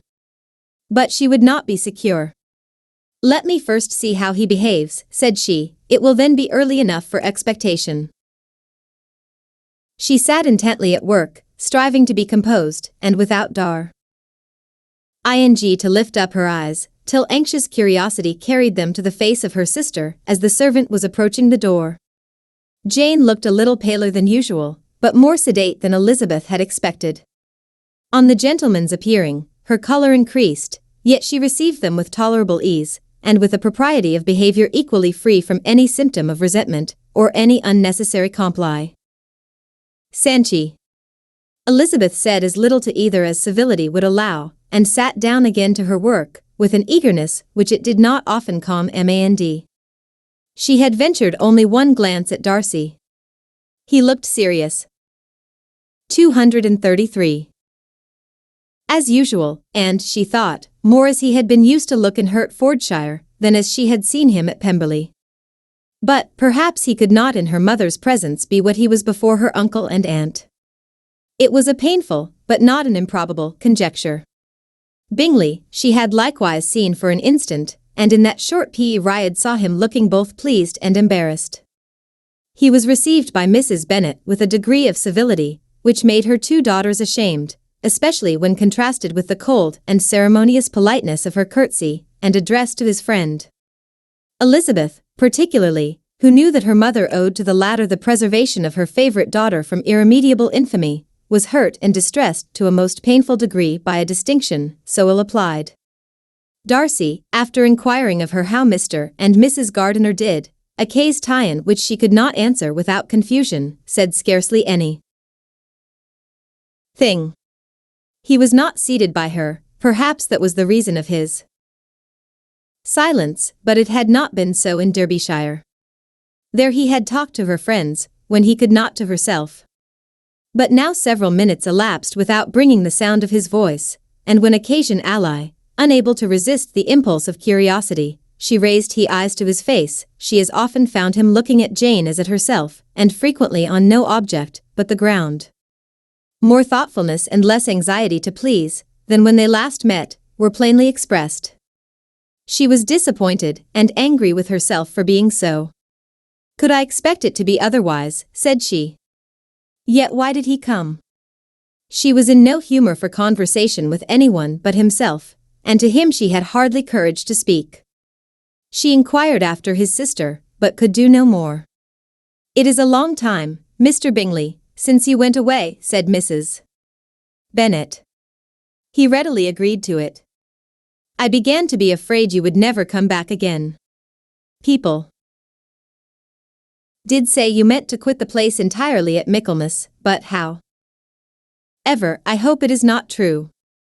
A great many changes have happened in the neighborhood since you went away. Miss Lucas is married and settled. And one of my own daughters. I suppose you have heard of it. Indeed, you must have seen it in the papers. It was in the Times and the Courier, I know, though it was not put in as it ought to be. It was only said, lately, George Wickham, Esq. to Miss Lydia Bennet, without there being a syllable said of her father, or the place where she 234 lived, or anything. It was my brother Gardiner's drawing up too, and I wonder how he came to make such an awkward business of it. Did you see it?" Bingley replied that he did, and made his congratulations. Elizabeth dared not lift up her eyes. How Mr. Darcy looked, therefore, she could not tell. "It is a delightful thing, to be sure, to have a daughter well married," continued her mother, "but at the same time, Mr. Bingley, it is very hard to have her taken such away from me. They are gone down to Newcastle, a place quite northward, it seems, and there they are to stay I do not know how long. His regiment is there, for I suppose you have heard of his leaving the shire, and of his being gone into the regulars. Thank heaven! He has some friends, though perhaps not so many as he deserves." Elizabeth, who knew this to be levelled at Mr. Darcy, was in such misery of shame, that she could hardly keep her seat. It drew from her, however, the exertion of speaking, which nothing else had so effective ally done before, and she asked Bingley whether he meant to make any stay in the country at present. A few weeks, he believed. "When you have killed all your own birds, Mr. Bingley," said her mother, "I beg you will come here, and shoot as many as you please on Mr. Bennet's manor. I am sure he will be vastly happy to oblige you, and will save all the best of the coveys for you." Elizabeth's misery increased, at such unnecessary, such officious attention. Were the same fair prospect to arise at present as had flattered them a year ago, everything, she was persuaded, would be hastening to the same vexatious conclusion. At that instant, she felt that years of happiness could not make Jane or herself amends for moments of such painful confusion. "The first wish of my heart," said she to herself, "is never more to be in company with either of them. Their society can afford no pleasure that will atone for such wretchedness as this. Let me never see either one or the other again." Yet the misery, for which years of happiness were to offer no compensation, received soon afterwards material relief, from observing how much the beauty of her sister rekindled the admiration of her former lover.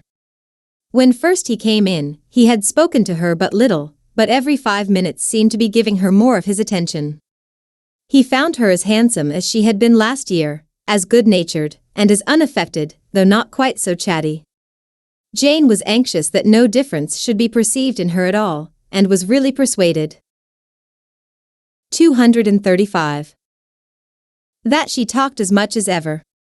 But her mind was so busily engaged, that she did not always know when she was silent.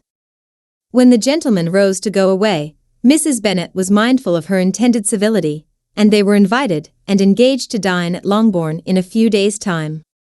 "You are quite a visit in my debt, Mr. Bingley," she added, "for when you went to town last winter, you promised to take a family dinner with us, as soon as you returned.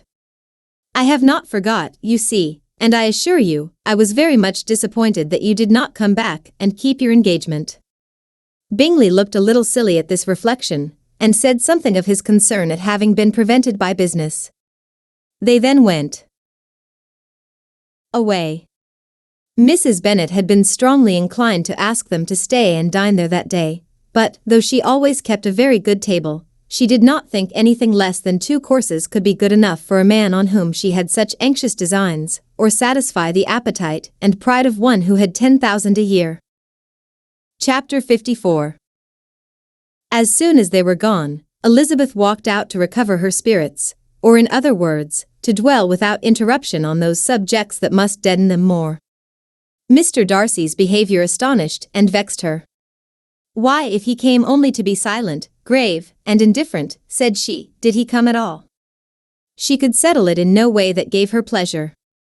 He could be still amiable, still pleasing, to my uncle and aunt, when he was in town, and why not to me? If he fears me, why come hither? If he no longer cares for me, why silent? Teasing, man. I will think no more about him. Her resolution was for a short time involuntarily kept by the approach of her sister, who joined her with a cheerful look, which showed her better satisfied with their visitors than Elizabeth. Now, said she, that this first meeting is over, I feel perfectly easy. I know my own strength, and I shall never be embarrassed again by his coming. I am glad he dines here on Tuesday. It will then be publicly seen that, on both sides, we meet only as common and indifferent acquaintance. 236. Yes, very indifferent indeed, said Elizabeth, laughingly. Oh, Jane, take care. My dear Lizzie, you cannot think me so weak as to be in danger now? I think you are in very great danger of making him as much in love with you as ever. Asterisk, asterisk, asterisk, asterisk, asterisk. They did not see the gentleman again till Tuesday, and Mrs. Bennet, in the meanwhile, was giving way to all the happy schemes which the good humour and common politeness of Bingley, in half an hour's visit, had revived. On Tuesday there was a large party assembled at Longbourn, and the two who were most anxiously expected, to the credit of their punctuality as sportsmen, were in very good time. When they repaired to the dining-room, Elizabeth eagerly watched to see whether Bingley would take the place, which, in all their former parties, had belonged to him, by her sister. Her prudent mother, occupied by the same ideas, forbore to invite him to sit by herself. On entering the room, he seemed to hesitate, but Jane happened to look round, and happened to smile. It was decided. He placed himself by her. Elizabeth, with a triumphant sensation, looked towards his friend. He bore it with noble indifference, and she would have imagined that Bingley had received his sanction to be happy, had she not seen his eyes likewise turned towards Mr. Darcy, with an expression of half-laughing alarm. His behaviour to her sister was such, during dinner time, as showed an admiration of her, which, though more guarded than formerly, persuaded Elizabeth, that if left wholly to himself, Jane's happiness, and his own, would be speedily secured. Though she dared not depend upon the consequence, she yet received pleasure from observing his behaviour. It gave her all the animation that her spirits could boast, for she was in no cheerful humour. Mr. Darcy was almost as far from her as the table could divide them. He was on one side of her mother. She knew how little such a situation would give pleasure to either, or make either appear to advantage. She was not near enough to hear any of their discourse, but she could see how seldom they spoke to each other, and how formal and cold was their manner whenever they did. Her mother's ungraciousness made the sense of what they owed him more painful to Elizabeth's mind, and she would, at times, 237. Have given anything to be privileged to tell him that his kindness was neither unknown nor unfelt by the whole of the family.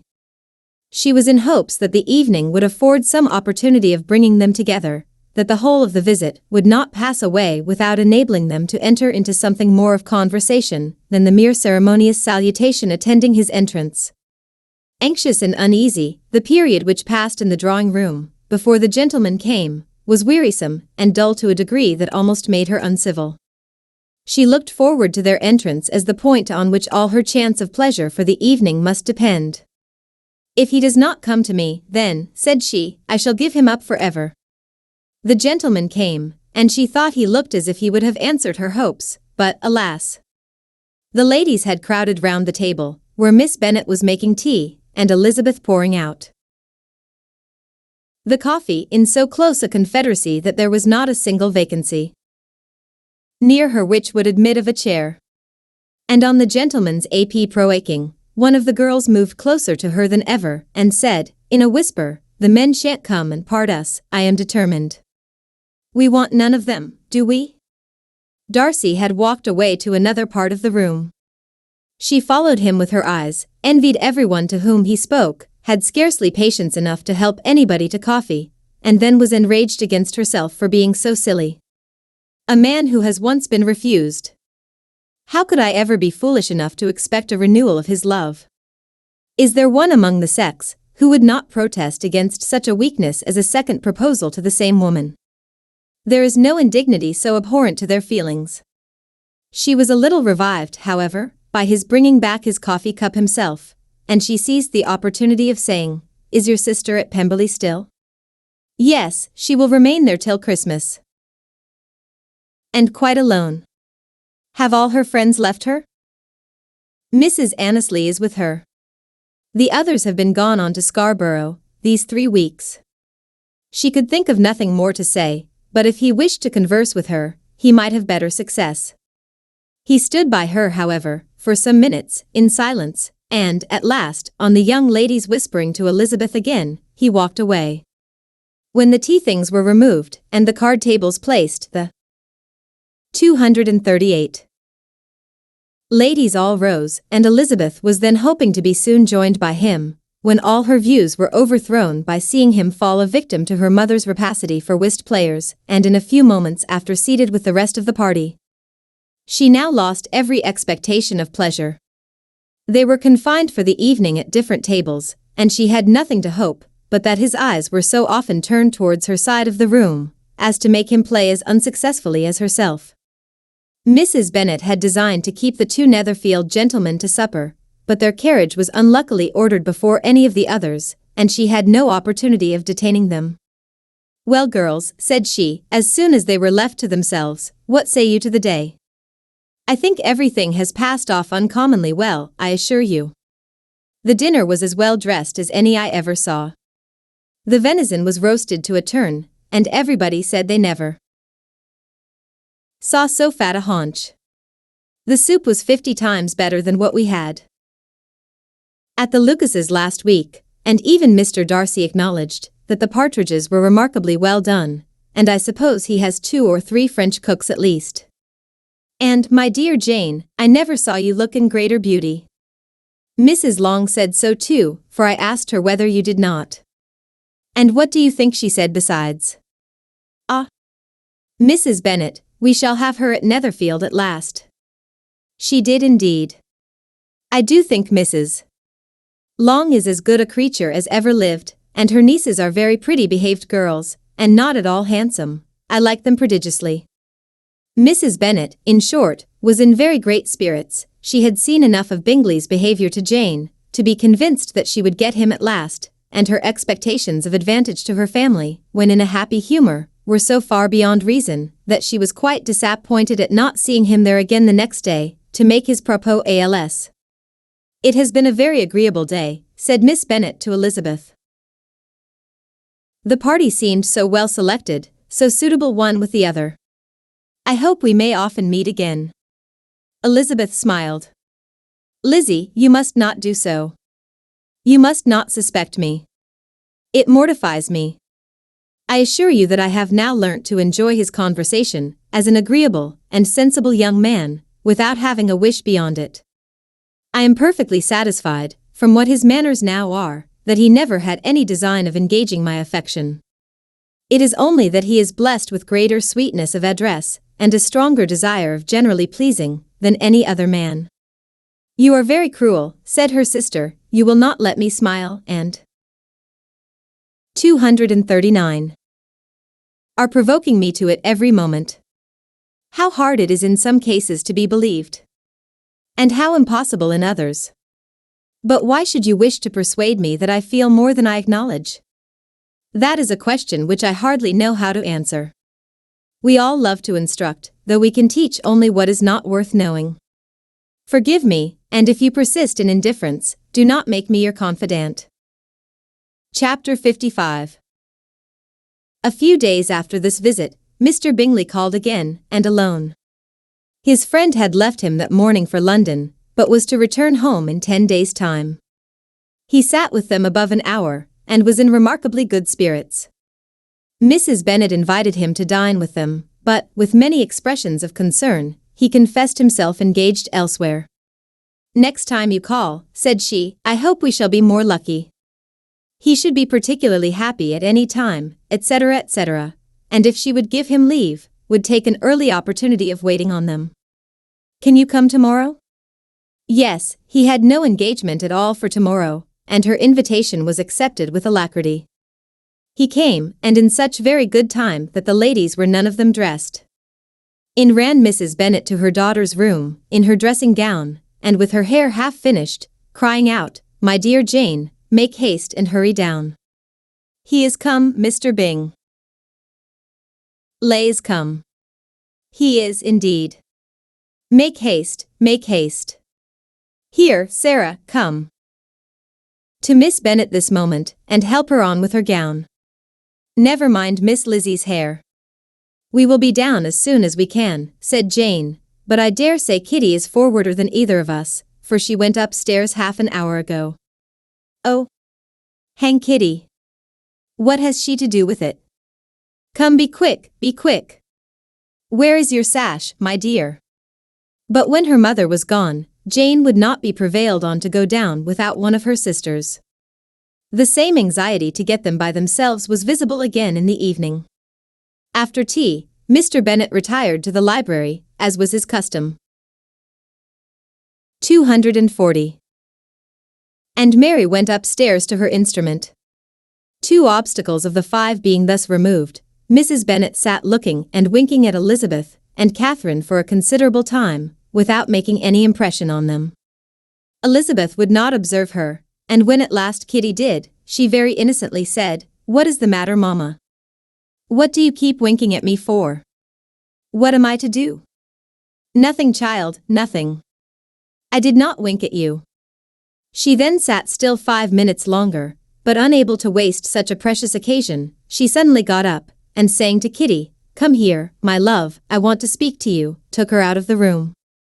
Jane instantly gave a look at Elizabeth, which spoke her distress at such premeditation, and her entreaty that she would not give in to it. In a few minutes, Mrs. Bennet half opened the door and called out, "Lizzie, my dear, I want to speak with you." Elizabeth was forced to go. "We may as well leave them by themselves, you know," said her mother, as soon as she was in the hall. "Kitty and I are going upstairs to sit in my dressing room."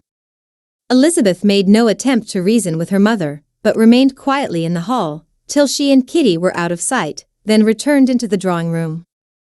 Mrs. Bennet's schemes for this day were ineffectual.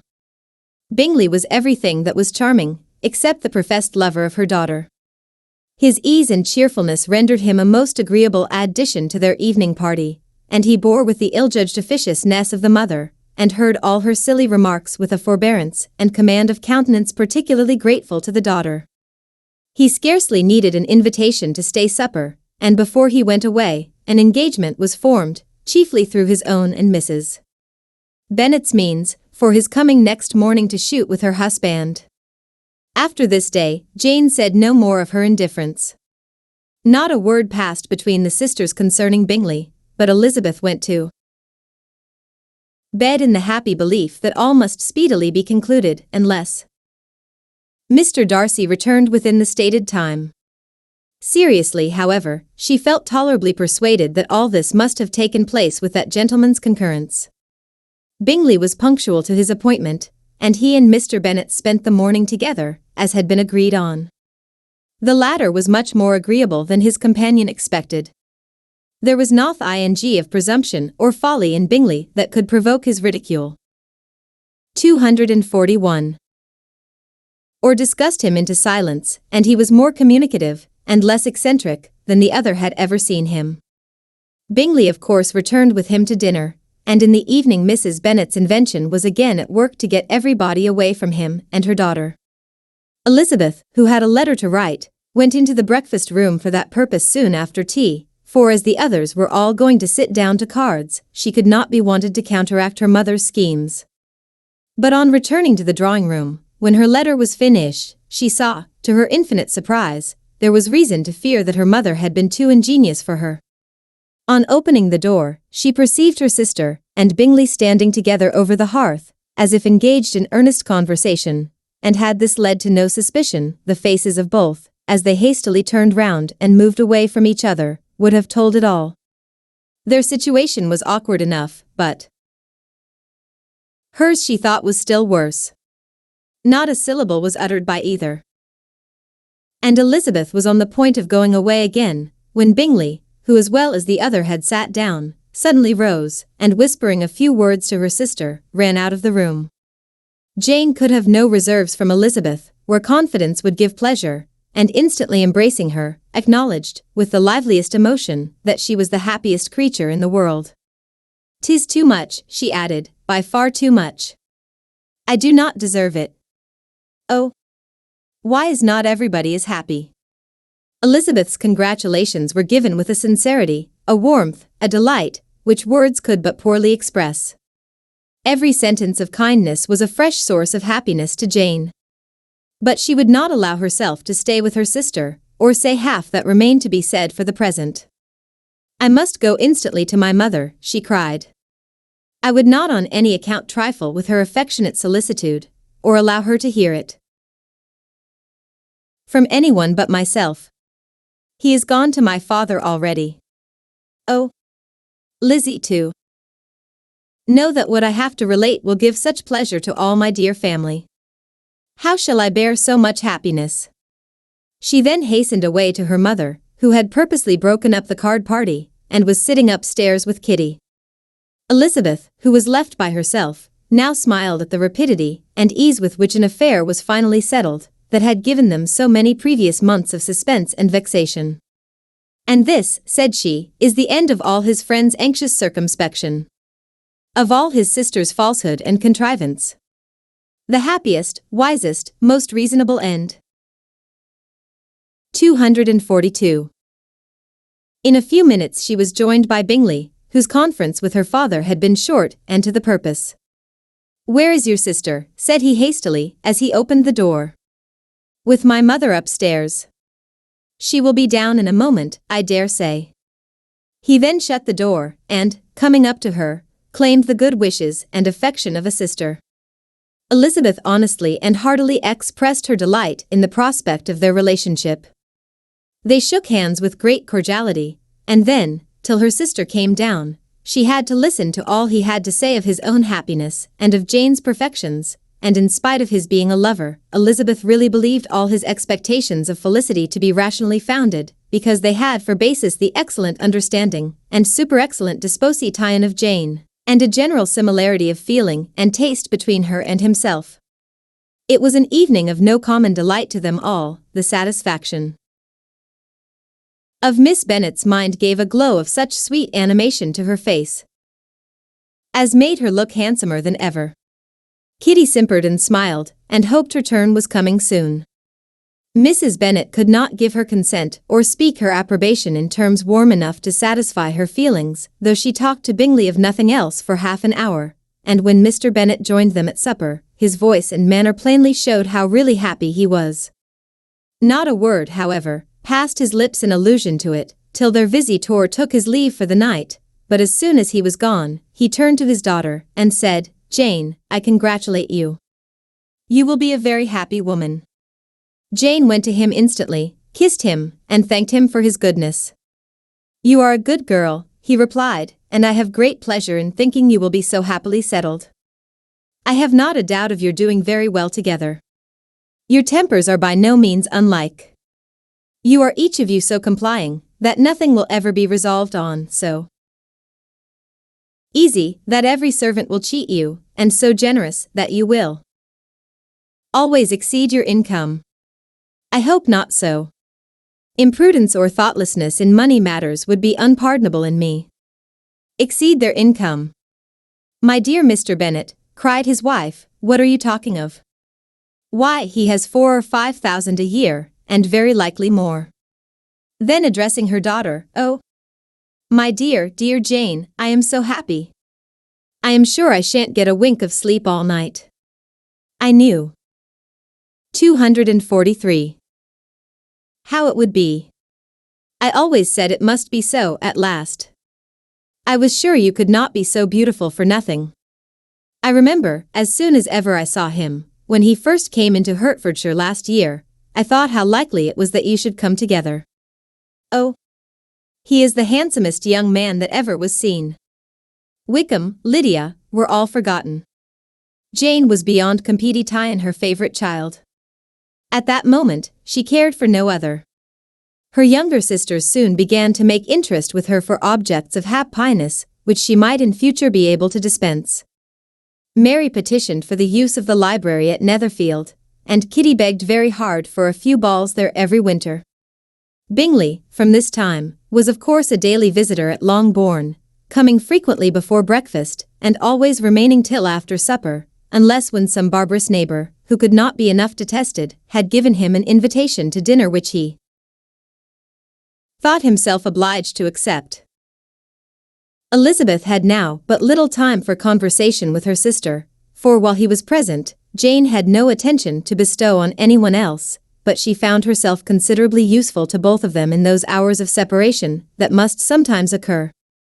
In the absence of Jane, he always attached himself to Elizabeth, for the pleasure of talking of her, and when Bingley was gone, Jane constantly sought the same means of relief.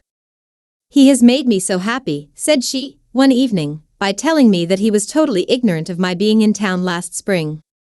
I had not believed it possible. "I suspected as much," replied Elizabeth. "But how did he account for it?" "It must have been his sister's doing. They were certainly no friends to his acquaintance with me, which I cannot wonder at, since he might have chosen so much more advantageously in many respects. But when they see, as I trust they will, that their brother is happy with me, they will learn to be contented, and we shall be on good terms again, though we can never be what we once were to each other."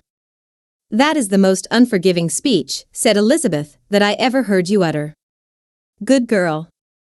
It would vex me, indeed, to see you again the dupe of Miss Bingley's pretended regard. Would you believe it, Lizzie, that when he went to town last November, he really loved me, and nothing but a persuasion of my being indifferent would have prevented his coming down again. He made a little mistake to be sure, but it is to the credit of his 244. Modesty. This naturally introduced a panegyric from Jane on his diffidence, and the little value he put on his own good qualities. Elizabeth was pleased to find that he had not betrayed the interference of his friend, for, though Jane had the most generous and forgiving heart in the world, she knew it was a circumstance which must prejudice her against him. "I am certainly the most fortunate creature that ever existed," cried Jane. "Oh, Lizzie, why am I thus singled from my family, and blessed above them all? If I could but see you as happy! If there were but such another man for you! If you were to give me 40 such men, I never could be so happy as you. Till I have your disposition, your goodness, I never can have your happiness. No, no, let me shift for myself, and, perhaps, if I have very good luck, I may meet with another Mr. Collins in time." The situation of affairs in the Longbourn family could not be long a secret. Mrs. Bennet was privileged to whisper it to Mrs. Phillips, and she ventured, without any permission, to do the same by all her neighbours in Meryton. The Bennets were speedily pronounced to be the luckiest family in the world, though only a few weeks before, when Lydia had first run away, they had been generally proved to be marked out for misfortune. Chapter 56. One morning, about a week after Bingley's engagement with Jane had been formed, as he and the females of the family were sitting together in the dining room, their attention was suddenly drawn to the window by the sound of a carriage, and they perceived a chaise and four driving up the lawn. It was too early in the morning for visitors, and besides, the equipage did not answer to that of any of their neighbours. The horses were post, and neither the carriage, nor the livery of the servant who preceded it, were familiar to them. As it was certain, however, that somebody was coming, Bingley instantly prevailed on Miss Bennet to avoid the confinement of such an intrusion, and walk away with him into the shrubbery. They both set off, and the conjectures of the remaining three continued, though with little satisfaction, till the door was thrown open, and their visitor entered. It was Lady Catherine de Bourgh. They were of course all intending to be surprised, but their Austen. 245. Ishment was beyond their expectation. and on the part of Mrs. Bennet and Kitty, though she was perfectly unknown to them, even inferior to what Elizabeth felt. She entered the room with an air more than usually ungracious, made no other reply to Elizabeth's salutation than a slight inclination of the head, and sat down without saying a word. Elizabeth had mentioned her name to her mother on her ladyship's entrance, though no request of introduction had been made. Mrs. Bennet, all amazement, though flattered by having a guest of such high importance, received her with the utmost politeness. After sitting for a moment in silence, she said very stiffly to Elizabeth, "I hope you are well, Miss Bennet. That lady, I suppose, is your mother?" Elizabeth replied very concisely that she was. "And that, I suppose, is one of your sisters?" "Yes, madam," said Mrs. Bennet, delighted to speak to a Lady Catherine. "She is my youngest girl but one. My youngest of all is lately married, and my eldest is somewhere about the grounds, walk. With a young man who, I believe, will soon become a part of the family." "You have a very small park here," returned Lady Catherine after a short silence. "It is nothing in comparison of Rosings, my lady, I dare say, but I assure you it is much larger than Sir William Lucas's. This must be a most inconvenient sitting room for the evening. In summer, the windows are full west." Mrs. Bennet assured her that they never sat there after dinner, and then added, "May I take the liberty of asking your ladyship whether you left Mr. and Mrs. Collins well?" "Yes, very well. I saw them the night before last." Elizabeth now expected that she would produce a letter for her from Charlotte, as it seemed the only probable motive for her calling. But no letter appeared, and she was completely puzzled.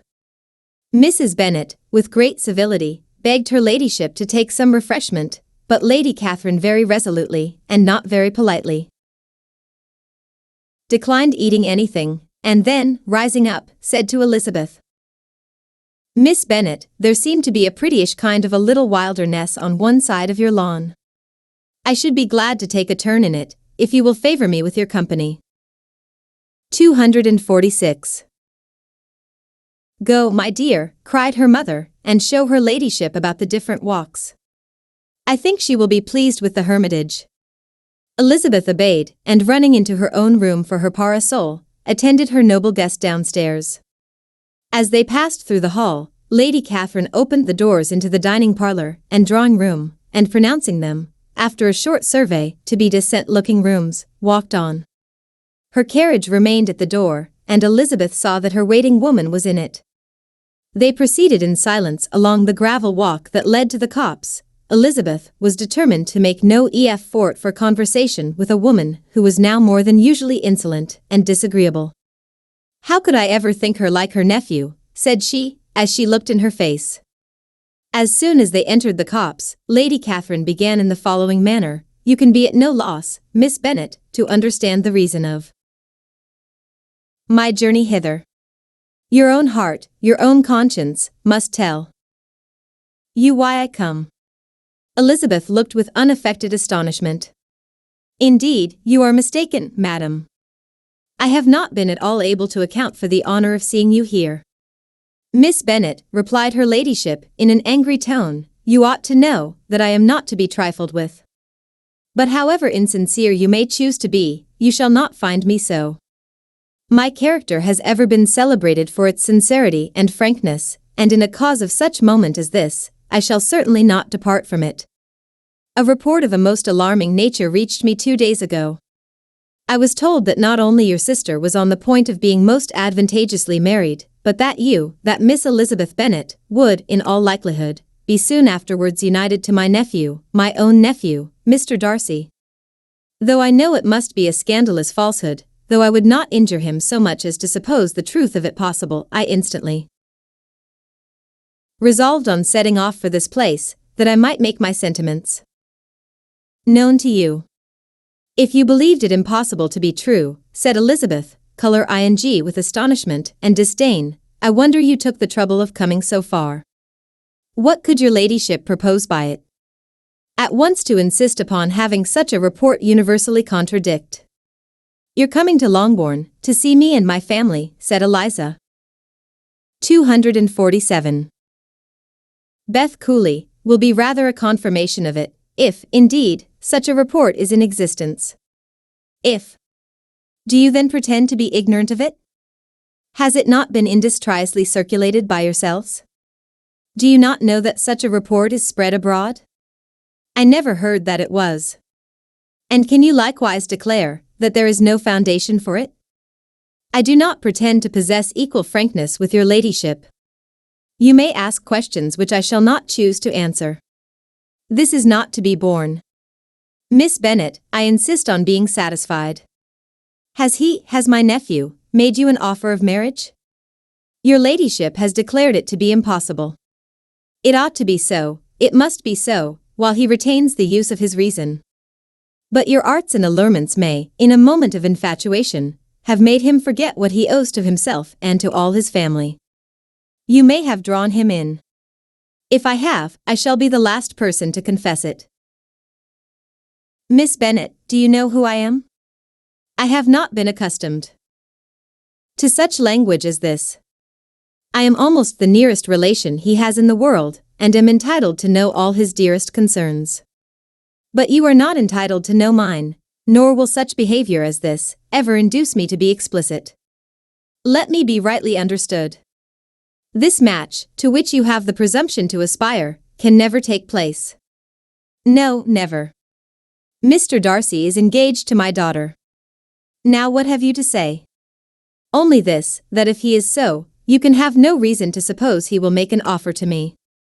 Lady Catherine hesitated for a moment, and then replied, the engagement between them is of a peculiar kind. From their infancy, they have been intended for each other. It was the favorite wish of his mother, as well as of hers. While in their cradles, we planned the union, and now, at the moment, when the wishes of both sisters would be accomplished in their marriage, to be prevented by a young woman of inferior birth, of no importance in the world, and wholly unallied to the family. Do you pay no regard to the wishes of his friends?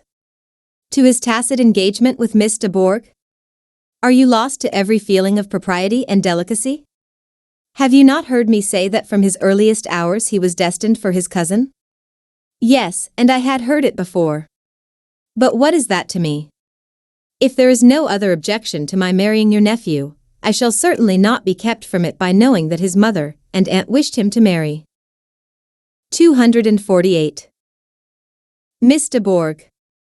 You both did as much as you could in planning the marriage. Its completion depended on others. If Mr. Darcy is neither by honor nor inclination confined to his cousin, why is not he to make another choice? And if I am that choice, why may not I accept him? Because honor, decorum, prudence, nay, interest, forbid it. Yes, Miss Bennet, interest, for do not expect to be noticed by his family or friends, if you wilfully act against the inclinations of all. You will be censured, slighted, and despised by everyone connected with him. Your alliance will be a disgrace, your name will never even be mentioned by any of us. These are heavy misfortunes, replied Elizabeth. But the wife of Mr. Darcy must have such extraordinary sources of happiness nieces sorely attached to her situation, that she could, upon the whole, have no cause to repine. Obstinate, headstrong girl. I am ashamed of you.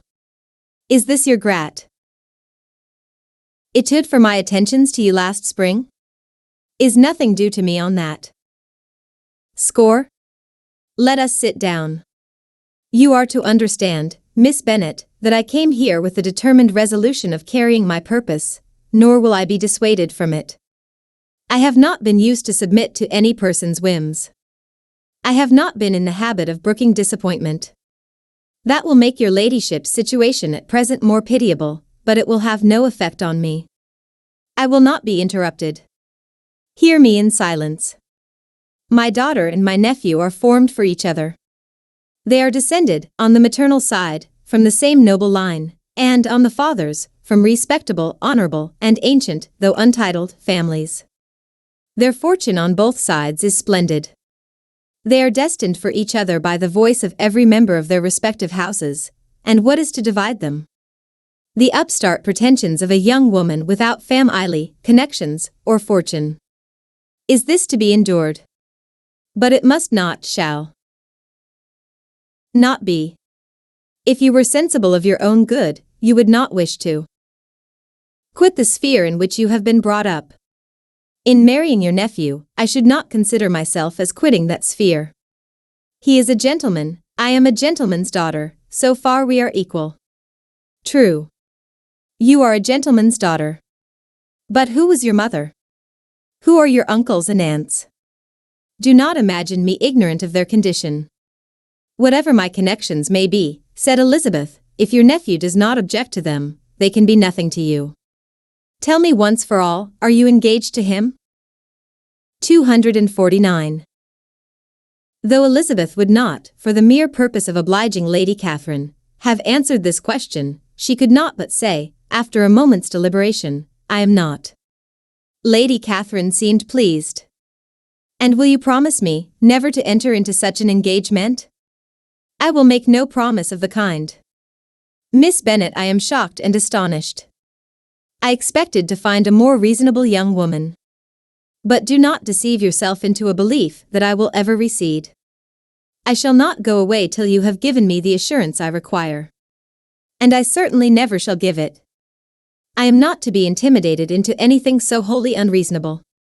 Your ladyship wants Mr. Darcy to marry your daughter, but would my giving you the wished-for promise make their marriage at all more probable? Supposing him to be attached to me, would my refusing to accept his hand make him wish to bestow it on his cousin? Allow me to say, Lady Catherine, that the arguments with which you have supported this extraordinary application have been as frivolous as the application was ill-judged. You have widely mistaken my character, if you think I can be worked on by such persuasions as these. How far your nephew might approve of your interference in his affairs, I cannot tell, but you have certainly no right to concern yourself in mine. I must beg, therefore, to be importuned no farther on the subject. Not so hasty, if you please. I have by no means done. To all the objections I have already urged, I have still another to add. I am no stranger to the particulars of your youngest sister's infamous elopement. I know it all, that the young man's marrying her was a patched-up business, at the expense of your father and uncles. And is such a girl to be my nephew's sister? Is her husband, is the son of his late father's steward, to be his brother? Heaven and earth, of what are you thinking? Are the shades of Pemberley to be thus polluted? You can now have nothing further to say, she resentfully sword. You have insulted me in every possible method. I must beg to return to the house. And she rose as she spoke. Lady Catherine rose also, and they turned back. Her ladyship was highly incensed. You have no regard, then, for the honor and credit of my nephew. Unfeeling, selfish girl. Do you not consider that a connection with you must disgrace him in the eyes of everybody? 250. Lady Catherine, I have nothing further to say. You know my sentiments. You are then resolved to have him? I have said no such thing. I am only resolved to act in that manner, which will, in my own opinion, constitute my happiness, without reference to you, or to any person so wholly unconnected with me. It is well. You refuse, then, to oblige me. You refuse to obey the claims of duty, honor, and gratitude. You are determined to ruin him in the opinion of all his friends, and make him the contempt of the world. Neither duty, nor honor, nor gratitude, replied Elizabeth, have any possible claim on me, in the present instance. No principle of either would be violated by my marriage with Mr. Darcy. And with regard to the resentment of his family, or the indignation of the world, if the former were excited by his marrying me, it would not give me one moment's concern, and the world in general would have too much sense to join in the scorn. And this is your real opinion. This is your final resolve. Very well. I shall now know how to act. Do not imagine, Miss Bennet, that your ambition will ever be gratified. I came to try you. I hope to find you reasonable, but, depend upon it, I will carry my point. In this manner Lady Catherine talked on, till they were at the door of the carriage, when, turning hastily round, she added, I take no leave of you, Miss Bennet. I send no compliments to your mother. You deserve no such attention. I am most seriously displeased." Elizabeth made no answer, and without attempting to persuade her ladyship to return into the house, walked quietly into it herself. She heard the carriage drive away as she proceeded upstairs. Her mother impatiently met her at the door of the dressing room, to ask why Lady Catherine would not come in again and rest herself. "She did not choose it," said her daughter, "she would go. She is a very fine-looking woman. And her calling here was prodigiously civil. For she only came, I suppose, to tell us the Collinses were well. She is on her road somewhere, I dare say, and so, passing through Meryton, thought she might as well call on you. I suppose she had nothing particular to say to you, Lizzie?" Elizabeth was forced to give into a little falsehood here, for to acknowledge the substance of their conversation was impossible. 251. Chapter 57. The discomposure of spirits which this extraordinary visit threw Elizabeth into could not be easily overcome, nor could she, for many hours, learn to think of it less than incessantly. Lady Catherine, it appeared, had actually taken the trouble of this journey from Rosings, for the sole purpose of breaking off her supposed engagement with Mr. Darcy. It was a rational scheme, to be sure. But from what the report of their engagement could originate, Elizabeth was at a loss to imagine, till she recollected that his being the intimate friend of Bingley, and her being the sister of Jane, was enough, at a time when the expected tie-in of one wedding made everybody eager for another, to supply the idea. She had not herself forgotten to feel that the marriage of her sister must bring them more frequently together.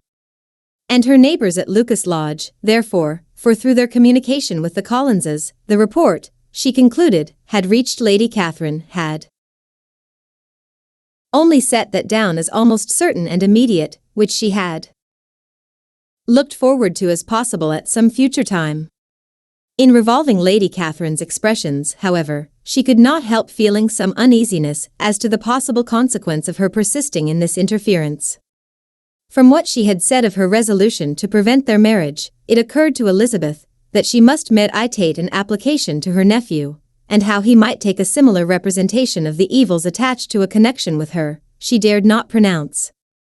She knew not the exact degree of his affection for his aunt, or his dependence on her judgment, but it was natural to suppose that he thought much higher of her ladyship than she could do, and it was certain that, in enumerating the miseries of a marriage with one, whose immediate connections were so unequal to his own, his aunt would address him on his weakest side. With his notions of dignity, he would probably feel that the arguments, which to Elizabeth had appeared weak and ridiculous, contained much good sense and solid reasoning. If he had been wavering before as to what he should do, which had often seemed likely, the advice and entreaty of so near a relation might settle every doubt, and determine him at once to be as happy as dignity unblemished could make him. In that case he would return no more. Lady Catherine might see him in her way through town, and his engagement to Bingley of coming again to Netherfield must give way. If, therefore, an excuse for not keeping his promise should come to his friend within a few days, she added, I shall know how to 252. Understand it. I shall then give over every expectation, every wish of his constancy. If he is satisfied with only regretting me, when he might have obtained my affections and hand, I shall soon cease to regret him at all. Asterisk asterisk asterisk asterisk asterisk. The surprise of the rest of the family, on hearing who their visitor had been, was very great, but they obligingly satisfied it, with the same kind of supposition, which had appeased Mrs. Bennet's curiosity, and Elizabeth was spared from much teasing on the subject.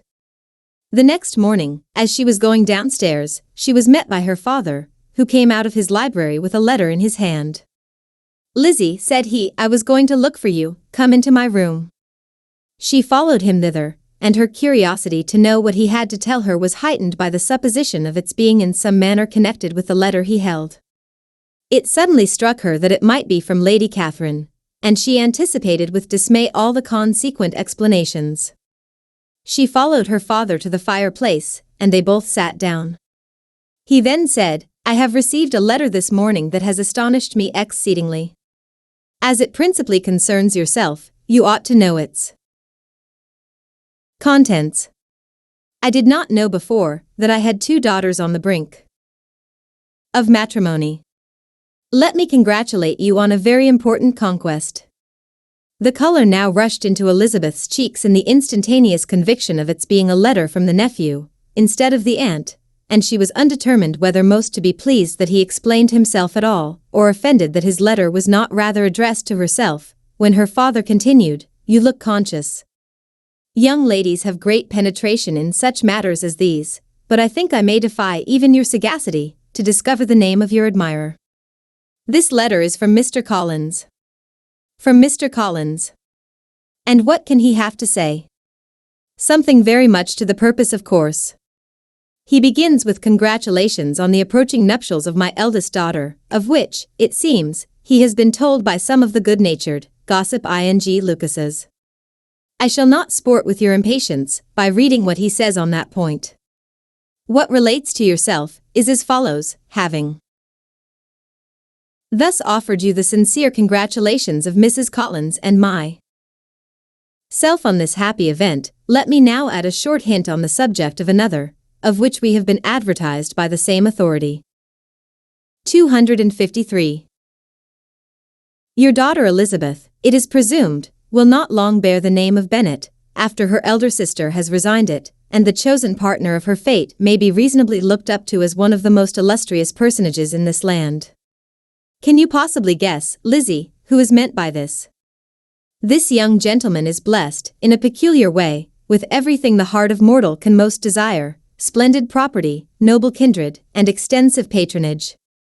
Yet in spite of all these temptations, let me warn my cousin Elizabeth, and yourself, of what evils you may incur by a precipitate closure with this gentleman's proposals, which, of course, you will be inclined to take immediate advantage of.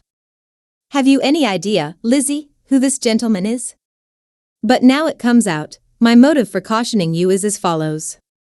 We have reason to imagine that his aunt, Lady Catherine de Bourgh, does not look on the match with a friendly eye. Mr. Darcy, you see, is the man. Now, Lizzie, I think I have surprised you. Could he, or the Lucases, have pitched on any man within the circle of our acquaintance, whose name would have given the lie more effectually to what they related?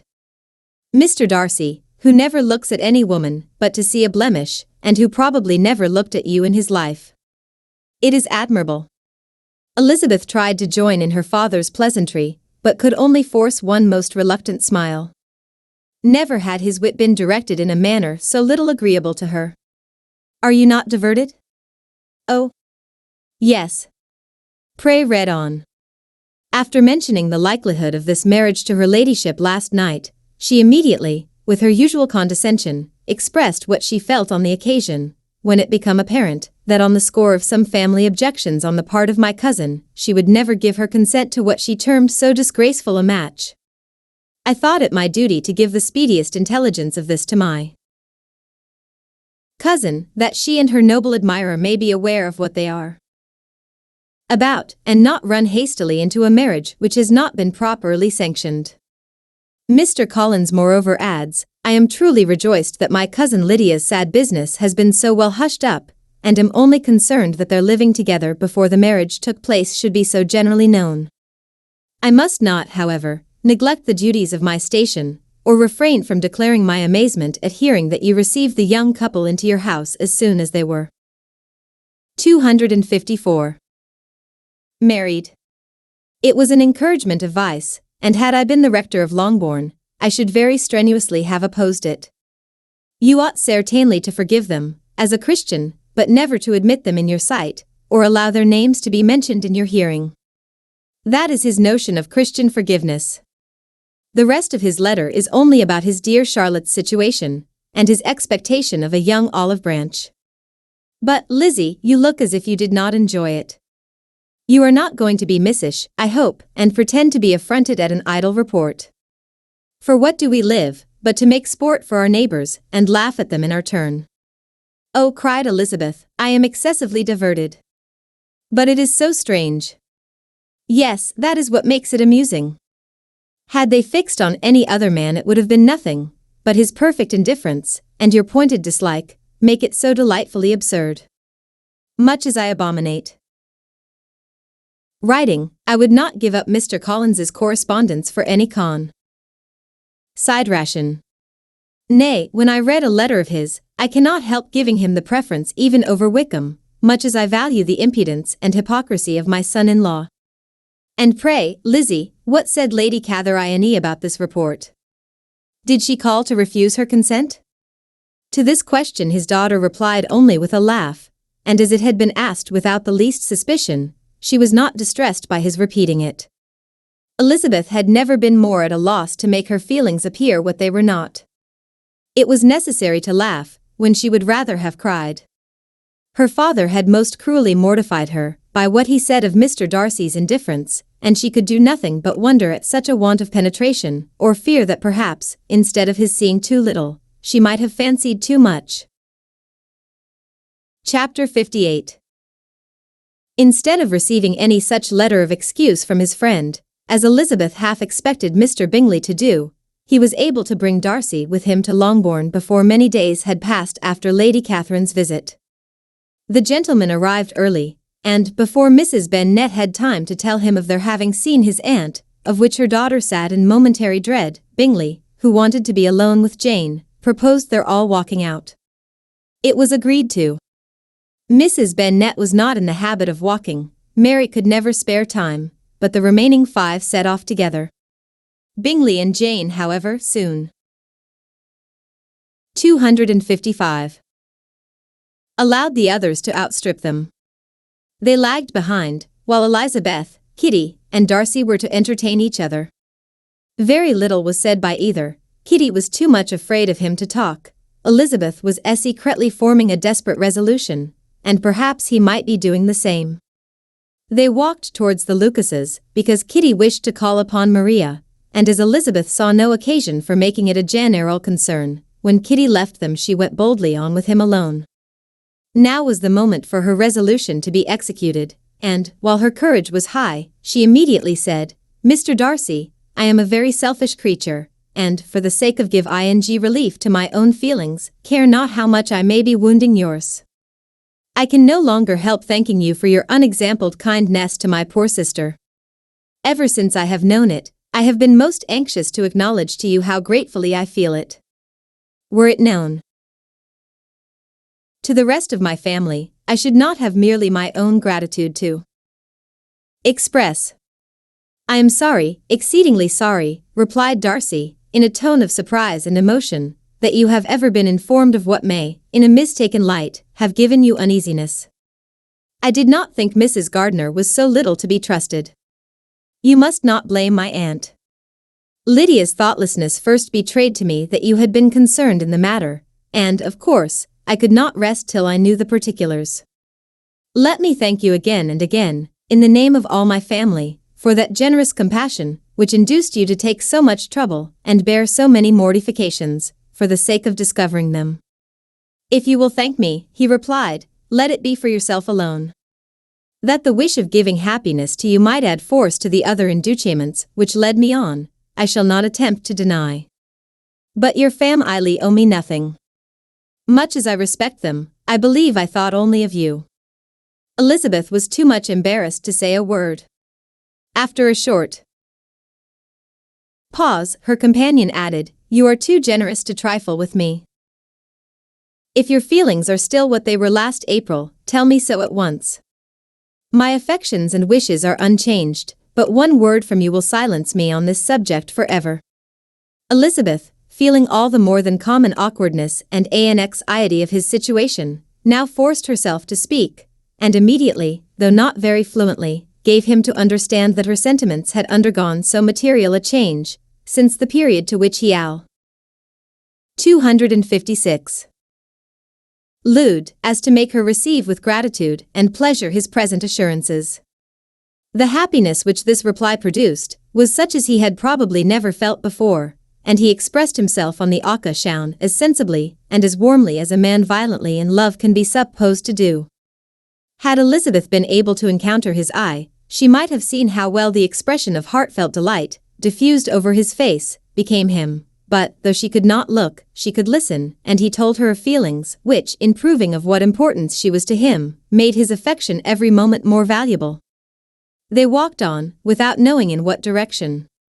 There was too much to be thought, and felt, and said, for attention to any other objects.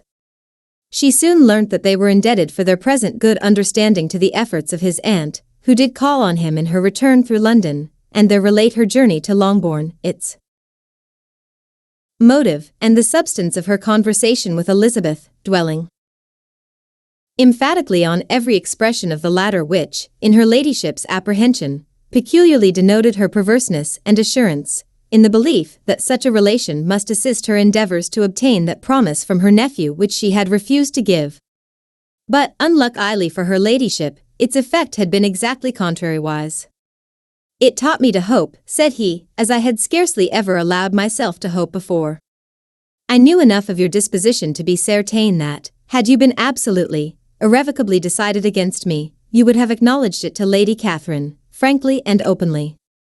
Elizabeth coloured and laughed as she replied, "Yes, you know enough of my frankness to believe me capable of that. After abusing you so abominably to your face, I could have no scruple in abusing you to all your relations. What did you say of me, that I did not deserve? For, though your accusations were ill-founded, formed on mistaken premises, my behaviour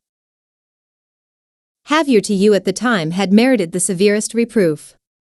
It was unpardonable.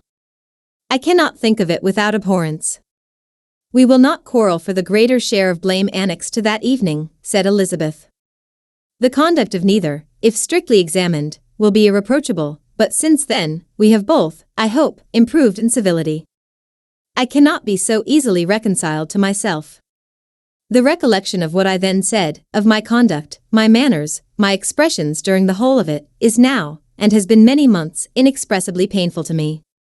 Your reproof, so well applied, I shall never forget, had you behaved in a more gentlemanlike manner. Those were your words. You. 257. No, not, you can scarcely conceive, how they have tortured me, though it was some time, I confess, before I was reasonable enough to allow their justice. I was certainly very far from expecting them to make so strong an impression. I had not the smallest idea of their being ever felt in such a way. I can easily believe it. You thought me then devoid of every proper feeling, I am sure you did. The turn of your countenance I shall never forget, as you said that I could not have addressed you in any possible way that would induce you to accept me. Oh, do not repeat what I then said. These recollections will not do at all. I assure you that I have long been most heartily ashamed of it." Darcy mentioned his letter. "Did it," said he, "did it soon make you think better of me? Did you, on reading it, give any credit to its contents?" She explained what its effect on her had been, and how gradually all her former prejudices had been removed. "I knew," said he, "that what I wrote must give you pain, but it was necessary. I hope you have destroyed the letter.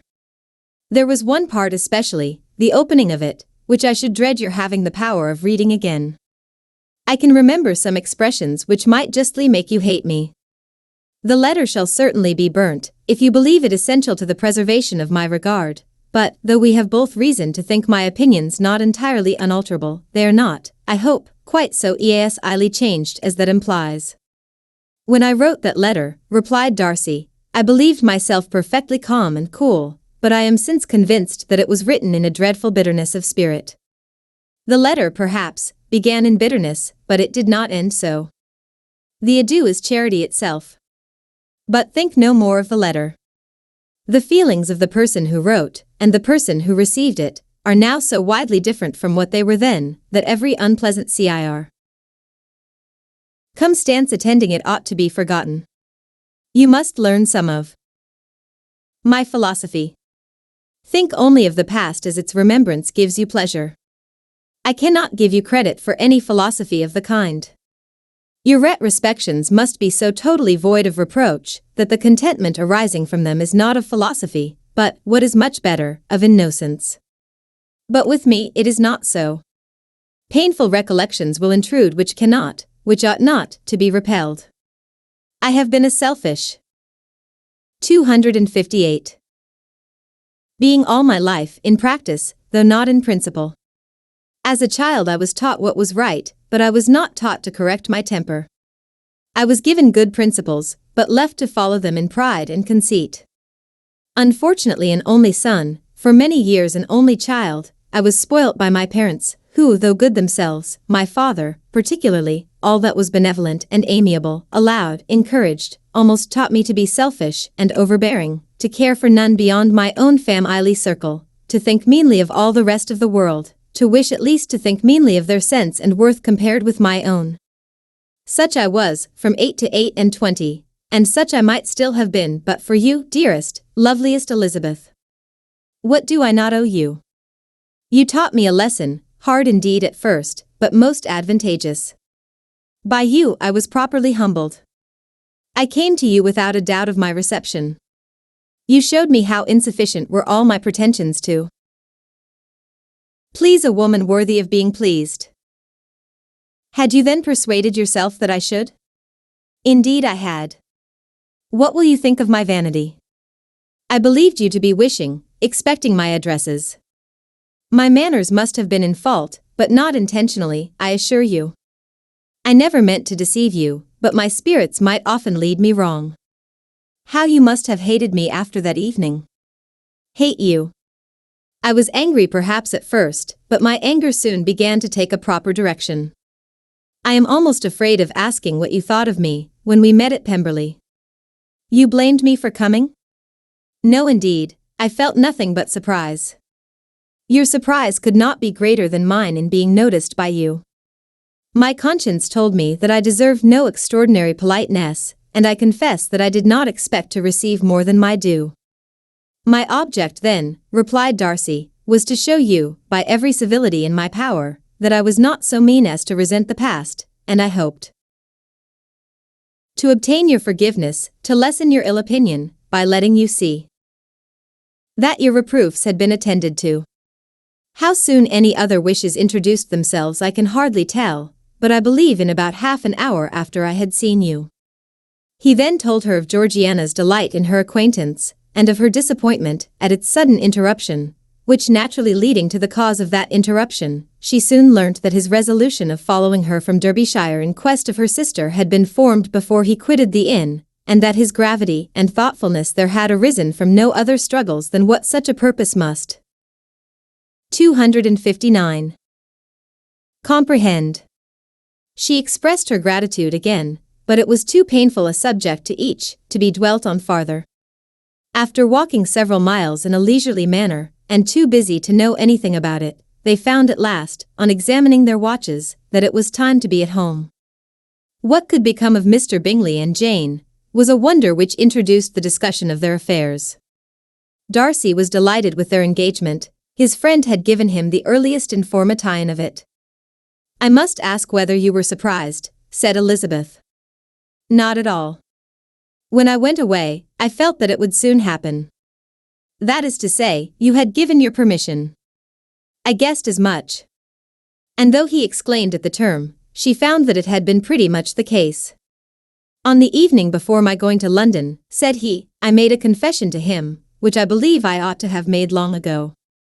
I told him of all that had occurred to make my former interference in his affairs absurd and impertinent. His surprise was great.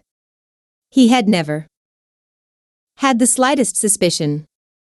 I told him, moreover, that I believed myself mistaken in supposing, as I had done, that your sister was indifferent to him, and as I could easily perceive that his attachment to her was unabated, I felt no doubt of their happiness together.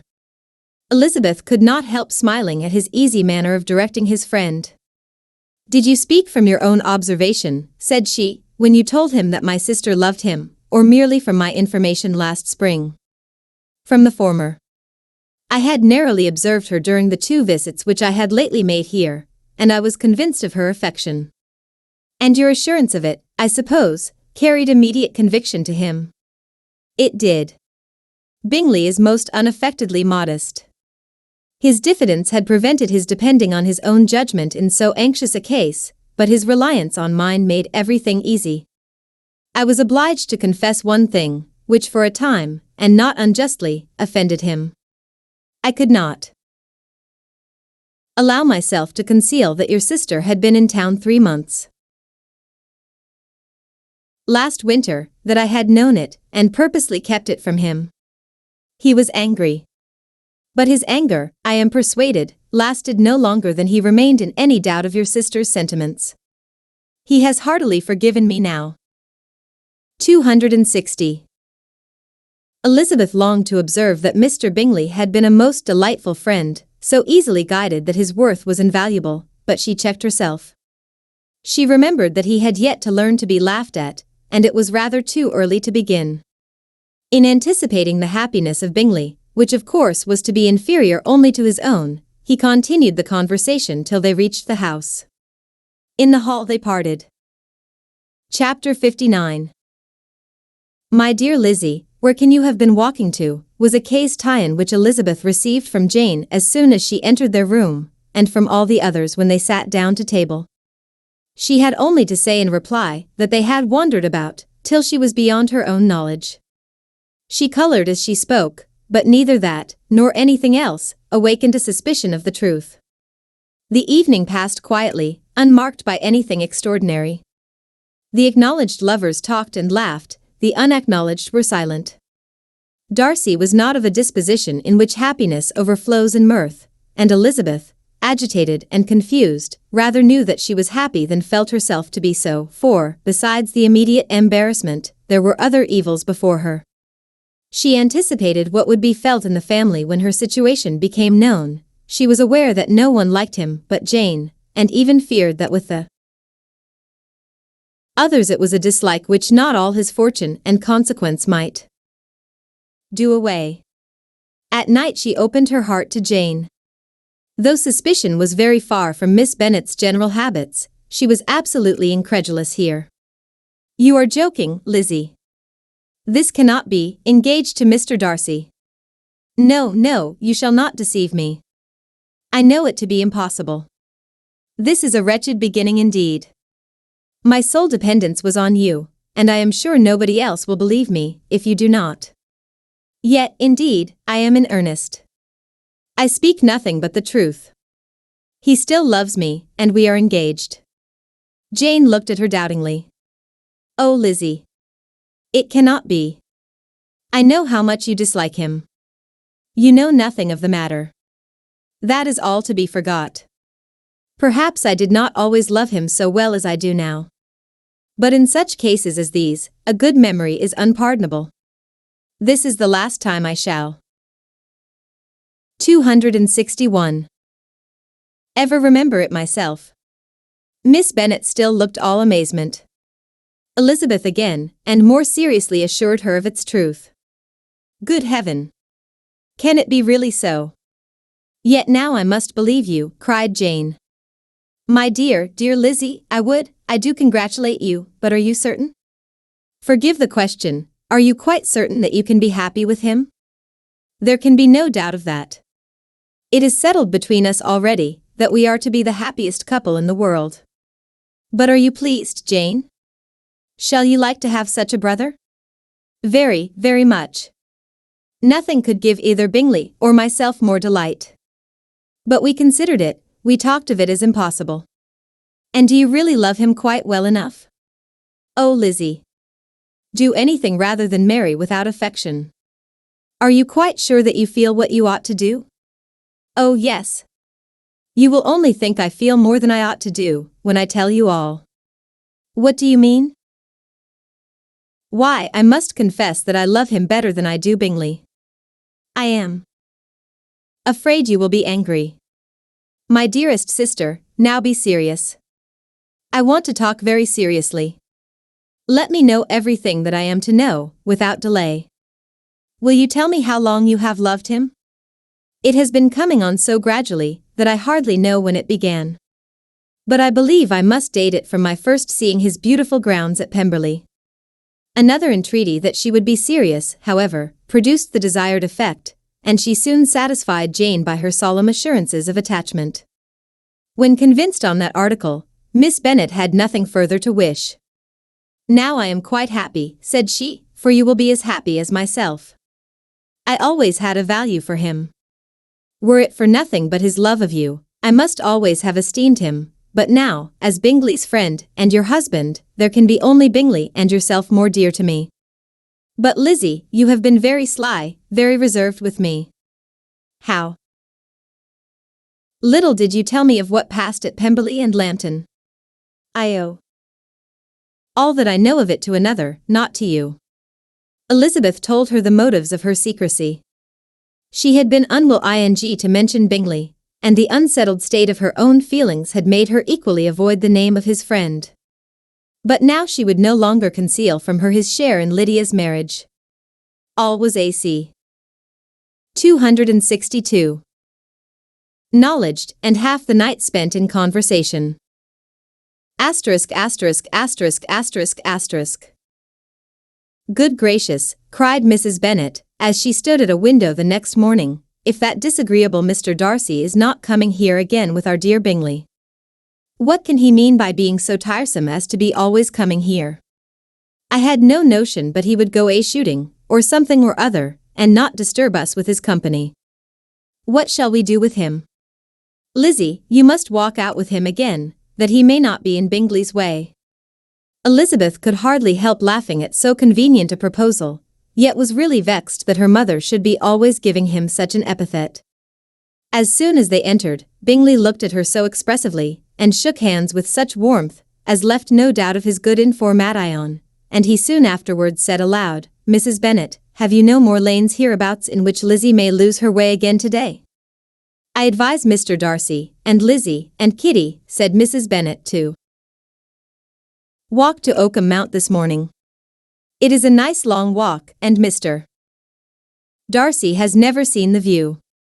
"It may do very well for the others," replied Mr. Bingley, "but I am sure it will be too much for Kitty." "Won't it, Kitty?" Kitty owned that she had rather stay at home. Darcy professed a great curiosity to see the view from the Mount, and Elizabeth silently consented. As she went upstairs to get ready, Mrs. Bennet followed her, saying, "I am quite sorry, Lizzie, that you should be forced to have that disagreeable man all to yourself. But I hope you will not mind it. It is all for Jane's sake, you know, and there is no occasion for talking to him, except just now and then. So do not put yourself to inconvenience." During their walk, it was resolved that Mr. Bennet's consent should be asked in the course of the evening. Elizabeth reserved to herself the application for her mother's.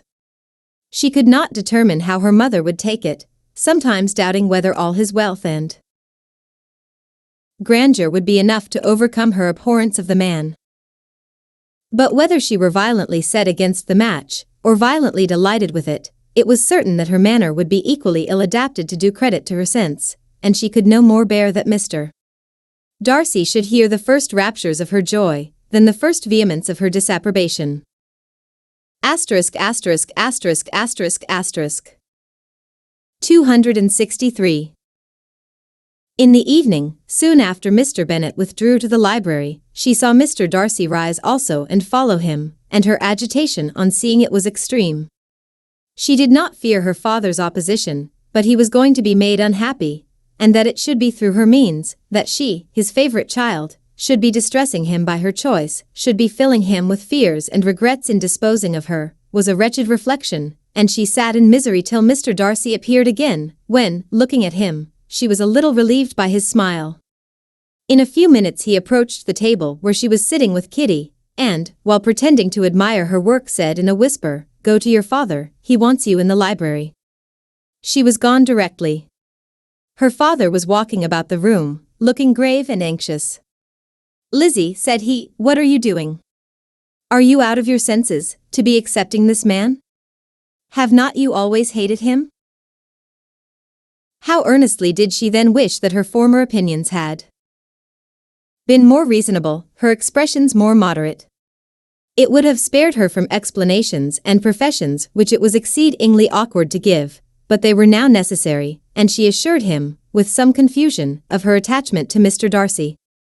"Or, in other words, you are determined to have him. He is rich, to be sure, and you may have more fine clothes and fine carriages than Jane. But will they make you happy? Have you any other objection, said Elizabeth, than your belief of my indifference? None at all. We all know him to be a proud, unpleasant sort of man, but this would be nothing if you really liked him. I do like him, she replied, with tears in her eyes. I love him. Indeed, he has no improper pride. He is perfectly amiable. You do not know what he really is, then pray do not pain me by speaking of him in such terms. Lizzie, said her father, I have given him my consent. He is the kind of man, indeed, to whom I should never dare refuse anything which he condescended to ask. I now give it to you, if you are resolved on having him. But let me advise you to think better of it. I know your disposition, Lizzie. I know that you could be neither happy nor respectable, unless you truly esteemed your husband, unless you looked up to him as a superior. Your lively talents would place you in the greatest danger in an unequal marriage. You could scarcely escape discredit and misery. My child, let me not have the grief of seeing you unable to respect your partner in life. You know not what you are about. 264. Elizabeth, still more affected, was earnest and solemn in her reply, and at length, by repeated assurances that Mr. Darcy was really the object of her choice, by explaining the gradual change which her estimation of him had undergone, relating her absolute certainty that his affection was not the work of a day, but had stood the test of many months' suspense, and enumerating with energy all his good qualities, she did conquer her father's incredulity, and reconcile him to the match. Well, my dear, said he, when she ceased speaking, I have no more to say. If this be the case, he deserves you. I could not have parted with you, my Lizzie, to anyone less worthy. To complete the favorable impression, she then told him what Mr. Darcy had voluntarily done for Lydia. He heard her with astonishment. This is an evening of wonders, indeed. And so, Darcy did everything, made up the match, gave the money, paid the fellow's debts, and got him his commission. So much the better. It will save me a world of trouble and economy. Had it been your uncle's doing, I must and would have paid him, but these violent young lovers carry everything their own way. I shall offer to pay him tomorrow. He will rant and storm about his love for you, and there will be an end of the matter. He then recollected her embarrassment a few days before, on his reading Mr. Collins's letter, and after laughing at her some time, allowed her at last to go, saying, as she quitted the room, if any young men come for Mary or Kitty, send them in, for I am quite at leisure. Elizabeth's mind was now relieved from a very heavy weight, and, after half an hour's quiet reflection in her own room, she was able to join the others with tolerable composure. Everything was too recent for gaiety, but the evening passed tranquilly away. There was no longer anything material to be dreaded, and the comfort of ease and familiar ity would come in time. When her mother went up to her dressing room at night, she followed her and made the important communication. Its effect was most extraordinary, for on first hearing it, Mrs. Bennet sat quite still and unable to utter a syllable. Nor was it under many, many minutes that she could comprehend what she heard, though not in general backward to credit what was for the advantage of her family, or that came in the shape of a lover to any of them. She began at length to recover, to fidget about in her chair, get up, sit down again, wonder, and bless herself. Good gracious! Lord bless me! Only think! Dear me! Mr. Darcy! Who would have thought it? And is it really true? Oh, my sweetest! 265. Lizzie! How rich and how great you will be! What pin money, what jewels, what carriages you will have! Jane's is nothing to it, nothing at all. I am so pleased, so happy. Such a charming man, so handsome. So tall, oh my dear Lizzie. Pray apologize for my having disliked him so much before. I hope he will overlook it. Dear, dear Lizzie. A house in town. Everything that is charming. 3 daughters married. 10,000 a year. Oh Lord! What will become of me? I shall go distracted." This was enough to prove that her approbation need not be doubted, and Elizabeth, rejoicing that such an effusion was heard only by herself, soon went away. But before she had been 3 minutes in her own room, her mother followed her. "My dearest child," she cried, "I can think of nothing else. 10,000 a year, and very likely more. 'Tis as good as a lord. And a special license. You must and shall be married by a special license. But, my dearest love, tell me what dish Mr. Darcy is particularly fond of, that I may have it tomorrow." This was a sad omen of what her mother's behavior to the gentleman himself might be, and Elizabeth found that, though in the certain possession of his warmest affection, and secure of her relations' consent, there was still something to be wished for. But the morrow passed off much better than she expected, for Mrs. Bennet luckily stood in such awe of her intended son-in-law that she ventured not to speak to him, unless it was in her power to offer him any attention, or mark her deference for his opinion. Elizabeth had the satisfaction of seeing her father taking pains to get acquainted with him, and Mr. Bennet soon assured her that he was rising every hour in his esteem. "I admire all my 3 sons-in-law highly," said he. "Wickham, perhaps, is my favorite, but I think I shall like your husband quite as well as Jane's." Chapter 60. Elizabeth's spirits soon rising to playfulness again, she wanted Mr. Darcy to account for his having ever fallen in love with her. "How could you begin?" said she. "I can comprehend your going on charmingly, when you had once made a beginning, but what could set you off in the first place? I cannot fix on the hour, or the spot, or the look, or the words." 266. Which laid the foundation. "It is too long ago. I was in the middle before I knew that I had begun. My beauty you had early withstood, and as for my manners, my behavior to you was at least always bordering on the uncivil, and I never spoke to you without rather wishing to give you pain than not. Now be sincere, did you admire me for my impertinence? For the liveliness of your mind, I did. You may as well call it impertinence at once. It was very little less. The fact is, that you were sick of civility, of deference, of officious attention. You were disgusted with the women who were always speaking, and looking, and thinking for your approbation alone. I roused and interested you, because I was so unlike them.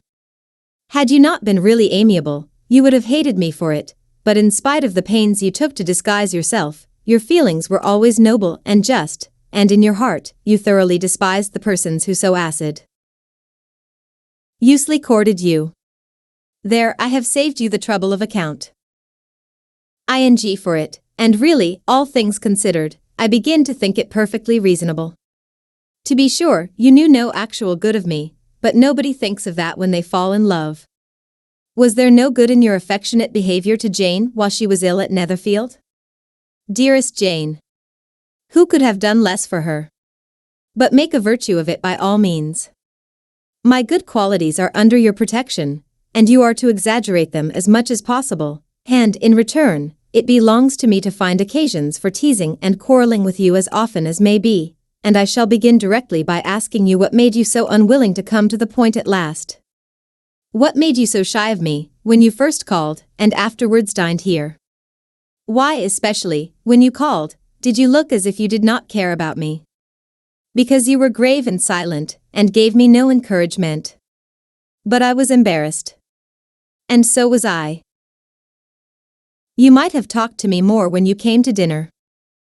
A man who had felt less, might. How unlucky that you should have a reasonable answer to give, and that I should be so reasonable as to admit it. But I wonder how long you would have gone on, if you had been left to yourself. I wonder when you would have spoken, if I had not asked you. My resolution of thanking you for your kindness to Lydia had certainly great effect. Too much, I am afraid, for what becomes of the moral, if our comfort. 267. Springs from a breach of promise? For I ought not to have mentioned the subject. This will never do. You need not distress yourself. The moral will be perfectly fair. Lady Catherine's unjustifiable endeavors to separate us were the means of removing all my doubts. I am not indebted for my present happiness to your eager desire of expressing your gratitude. I was not in a humor to wait for any opening of yours. My aunt's intelligence had given me hope, and I was determined at once to know everything. Lady Catherine has been of infinite use, which ought to make her happy, for she loves to be of use. But tell me, what did you come down to Netherfield for? Was it merely to ride to Longbourn and be embarrassed? Or had you intended any more serious consequence? My real purpose was to see you, and to judge, if I could, whether I might ever hope to make you love me. My avowed one, or what I avowed to myself, was to see whether your sister were still partial to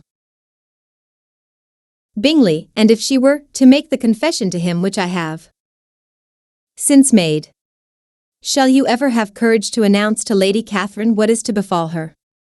I am more likely to want more time than courage, Elizabeth. But it ought to done, and if you will give me a sheet of paper, it shall be done directly. And if I had not a letter to write myself, I might sit by you and admire the evenness of your writing, as another young lady once did. But I have an aunt, too, who must not be longer neglected. From an unwillingness to confess how much her intimacy with Mr. Darcy had been overrated, Elizabeth had never yet answered Mrs. Gardiner's long letter, but now, having that to communicate, which she knew would be most welcome, she was almost ashamed to find that her uncle and aunt had already lost 3 days of happiness, and immediately wrote as follows. I would have thanked you before, my dear aunt, as I ought to have done, for your long, kind, satisfactory detail of particulars, but to say the truth, I was too cross to write. You supposed more than really existed. But now suppose as much as you choose, give a loose rein to your fancy, indulge your imagination in every possible flight which the subject will afford, and unless you believe me actually married, you cannot greatly err. You must write again very soon, and praise him a great deal more than you did in your last. I thank you, again and again. 268. For not going to the lakes. How could I be so silly as to wish it? Your idea of the ponies is delightful. We will go round the park every day. I am the happiest creature in the world. Perhaps other people have said so before, but not one with such justice. I am happier even than Jane, she only smiles, I laugh. Mr. Darcy sends you all the love in the world that he can spare from me. You are all to come to Pemberley at Christmas. Yours, etc. Mr. Darcy's letter to Lady Catherine was in a different style, and still different from either was what Mr. Bennet sent to Mr. Collins, in reply to his last. Dear Sir, I must trouble you once more for congratulations. Elizabeth will soon be the wife of Mr. Darcy. Console Lady Catherine as well as you can. But, if I were you, I would stand by the nephew. He has more to give. Yours sincerely, etc. Miss Bingley's congratulations to her brother, on his approaching marriage, were all that was affectionate and insincere. She wrote even to Jane on the occasion, to express her delight, and repeat all her former professions of regard. Jane was not deceived, but she was affected, and though feeling no reliance on her, could not help writing her a much kinder answer than she knew was deserved.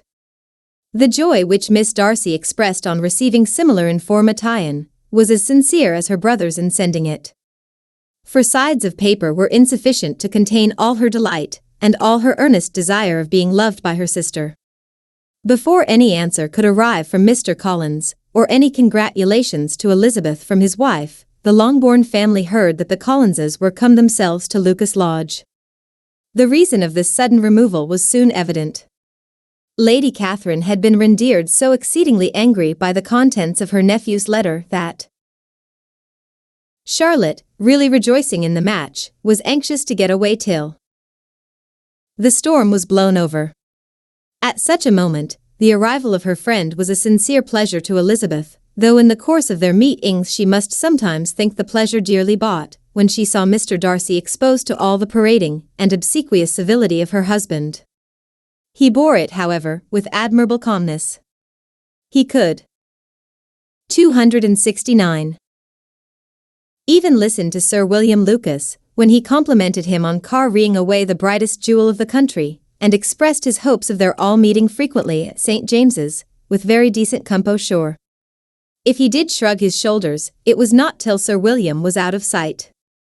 Mrs. Phillips's vulgarity was another, and perhaps a greater, tax on his forbearance, and though Mrs. Phillips, as well as her sister, stood in too much awe of him to speak with the familiarity which Bingley's good humour encouraged, yet, whenever she did speak, she must be vulgar. Nor was her respect for him, though it made her more quiet, at all likely to make her more elegant. Elizabeth did all she could to shield him from the frequent notice of either, and was ever anxious to keep him to herself, and to those of her family with whom he might converse without mortification, and though the uncomfortable feelings arising from all this took from the season of courtship much of its plea, sure, it added to the hope of the future, and she looked forward with delight to the time when they should be removed from society so little pleasing to either, to all the comfort and elegance of their family party at Pemberley. Chapter 61. Happy for all her maternal feelings was the day on which Mrs. Bennet got rid of her two most deserving daughters. With what delighted pride she afterwards visited Mrs. Bingley, and talked of Mrs. Darcy, may be guessed.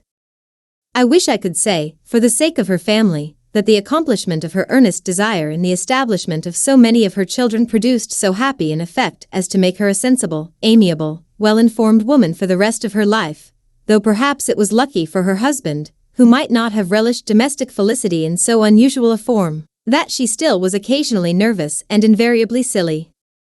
Mr. Bennet missed his second daughter exceedingly. His affection for her drew him oftener from home than anything else could do. He delighted in going to Pemberley, especially when he was least expected. Mr. Bingley and Jane remained at Netherfield only a 12-month. So near a vicinity to her mother and Meryton relations was not desirable even to his easy temper, or her affectionate heart. The darling wish of his sisters was then gratified. He bought an estate in a neighbour 270 ing county to Derbyshire, and Jane and Elizabeth, in addition to every other source of happiness, were within 30 miles of each other. Kitty, to her very material advantage, spent the chief of her time with her two elder sisters. In society so superior to what she had generally known, her improvement was great. She was not of so ungovernable a temper as Lydia, and, removed from the influence of Lydia's example, she became, by proper attention and management, less irritable, less ignorant, and less insipid. From the further disadvantage of Lydia's society she was of course carefully kept, and though Mrs. Wickham frequently invited her to come and stay with her, with the promise of balls and young men, her father would never consent to her going. Mary was the only daughter who remained at home, and she was necessarily drawn from the pursuit of accomplishments by Mrs. Bennet's being quite unable to sit alone. Mary was obliged to mix more with the world, but she could still moralize over every morning visit. And as she was no longer mortified by comparisons between her sister's beauty and her own, it was suspected by her father that she submit to the change without much reluctance. As for Wickham and Lydia, their characters suffered no revolution from the marriage of her sisters. He bore with philosophy the conviction that Elizabeth must now become acquainted with whatever of his ingratitude and falsehood had before been unknown to her, and in spite of everything, was not wholly without hope that Darcy might yet be prevailed on to make his fortune. The congratulatory letter which Elizabeth received from Lydia on her marriage explained to her that, by his wife at least, if not by himself, such a hope was cherished. The letter was to this effect: My dear Lizzie, I wish you joy. If you love Mr. Darcy half as well as I do my dear Wickham, you must be very happy. It is a great comfort to have you so rich, and when you have nothing else to do, I hope you will think of us. I am sure Wickham would like a place at court very much, and I do not think we shall have quite money enough to live upon without some help. Any place would do, of about 300 or 400 a year, but however, do not speak to Mr. Darcy about it, if you had rather not. Yours, etc. As it happened that Elizabeth had much rather not, she endeavoured in her answer to put an end to every entreaty and expectation of 271. The kind. Such relief, however, as it was in her power to afford, by the practice of what might be called economy in her own private expenses, she frequently sent them. It had always been evident to her that such an income as theirs, under the direction of two persons so extravagant in their wants, and heedless of the future, must be very insufficient to their support, and whenever they changed their quarters, either Jane or herself were sure of being applied to for some little assistance towards discharging their bills. Their manner of living, even when the restoration of peace dismissed them to a home, was unsettled in the extreme. They were always moving from place to place in quest of a cheap situation, and always spending more than they ought. His affection for her soon sunk into indifference, hers lasted a little longer, and in spite of her youth and her manners, she retained all the claims to reputation which her marriage had given her. Though Darcy could never receive him at Pemberley, yet, for Eliza Beth's sake, he assisted him further in his profession.